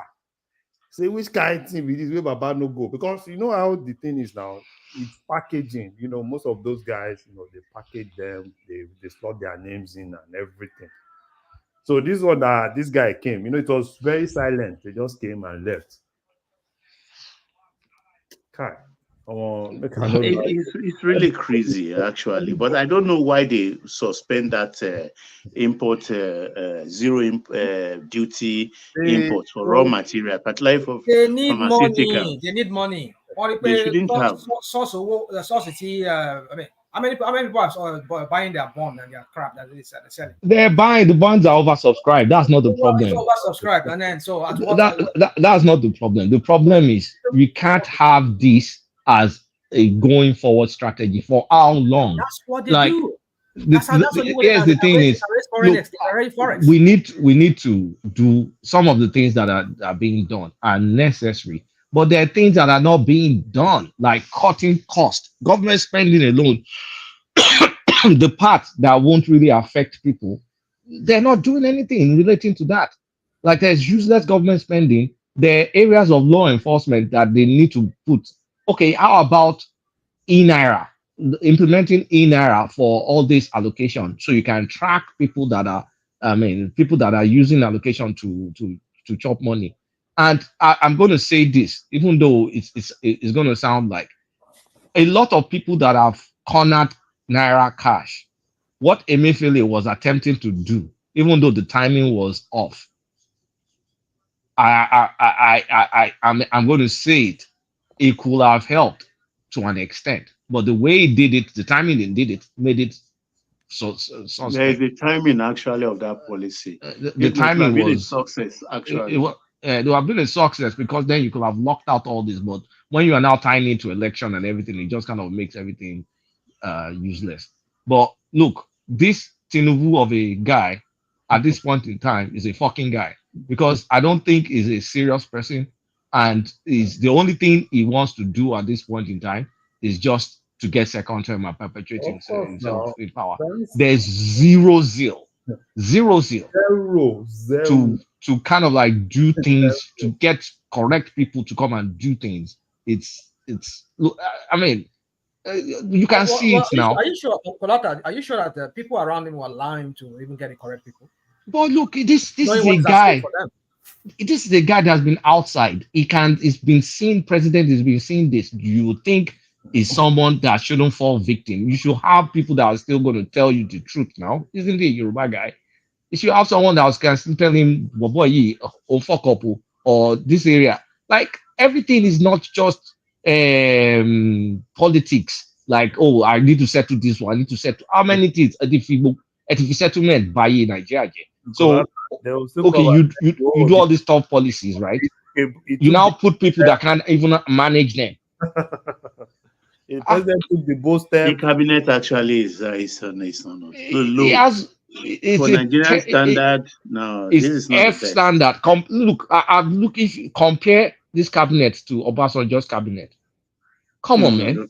No, Even Jonathan's cabinet, Jonathan there are no stars, there are no thinkers, there are no the so-called technocrats. There are no people that like have. Which You see, technocrats? I don't even have issues with, okay, some people want to chop benefits of a position and all, but bring in ideas, bring innovation. Have we seen any innovation? It's like Buhari government on steroids trying to now do some policies to reverse stuff.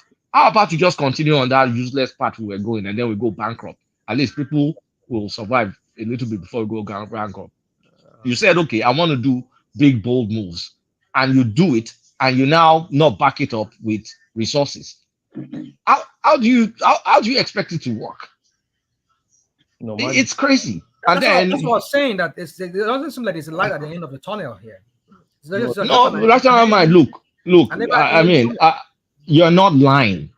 If something is not done in terms of changing these personalities, not long thing, no, not long thing. But it's not much about just changing personalities. It's about No. Rational mind.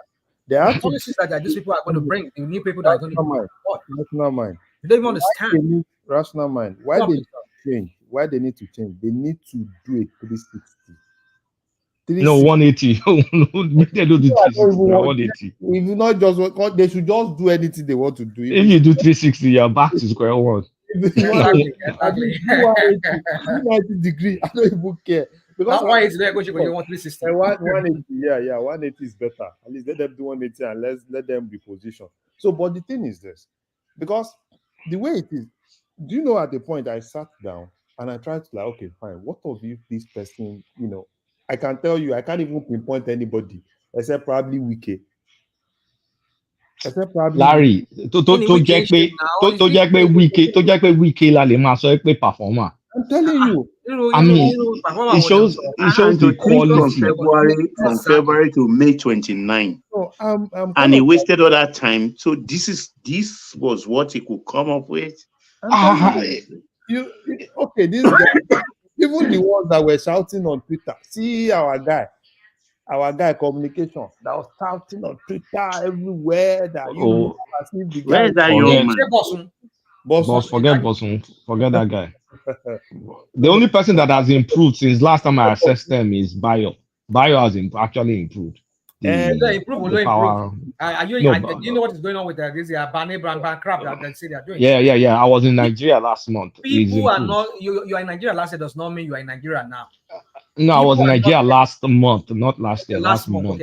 Okay. I don't know about that. Well, so my point is, people are complaining that it's not even working. Look, forget about people complaining. Power is not cheap. But it's just that it's not cheap. It has Power is not cheap. How much do you pay for power here in America? I don't know how much of energy. My it consumes. my How big power is it? bills is like I set it to constant one. I pay What are you talking about? $250. I pay $250.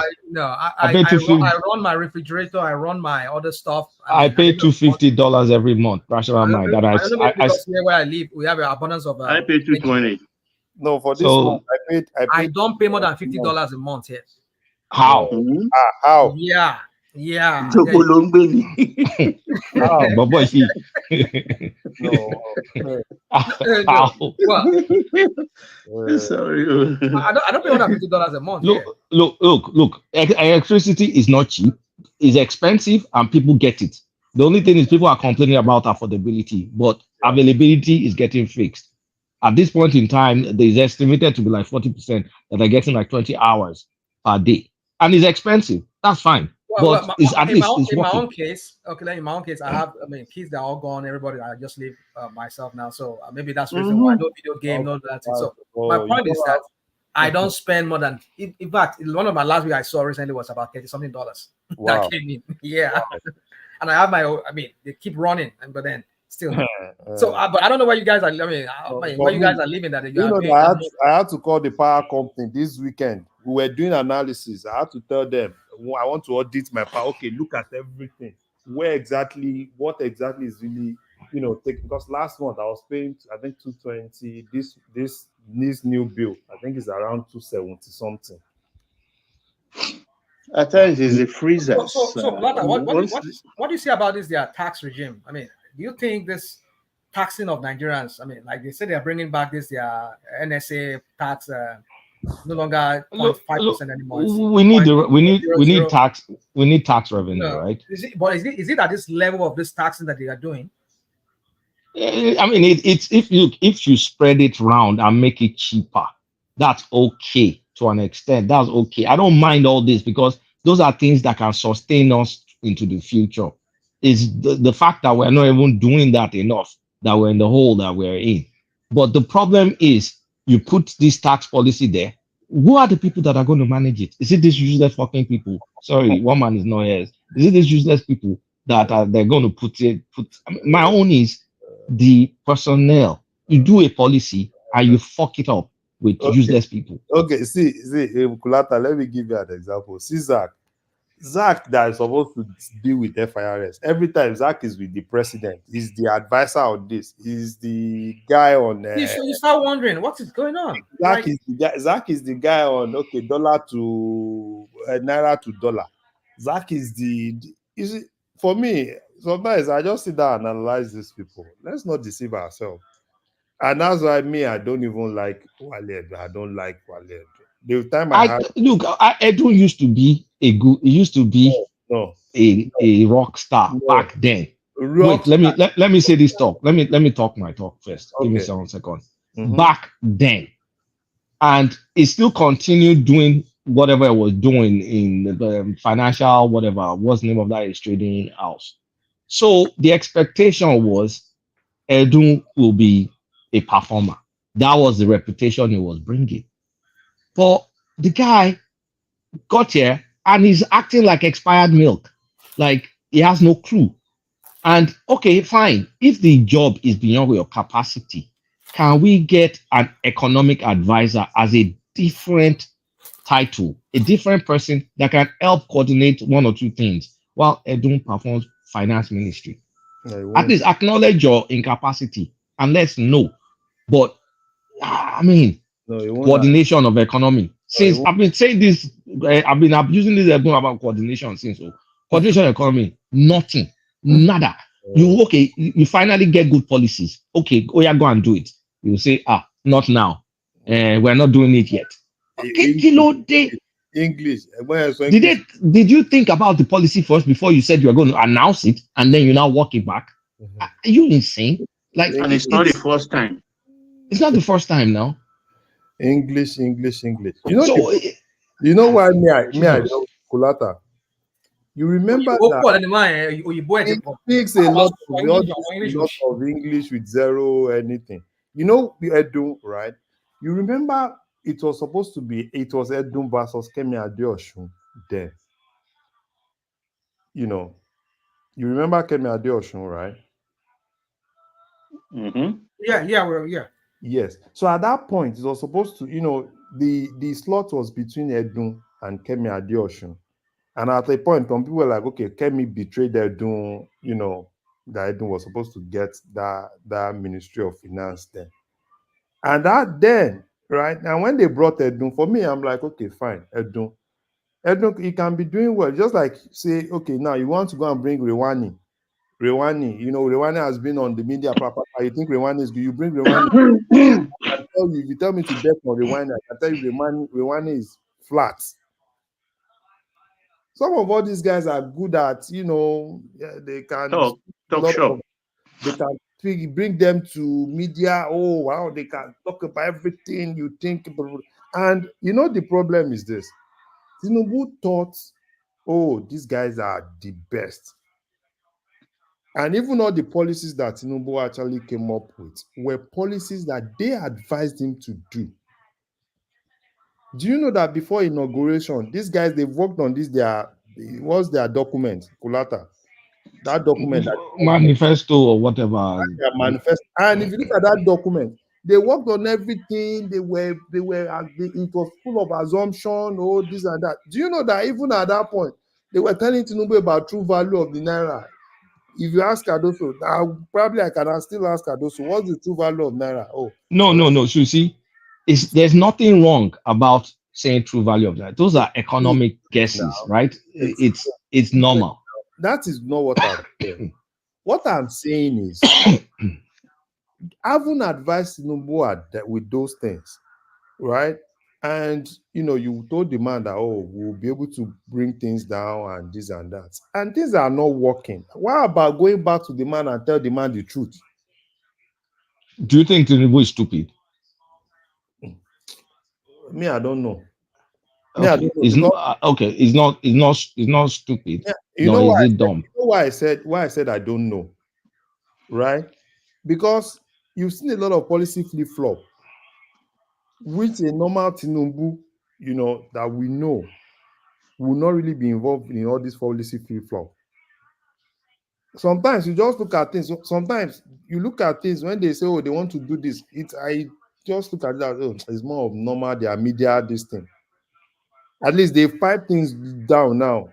See this last one. If it were to be when Ngalali was there, they would have said, we've signed this with this, we've signed this with that. At the end of the day, they'll come back and say, it's a lie, you didn't sign anything. My own is, okay, look, if you're working in a team, you're leading a team, right?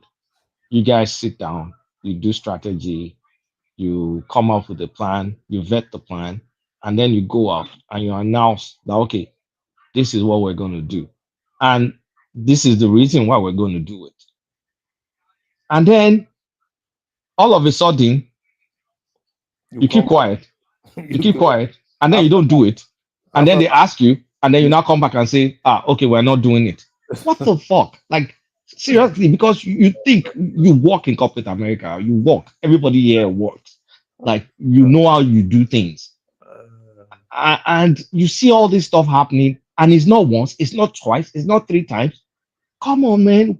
Why did you freaking hire invalids to be in your government? And then the invalids will tell you, we'll do this, and then you buy it. Whether they tell you to do this, whether it's the Tinubu telling them to go and reverse it, who even knows at this point in time? Who knows? Importation, they've known about it since. Before they said it's because of the farmers they are not doing it. Then they said, okay, we're going to do it. And now Edun is coming back and saying, oh, the farmers promise. What the hell are you telling the farmers promise? How can you believe them? How can you believe that? I mean, is it believing that crap or is just even lying? Who knows? Policy flip-flop. Is it because of politics? Is it okay? Are you trying to placate maybe the North or placate like They are not. I mean, it's not even believable that you are trying to placate anything because in your appointment You appoint Southwest, you're not placating anybody, but you're cutting. So it's not about placating, it's about nobody gives nobody gives a F at this point in time. Yeah, That's just the truth. that's Nobody gives nobody cares. anything. They don't Nobody even. cares. They don't care. They don't care. Nobody So cares. for me, if You messed up good policies by bad implementation. yes, Just messed it up. you just make it more of policy. Policy on paper. Policies for policy's sake. I think they just lack initiative because me as a person, once they pronounce it, as far as I have it on memo, I'm going to implement it within the next 24 hours. I will not wait even for a second nod from the I'm going to say it presidency or chief again. of staff. Tinubu's administration is dead. Is dead. The only thing that can revive it is if he refreshes his team and people show some signs of brilliance. At this point in time, there's no initiative, there's no leadership, there's no direction. It's all manner of fuckery. Sorry for using a lot of swear words, but it is just what it is. Like this is my normal plain speaking true self. It's a disaster at this point in We time. got you. No problem. Go on. It's a disaster at this point in time until we see a change, some boldness, some direction, some guidance, some solid followership. Not all this rubbish that nobody is even telling the truth. All of them following all over the place. At this point I in think it's time, 4 hours more. I'm looking forward to his speech. can And the man? What is he he going to will talk kill about? my moral Nothing. if he didn't say anything. What is he going to talk about? That people are suffering. It's Don't gonna worry about it. people are suffering. We No, are no, no, not no. He NG. should give me something solid this time. No, Baba. A kind of. Baba, wait Mhm. a minute. We've done CNG. We've done this. Baba, Some, I mean, you say don't say G, you say 2000. You say you call 2000 buses. What the hell? What the manner of rubbish in a country of 200 I mean, million? 64 buses to Clinical NLC. buses. Where do What they are we start? talking Is that about? for latrine or for what? we released rice. We released rice. We give the people now very go kill them with the amount of rice that they're giving them. Then go chop rice. No, you will hear again tomorrow. We'll release rice. We are going to, cultivate this. No, but I mean, because I've been so busy lately, I just once in a while when I can catch a break, I just think like, what is going on? Like, you see, policies you believe in that could be done right or could be managed well. And then you see they just going haywire. No lack of initiative, lack of balls to actually address some of these issues. I'm Like, telling can someone think like in Naira, you could leverage in Naira and track people that are leveraging what's it called? I mean, leveraging FAC to buy. You could, you can. Hold on. You see that in thing. This was Emefele's idea. Let me say well, that's okay. It was implemented under Emefele. It wasn't his original idea, but he did a chunk of the He did it. Okay, implementation. let's just see whose idea was it was. But my point is this: we're talking about being able to tax people who are not really paying tax. That especially those people who are in the informal sector, all this mama alata, encourage them to always accept this crypto e-naira as a form of payment. I mean, the problem immediately they had then was that they said he did not buy enough he did not buy enough bandwidth. So that thing Rational mind. Those women need their money every day to feed. You can enforce. You see, well, not necessarily enforce it. I mean, maybe you don't have to push it on Mama Lata and all this stuff, but in the government, the government needs to. The government, you need to start first with the government. Clean up the freaking government. Exactly. That's how you can. Or pay half salary in e-money and half in cash. How about that? But let's not say this. I mean, a lot of people before they started using Android phone, they were used to this. It was gradually people started getting used to it. Do you know that we keep saying some things are not possible in Nigeria? Do you know that during that cash, this Emefiele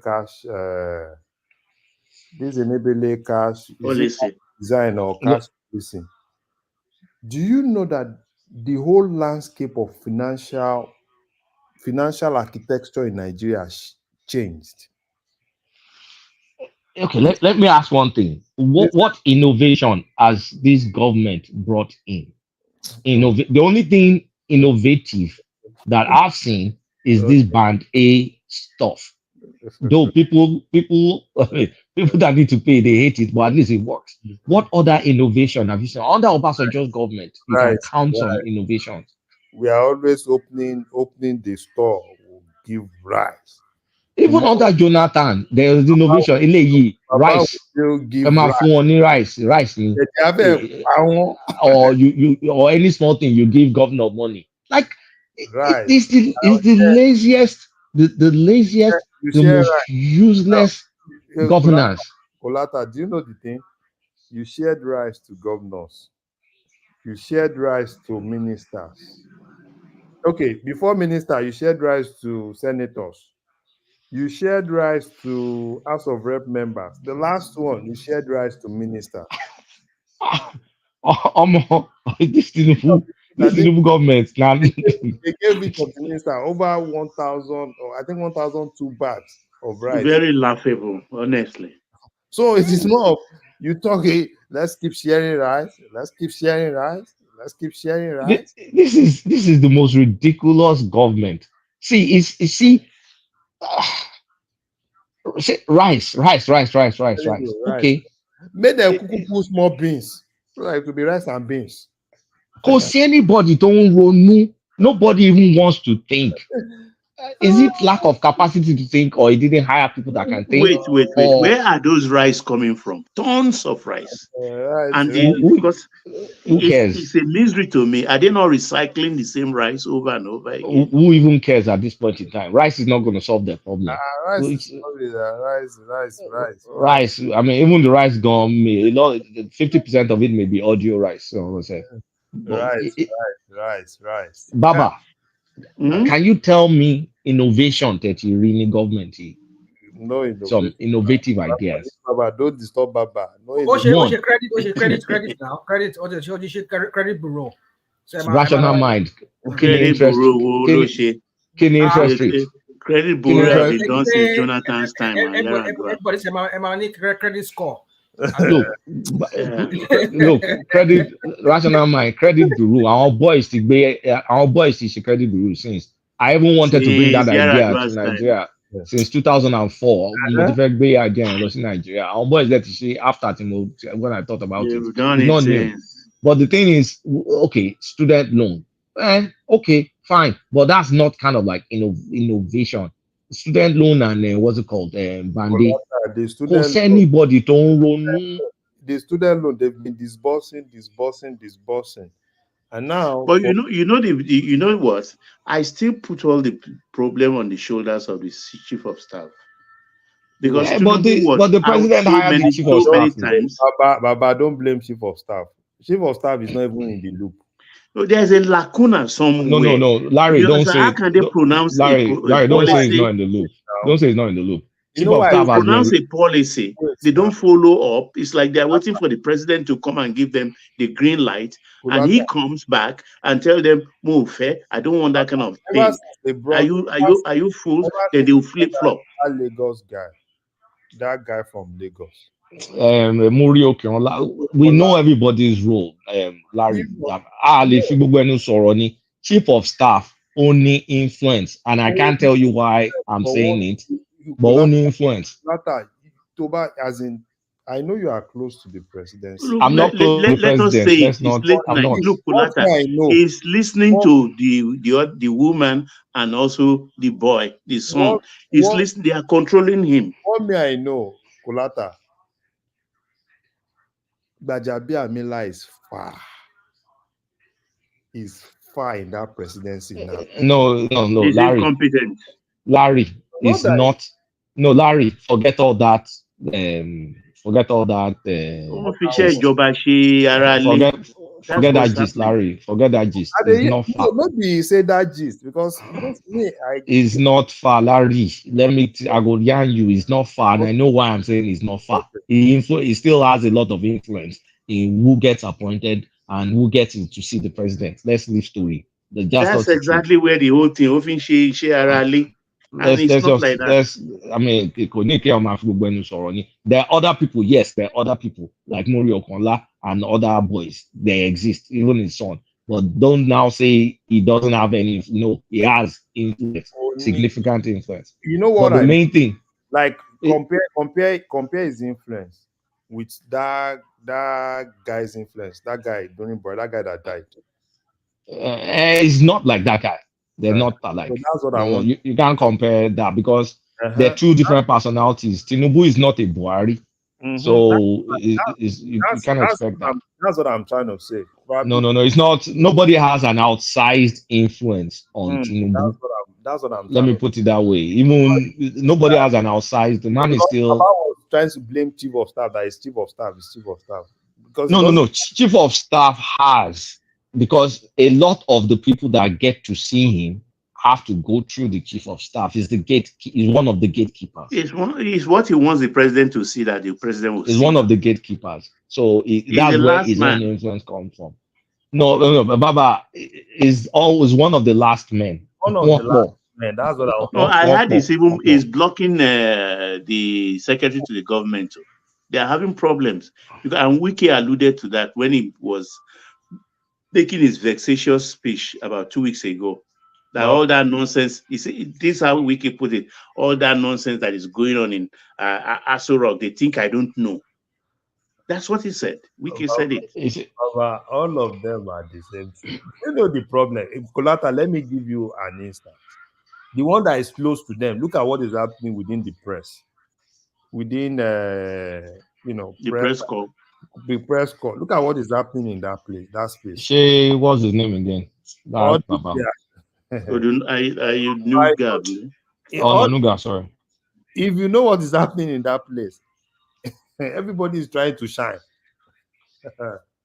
So that's it's not even, you see, all these intrigues. So are you saying is normal.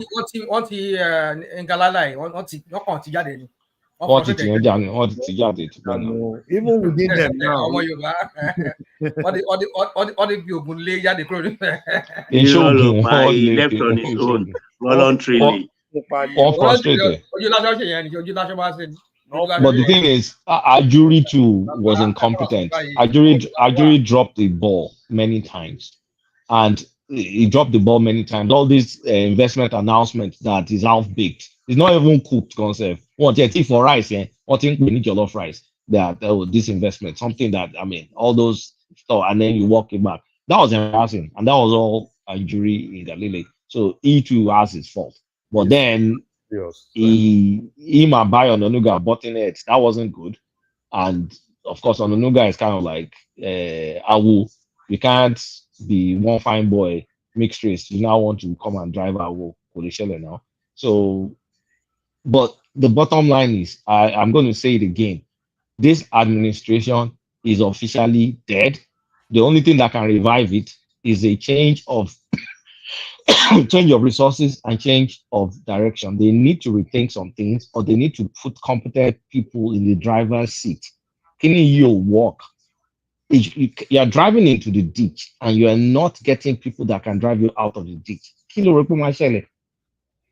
Now. It's crazy. Strategy, all this junketing and all that stuff.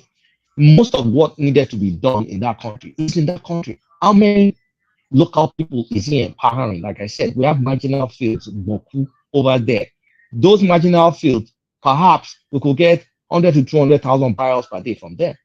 Those are investments that needs to be done. It's not brand new investment per se. The rigs are freaking there.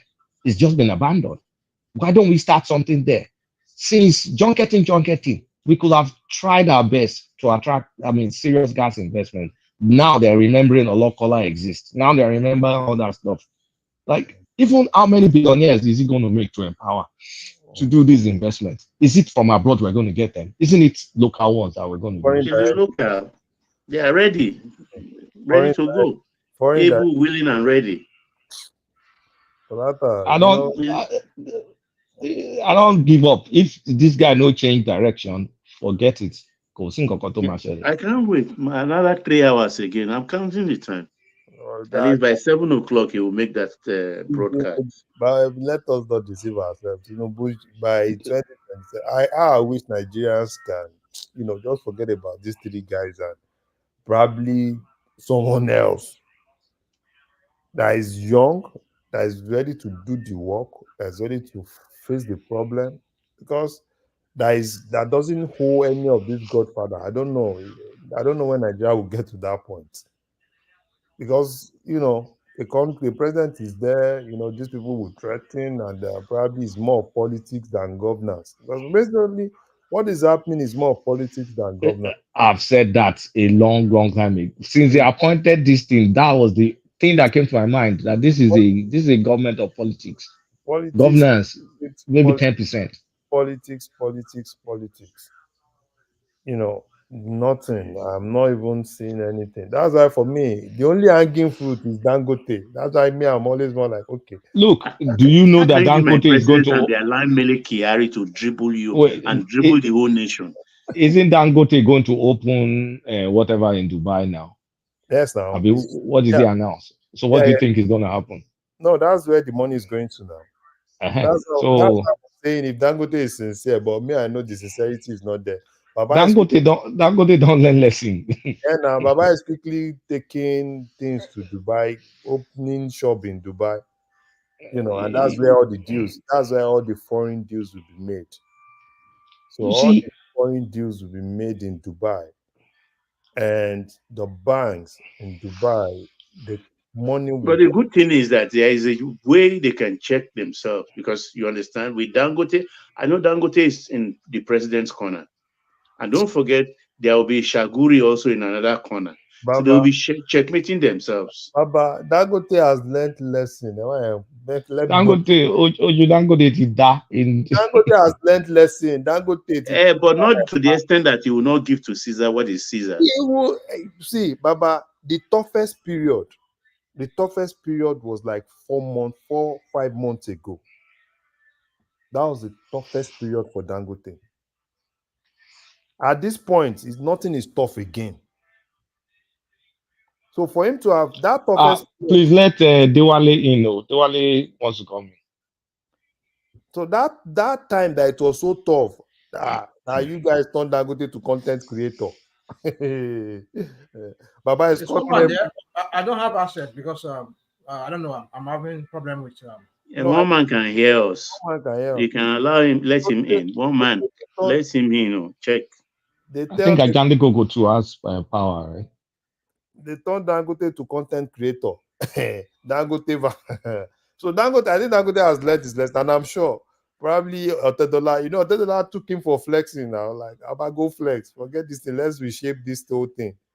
And that's why it's more like, Dangote does never, he said, he doesn't believe in having things abroad. And when I saw that news that, he's opening an office in Dubai, I said, that's finished. That means this guy has made up his mind to repurpose and reshape his business. So, because God gave us that opportunity, take advantage of it, be sincere with this guy, bring him closer, look at how you are going to, but no, that's not it. You left this Mele Kyari and the other guy, Farouk, or what's that guy's name? They kept doing rubbish. They kept doing rubbish. And I'm very sure a lot of guys were like, at least the refinery is working now. At least he's now seeing the money. Because he's now seeing money, he's now seeing potential. Urea, naphtha. He's now seeing all those things that those guys have been enjoying. Those guys that were doing crude swap, we're giving them crude. They won't even give us all other derivatives. They just give us petrol. They give you petrol and then you owe them money on top.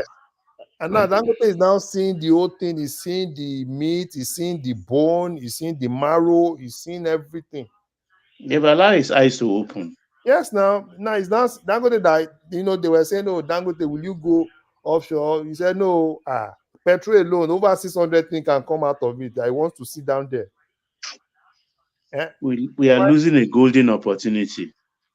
No, it's not. Dangote is still going to Dangote, right? Dangote Any is sugar, there. any sugar. If people are just promoting Dangote, you know that it's only able to refine 50,000 barrel of PMS.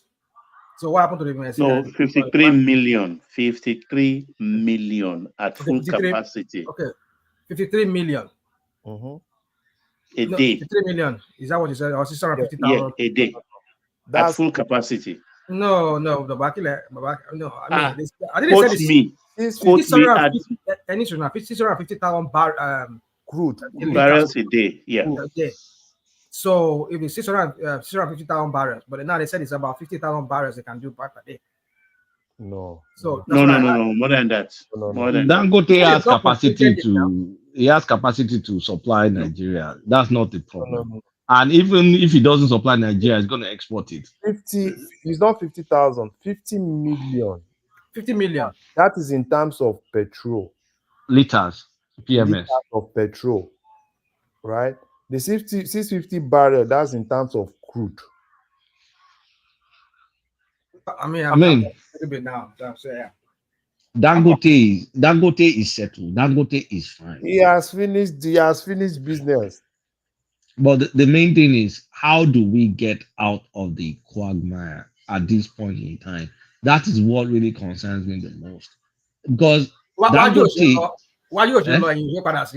exactly. Why do you say law and you say Kulata, the first thing the president has to do after the tomorrow's holiday, sack everybody in NMPC. For where? The management. You want them to hold his block course? That's not going to happen, Baba. If you can't do that, then we can't move ahead because that's where the whole problem lies. Baba, because they are challenging the president. Baba, see, let us not deceive ourselves. Nothing will happen in NMPC. When Tinubu started with this, who is the chairman of NMPC? Is it not this his friend? That was his guy in Mobile now. Your guy in Mobile. What's the name? Akinkulure. Akinkulure. Now, Ondo State man. Yeah, put that one as chairman. The Yaba Kerry, nothing is going to happen for NMPC. The major thing is, I'm happy. I'm happy for Dangote, and I'm happy for every other businessman. Now, even the marketers now are now telling NMPC that that monopoly no be possible. We don't even believe in all these, NMPC, you buy from Dangote, you even put your own premium. You put everything and you sell. You are even still making profits. Which profit? Are you supposed to even make profit from that thing? So you want to make profit. So they can also make that profit directly now.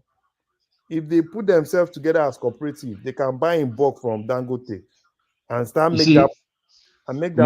My fear is this: if Dangote import substitution, we've had the problem before under Buhari was lack of dollar supply. There was no dollar, and then we had backlog and all that stuff. Now we've been able to do some dollar supply with this CBN high rate that is attracting FPIs, right? To the extent that we can sustain that at least till inflation starts answering law, if it does. I'm not sure import substitution that Dangote is doing that should free up dollar will have an impact on the rogue demand we have for dollar. The demand for dollar is inelastic. So supply increasing, the normal demand from petrol going down is no guarantee that the dollar rate will come down with these wild people using Naira to mock up dollar. It's not responding. If you don't deal with that, there won't be stability. Kolata, there's a lot of dirty money in the circulation and they are trying to clean it. Is FCC alone that can help us in that case? Or some technological... Did you see the video that one man shared? When you say dirty money, what do you mean by dirty money? Are you saying as in physical Naira notes, or you're talking about money without enterprise? Yes, now money that is just stocked somewhere, it's not tied to anything. And the easiest thing to do is to bring those money out. Look at those factories now. There are a lot of money in Nigeria. Do you know how much money they push every weekend into parties in Lagos alone? Do you know how much money they pull into clubs? They push into clubs in Lagos every night. Even how much dollars the private jets take out every day from this country? You were in Lagos. Do you go to those clubs? Sometimes I look at those clubs in Lagos, the way they are throwing those bills, they now, as in, I'm like, new bills every night. Oh, I mean, I was spending new bill all the times I've been to Nigeria this year. I had new bills now. I couldn't touch all that dirty money. The breweries are still producing. By 12 o'clock, some people are drunk. We were organizing new bills from banks. Like that was like normal. Kulata, connect me more. Connect me more. Aso Rock now. I don't have anything to do with any government. Kan gbé lọ sí kó wá lọ tú kẹ̀kẹ́ ọ̀rọ̀ nígboro ìwọ ò lè rí nǹkan kan you can't see nothing. You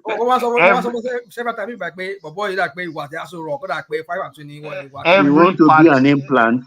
Every party I was, they had the old notes. They had the new bill, the new bill of the old notes. I don't even know which one is those. Rational mind. Kó wá lọ dàgbòrú.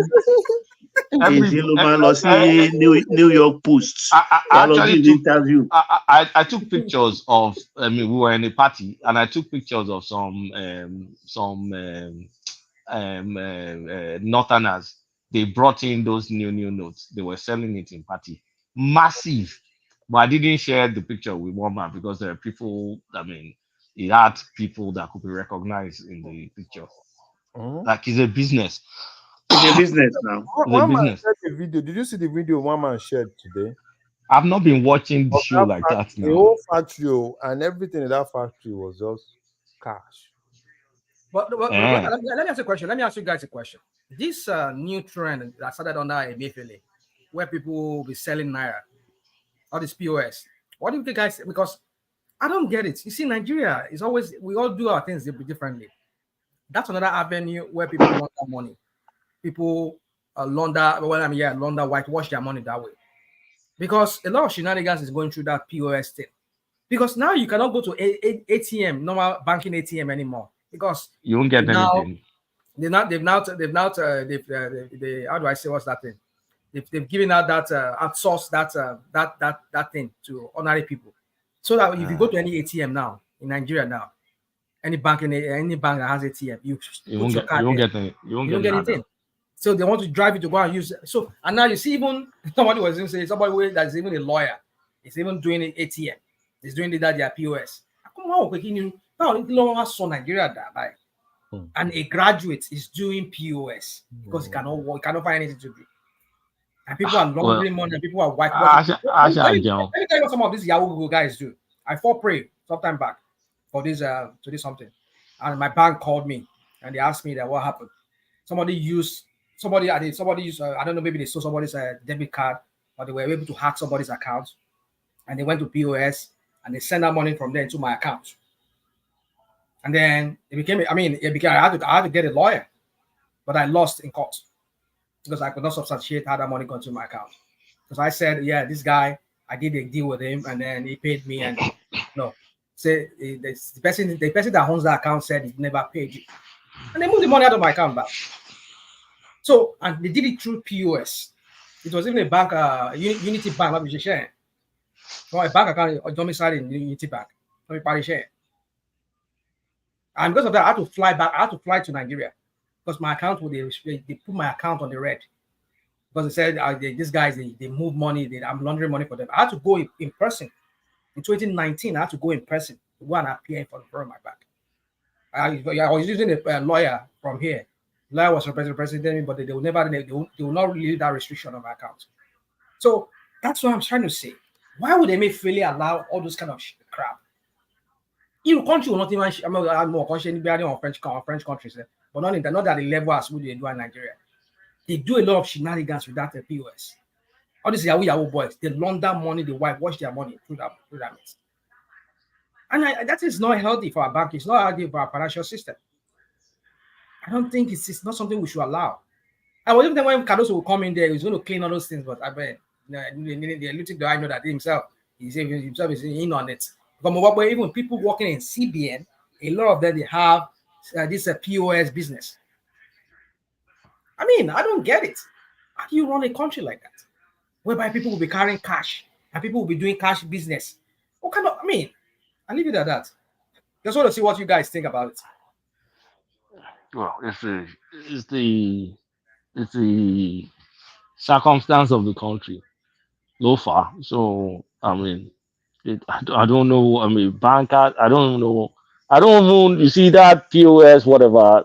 I honestly, is it because I don't care? Yeah, maybe, but it's not normal. It's not normal. But even that POS of a thing, the money they move, because for me, that POS is just a small chunk of those money that moves in Lagos, moves in every the nightclubs. At least averagely a nightclub in Lagos. Money that moves into those nightclubs. Some nightclubs they do, they do over 500 million every night. Some nightclubs in Lagos do over 500 million every night. Some of all these stars, some of the Sound like nightclubs. you have one. You have a nightclub, do you? Do you have a nightclub? There's some nightclubs like Sino Zone. I know. Like Elox, That that Cubana fat boy, is what's this guy's? Cubana. This guy's this new guy. What's this guy? Obese place. Obese place.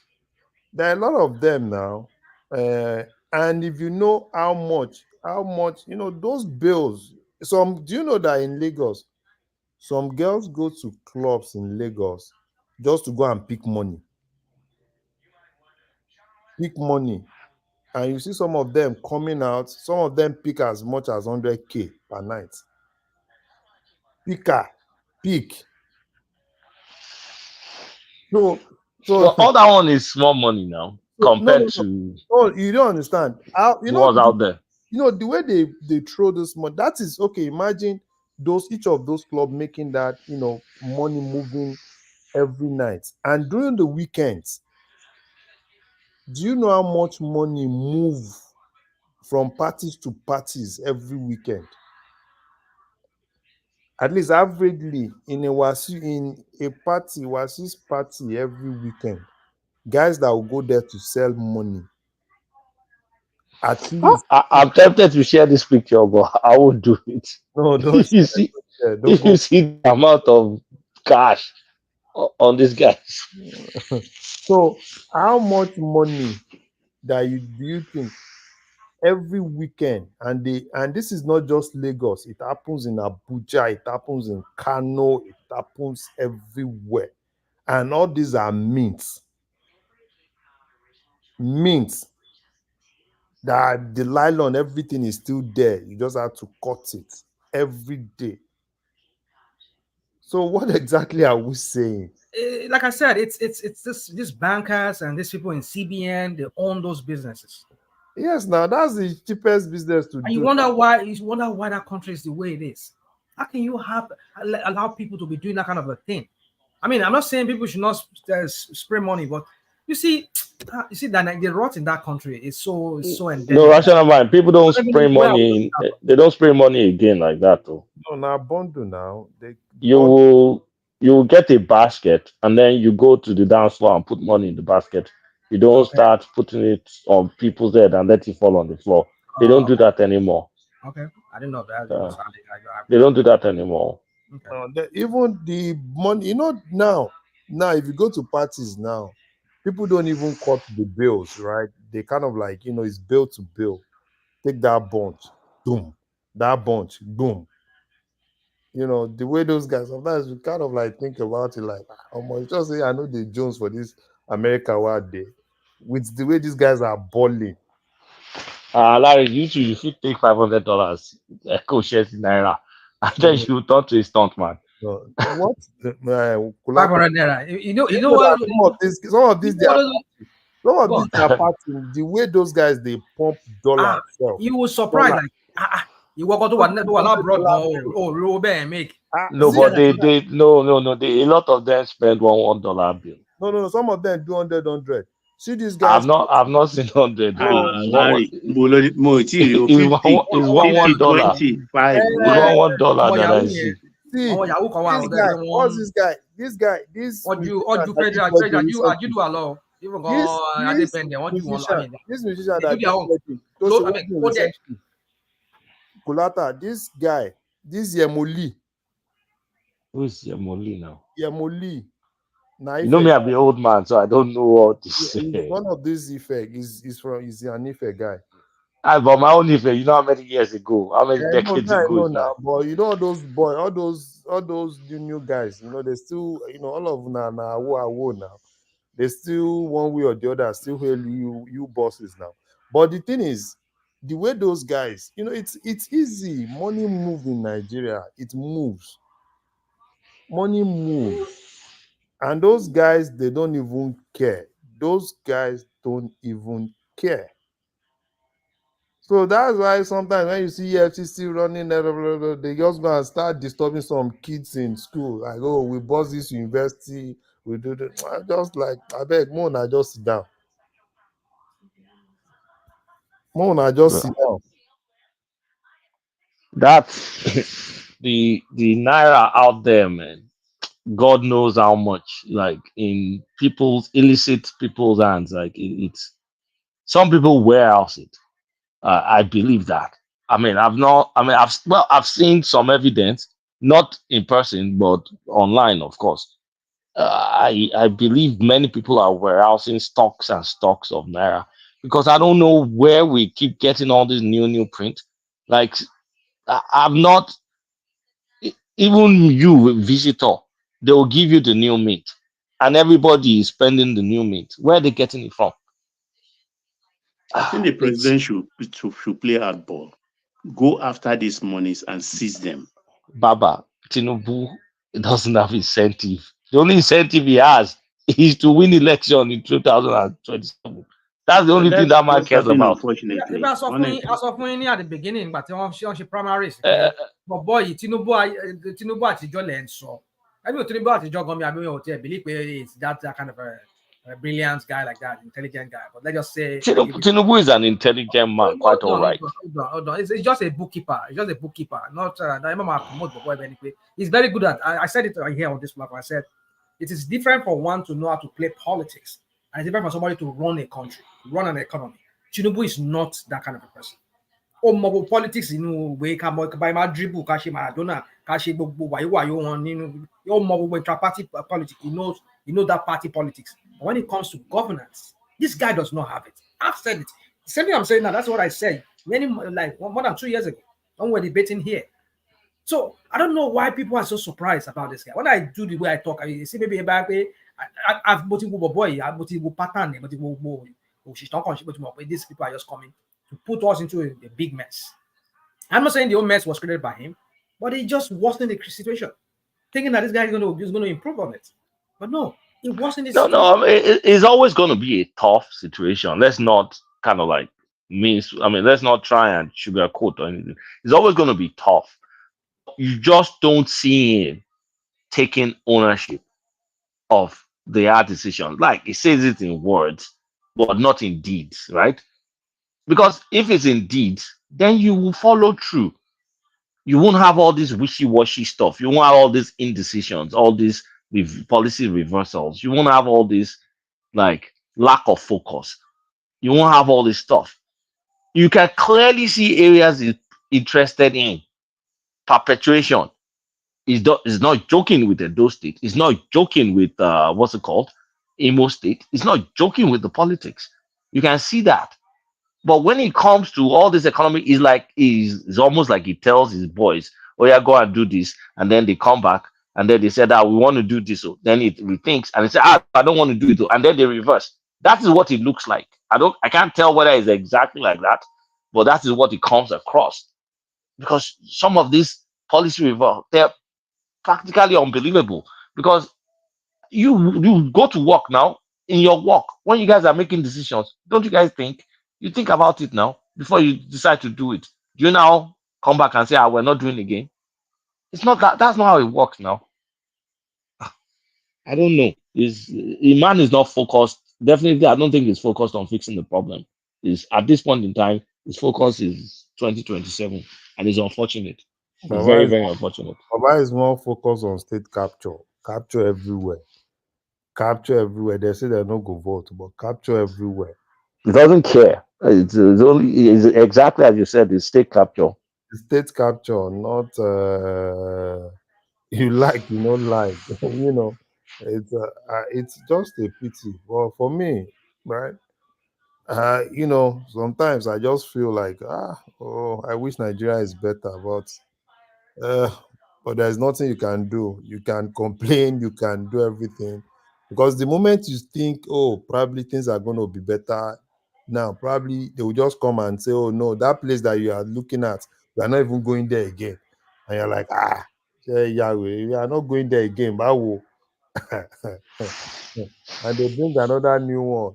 Oh, this and that. So that's I know for 4 years, because by May will be 2 years, right? So then after May, what's remaining? It's So more of okay, thinking. let's say if it doesn't change his cabinet significantly in the next 3 months, then we know this is true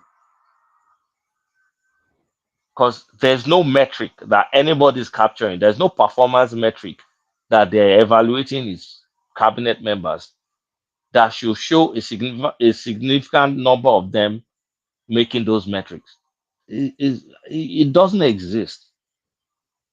I mean, what are they measuring them on or benchmarking them on that will show they exceeded expectation or they even met expectation? Not to even talk about exceeded expectation, barely meeting expectation.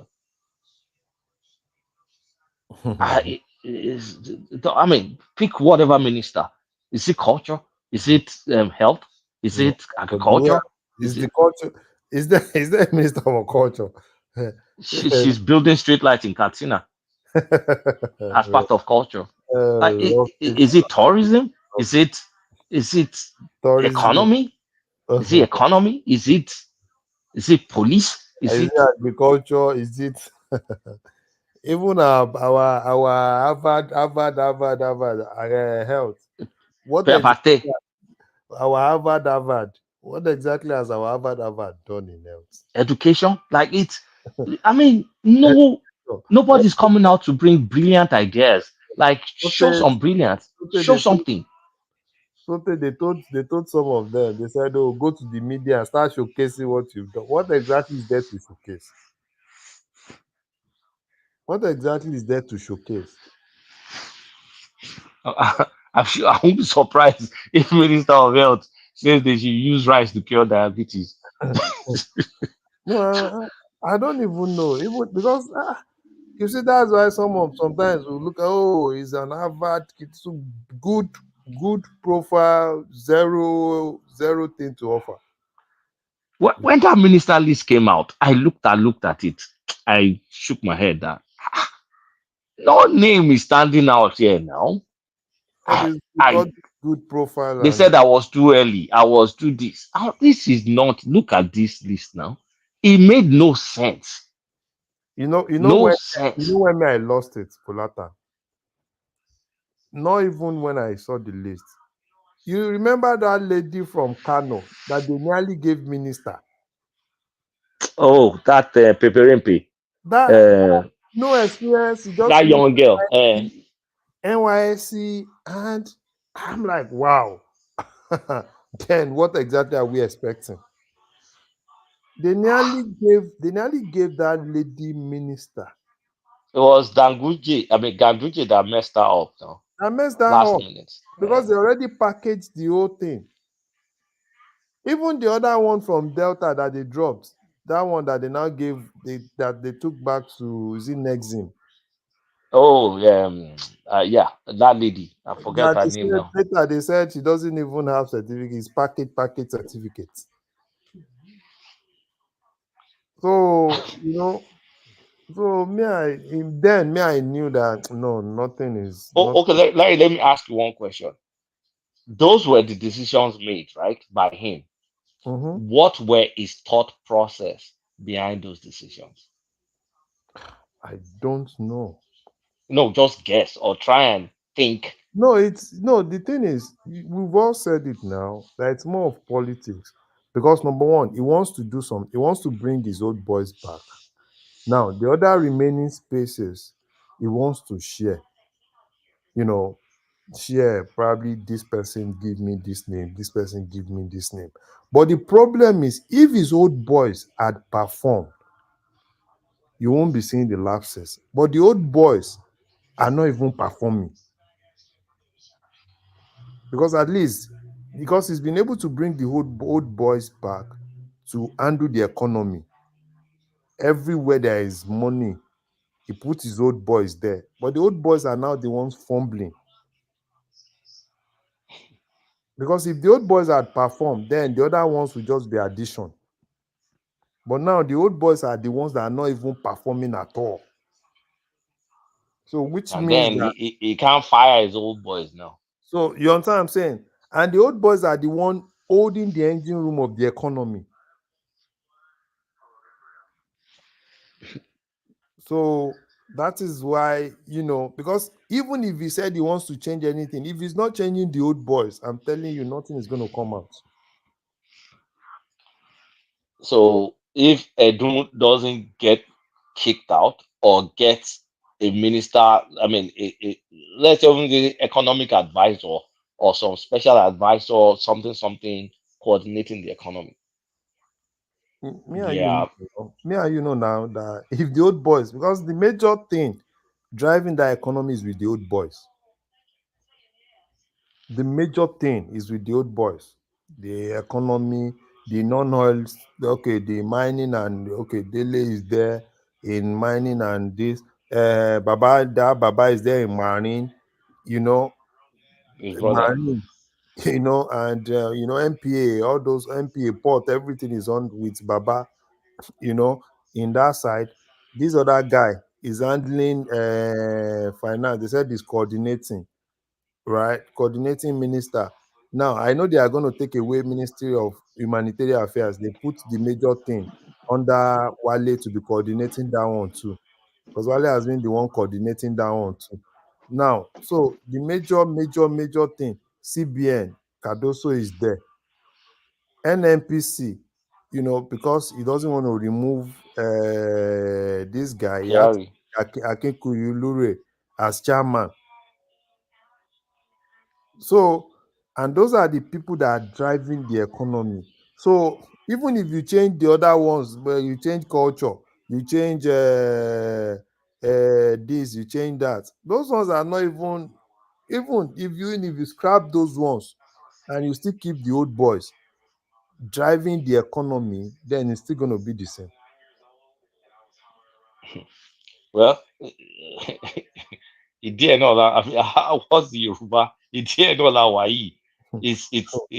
I mean, oh, look, I've written him off. If So it that's doesn't change, so if it that's why doesn't change course, that's why you can forget his For me, administration. Kulata, if he wants to take that bold step, he needs to start with the old boys. He needs to start with the old boys. Number one, Kulata, Wale, cut Wale's feather.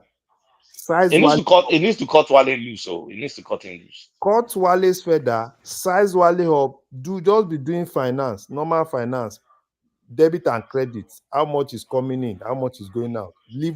Don't leave economic, don't coordinate anything. Wale doesn't have the chops to coordinate nothing. Wale is just good as normal accounting job as Minister of Finance.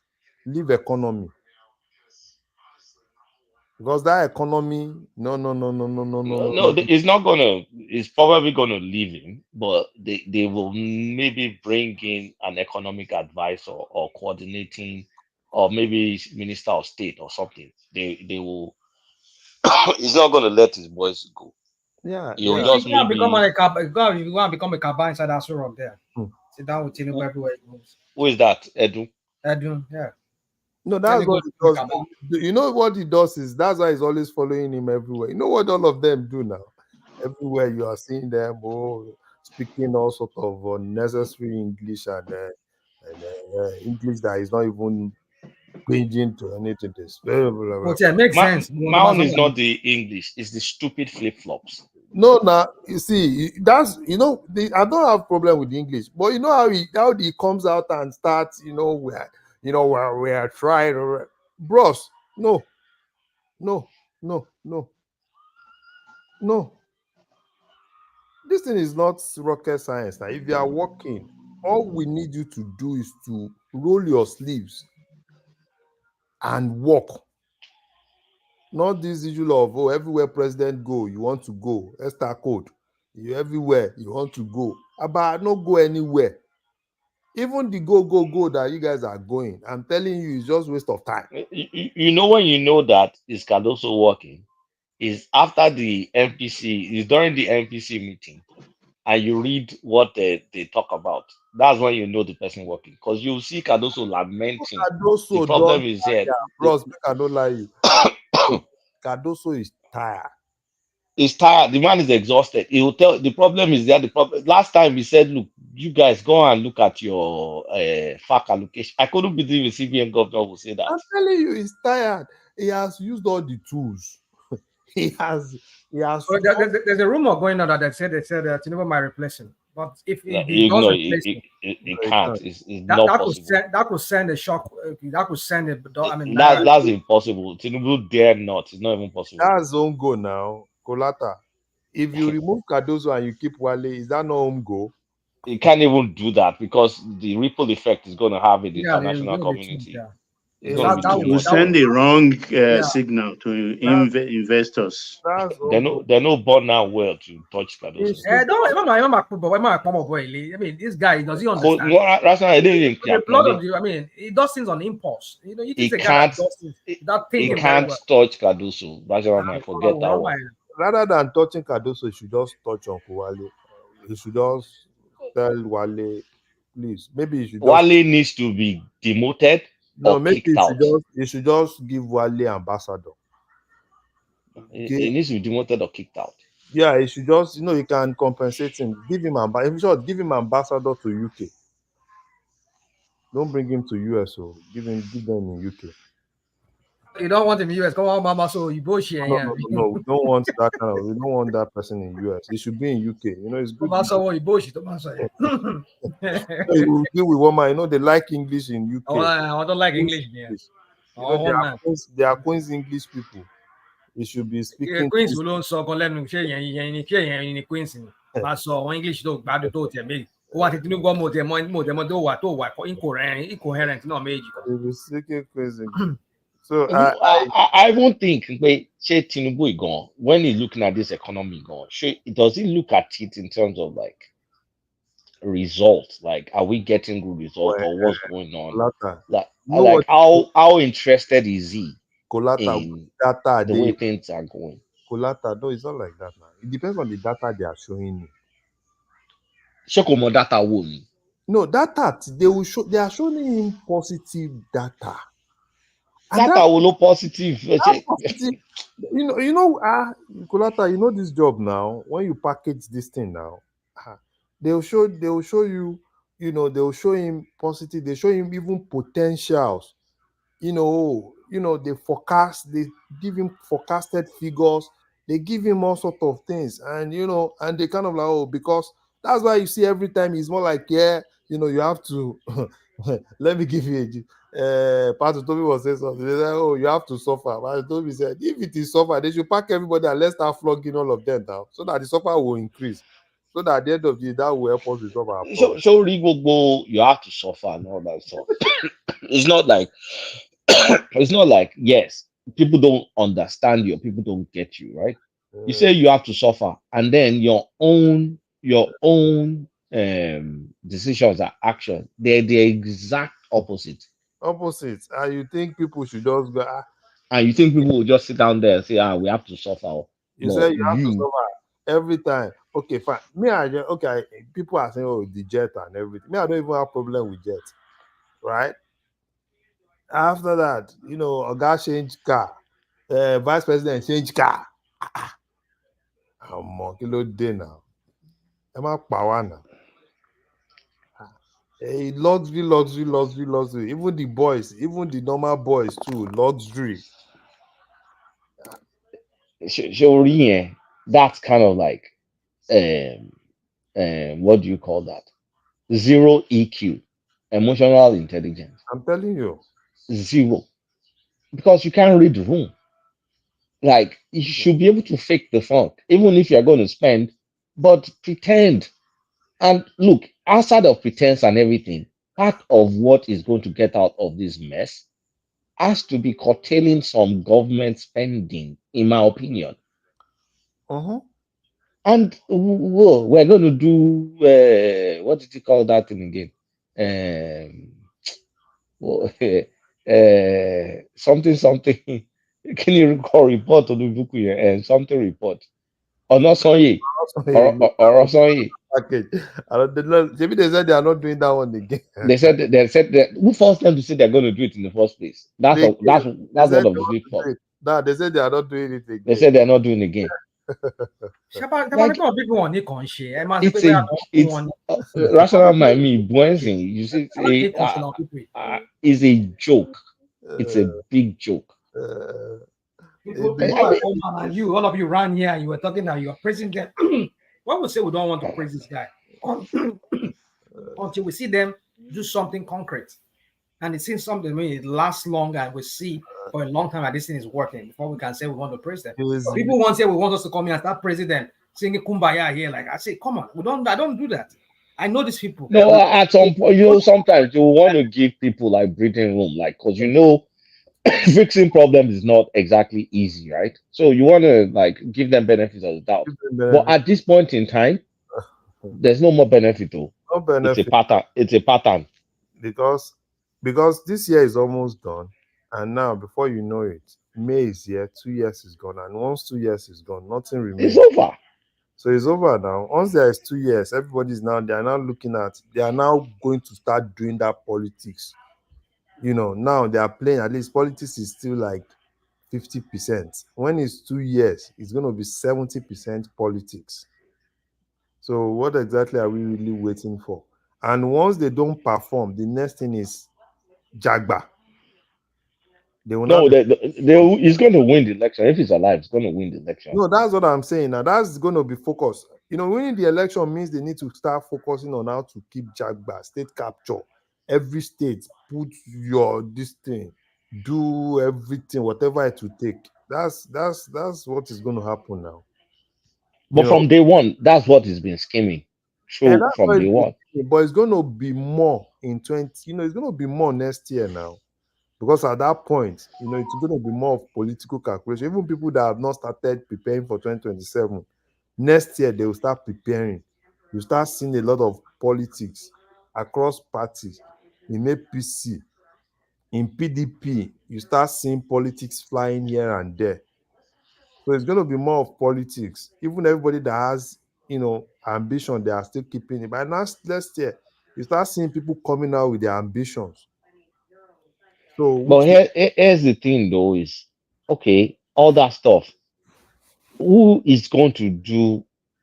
I mean, my own is I like problem solving, right?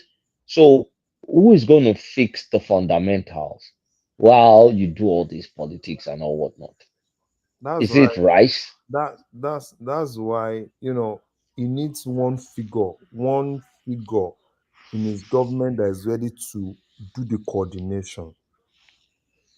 You need that figure, but that figure is lacking. Even when he was governor, he was fortunate to have the Fashola figure that was chief of staff that was doing the coordination.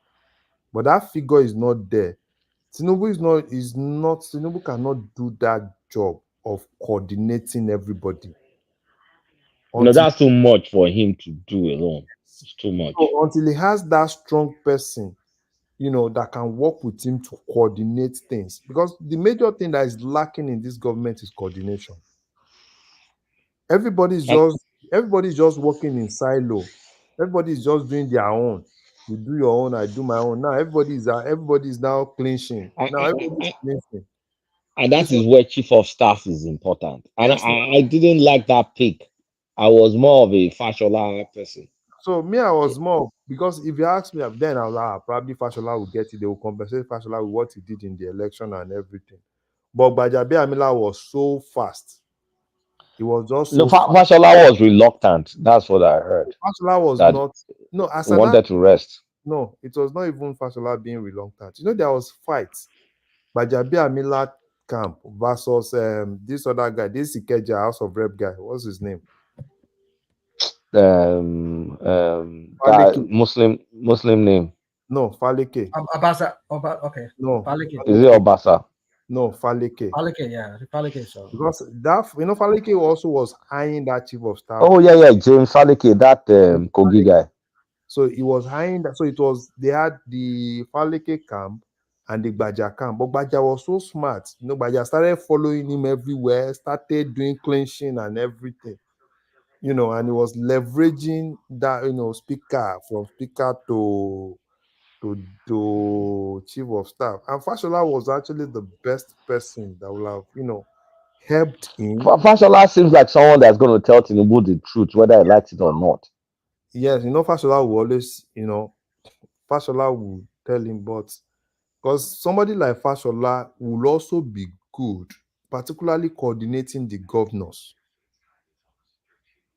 Coordinating with the governors, because he's been a governor and, but Baja does not even have that, to have that relationship and, help with coordination among the governors. Because Fashola will have been that person they look up to in case of probably the president is not around. But Baja is not. But Baja could coordinate with the politicians in Abuja, House of Rep, and what's it called for bills. So it's not really coordinating. So the coordination now, people are now beginning to, rather than them working with Baja, they are now jumping Baja to want to work directly with the president.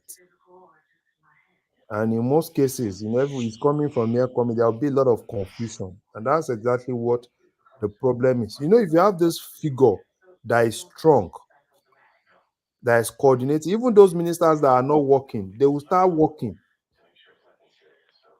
But because everybody is just like nobody, everybody, even their normal fake meeting, the fake meeting, it's not like they are doing fake meetings like that. Is until probably they have something cogent, do fake meeting. And that fake meeting too is also important. At least when you come to fake meeting, what exactly have you really achieved, right? You're able to put it. I think the more we talk about it, the more the weakest link. I mean, if I'm going to count the top two weakest link in this government, has to be number one, Baja, number two, Edun. Mm-hmm. Those are my top two weakest links Mm-hmm. that it needs to replace to get some traction. I agree. Because those two guys are key. Because if those guys are functional, they are working well. Every other ones, even those ones that are not working, I'm telling you, they will be forced to work. Not all these. Everybody's just doing their own. Everybody's working in a silo. It's Everybody's ridiculous. working in silos now. Minister of Women Affairs. That one is just everywhere. Go to everywhere. Close. Close ceremonies. Do this. Do that. I'm telling you, everybody's just doing their own.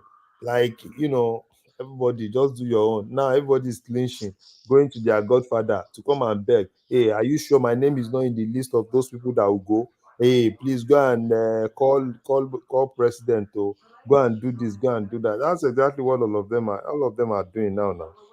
Nobody is working. What all of them are doing now, because everybody's like, can you help me check that list? What do you think? Do you think the president is going to drop me? Even some of them are even clinching with Wike now because they think Wike has a say in the government. You see, clinching. Clinching is what everybody is doing now. Everybody is just clinching, calling their godfather to go and talk on their behalf. If you've worked, you don't even need your godfather to talk on your behalf. Yeah, and the stupid thing is, Tinubu was saying they shouldn't be shy, that she should go on And TV to shouldn't talk. decide they should go Like, to is TV, is stage fright affecting them, Abi? Abi, we'll see now. If you've worked, we'll see what you do now. You don't even need Abi, you to. don't have anything to talk about. People that don't have anything to talk about. What exactly? Tell them to come and talk now. They will be campaigning. Okay, they said when they did 1 year, that he said all of them should go and start talking. Everything they did them, it was not about what they've achieved. It was more of what they intend to do. And I'm like, are you guys still campaigning? Because you can't come here now after you spend that long. You are not telling me about what you've achieved. You are telling me about what you intend to do.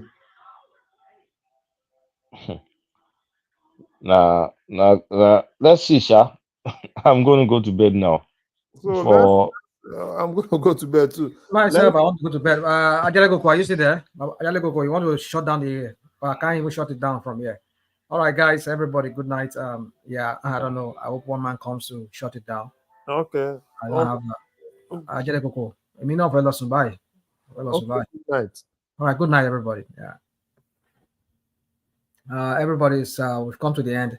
Chioma, can you log in and come and hand it this thing? Yeah, I don't know if you. I think you are still there, Chioma. If you can come in, come and shut down this thing.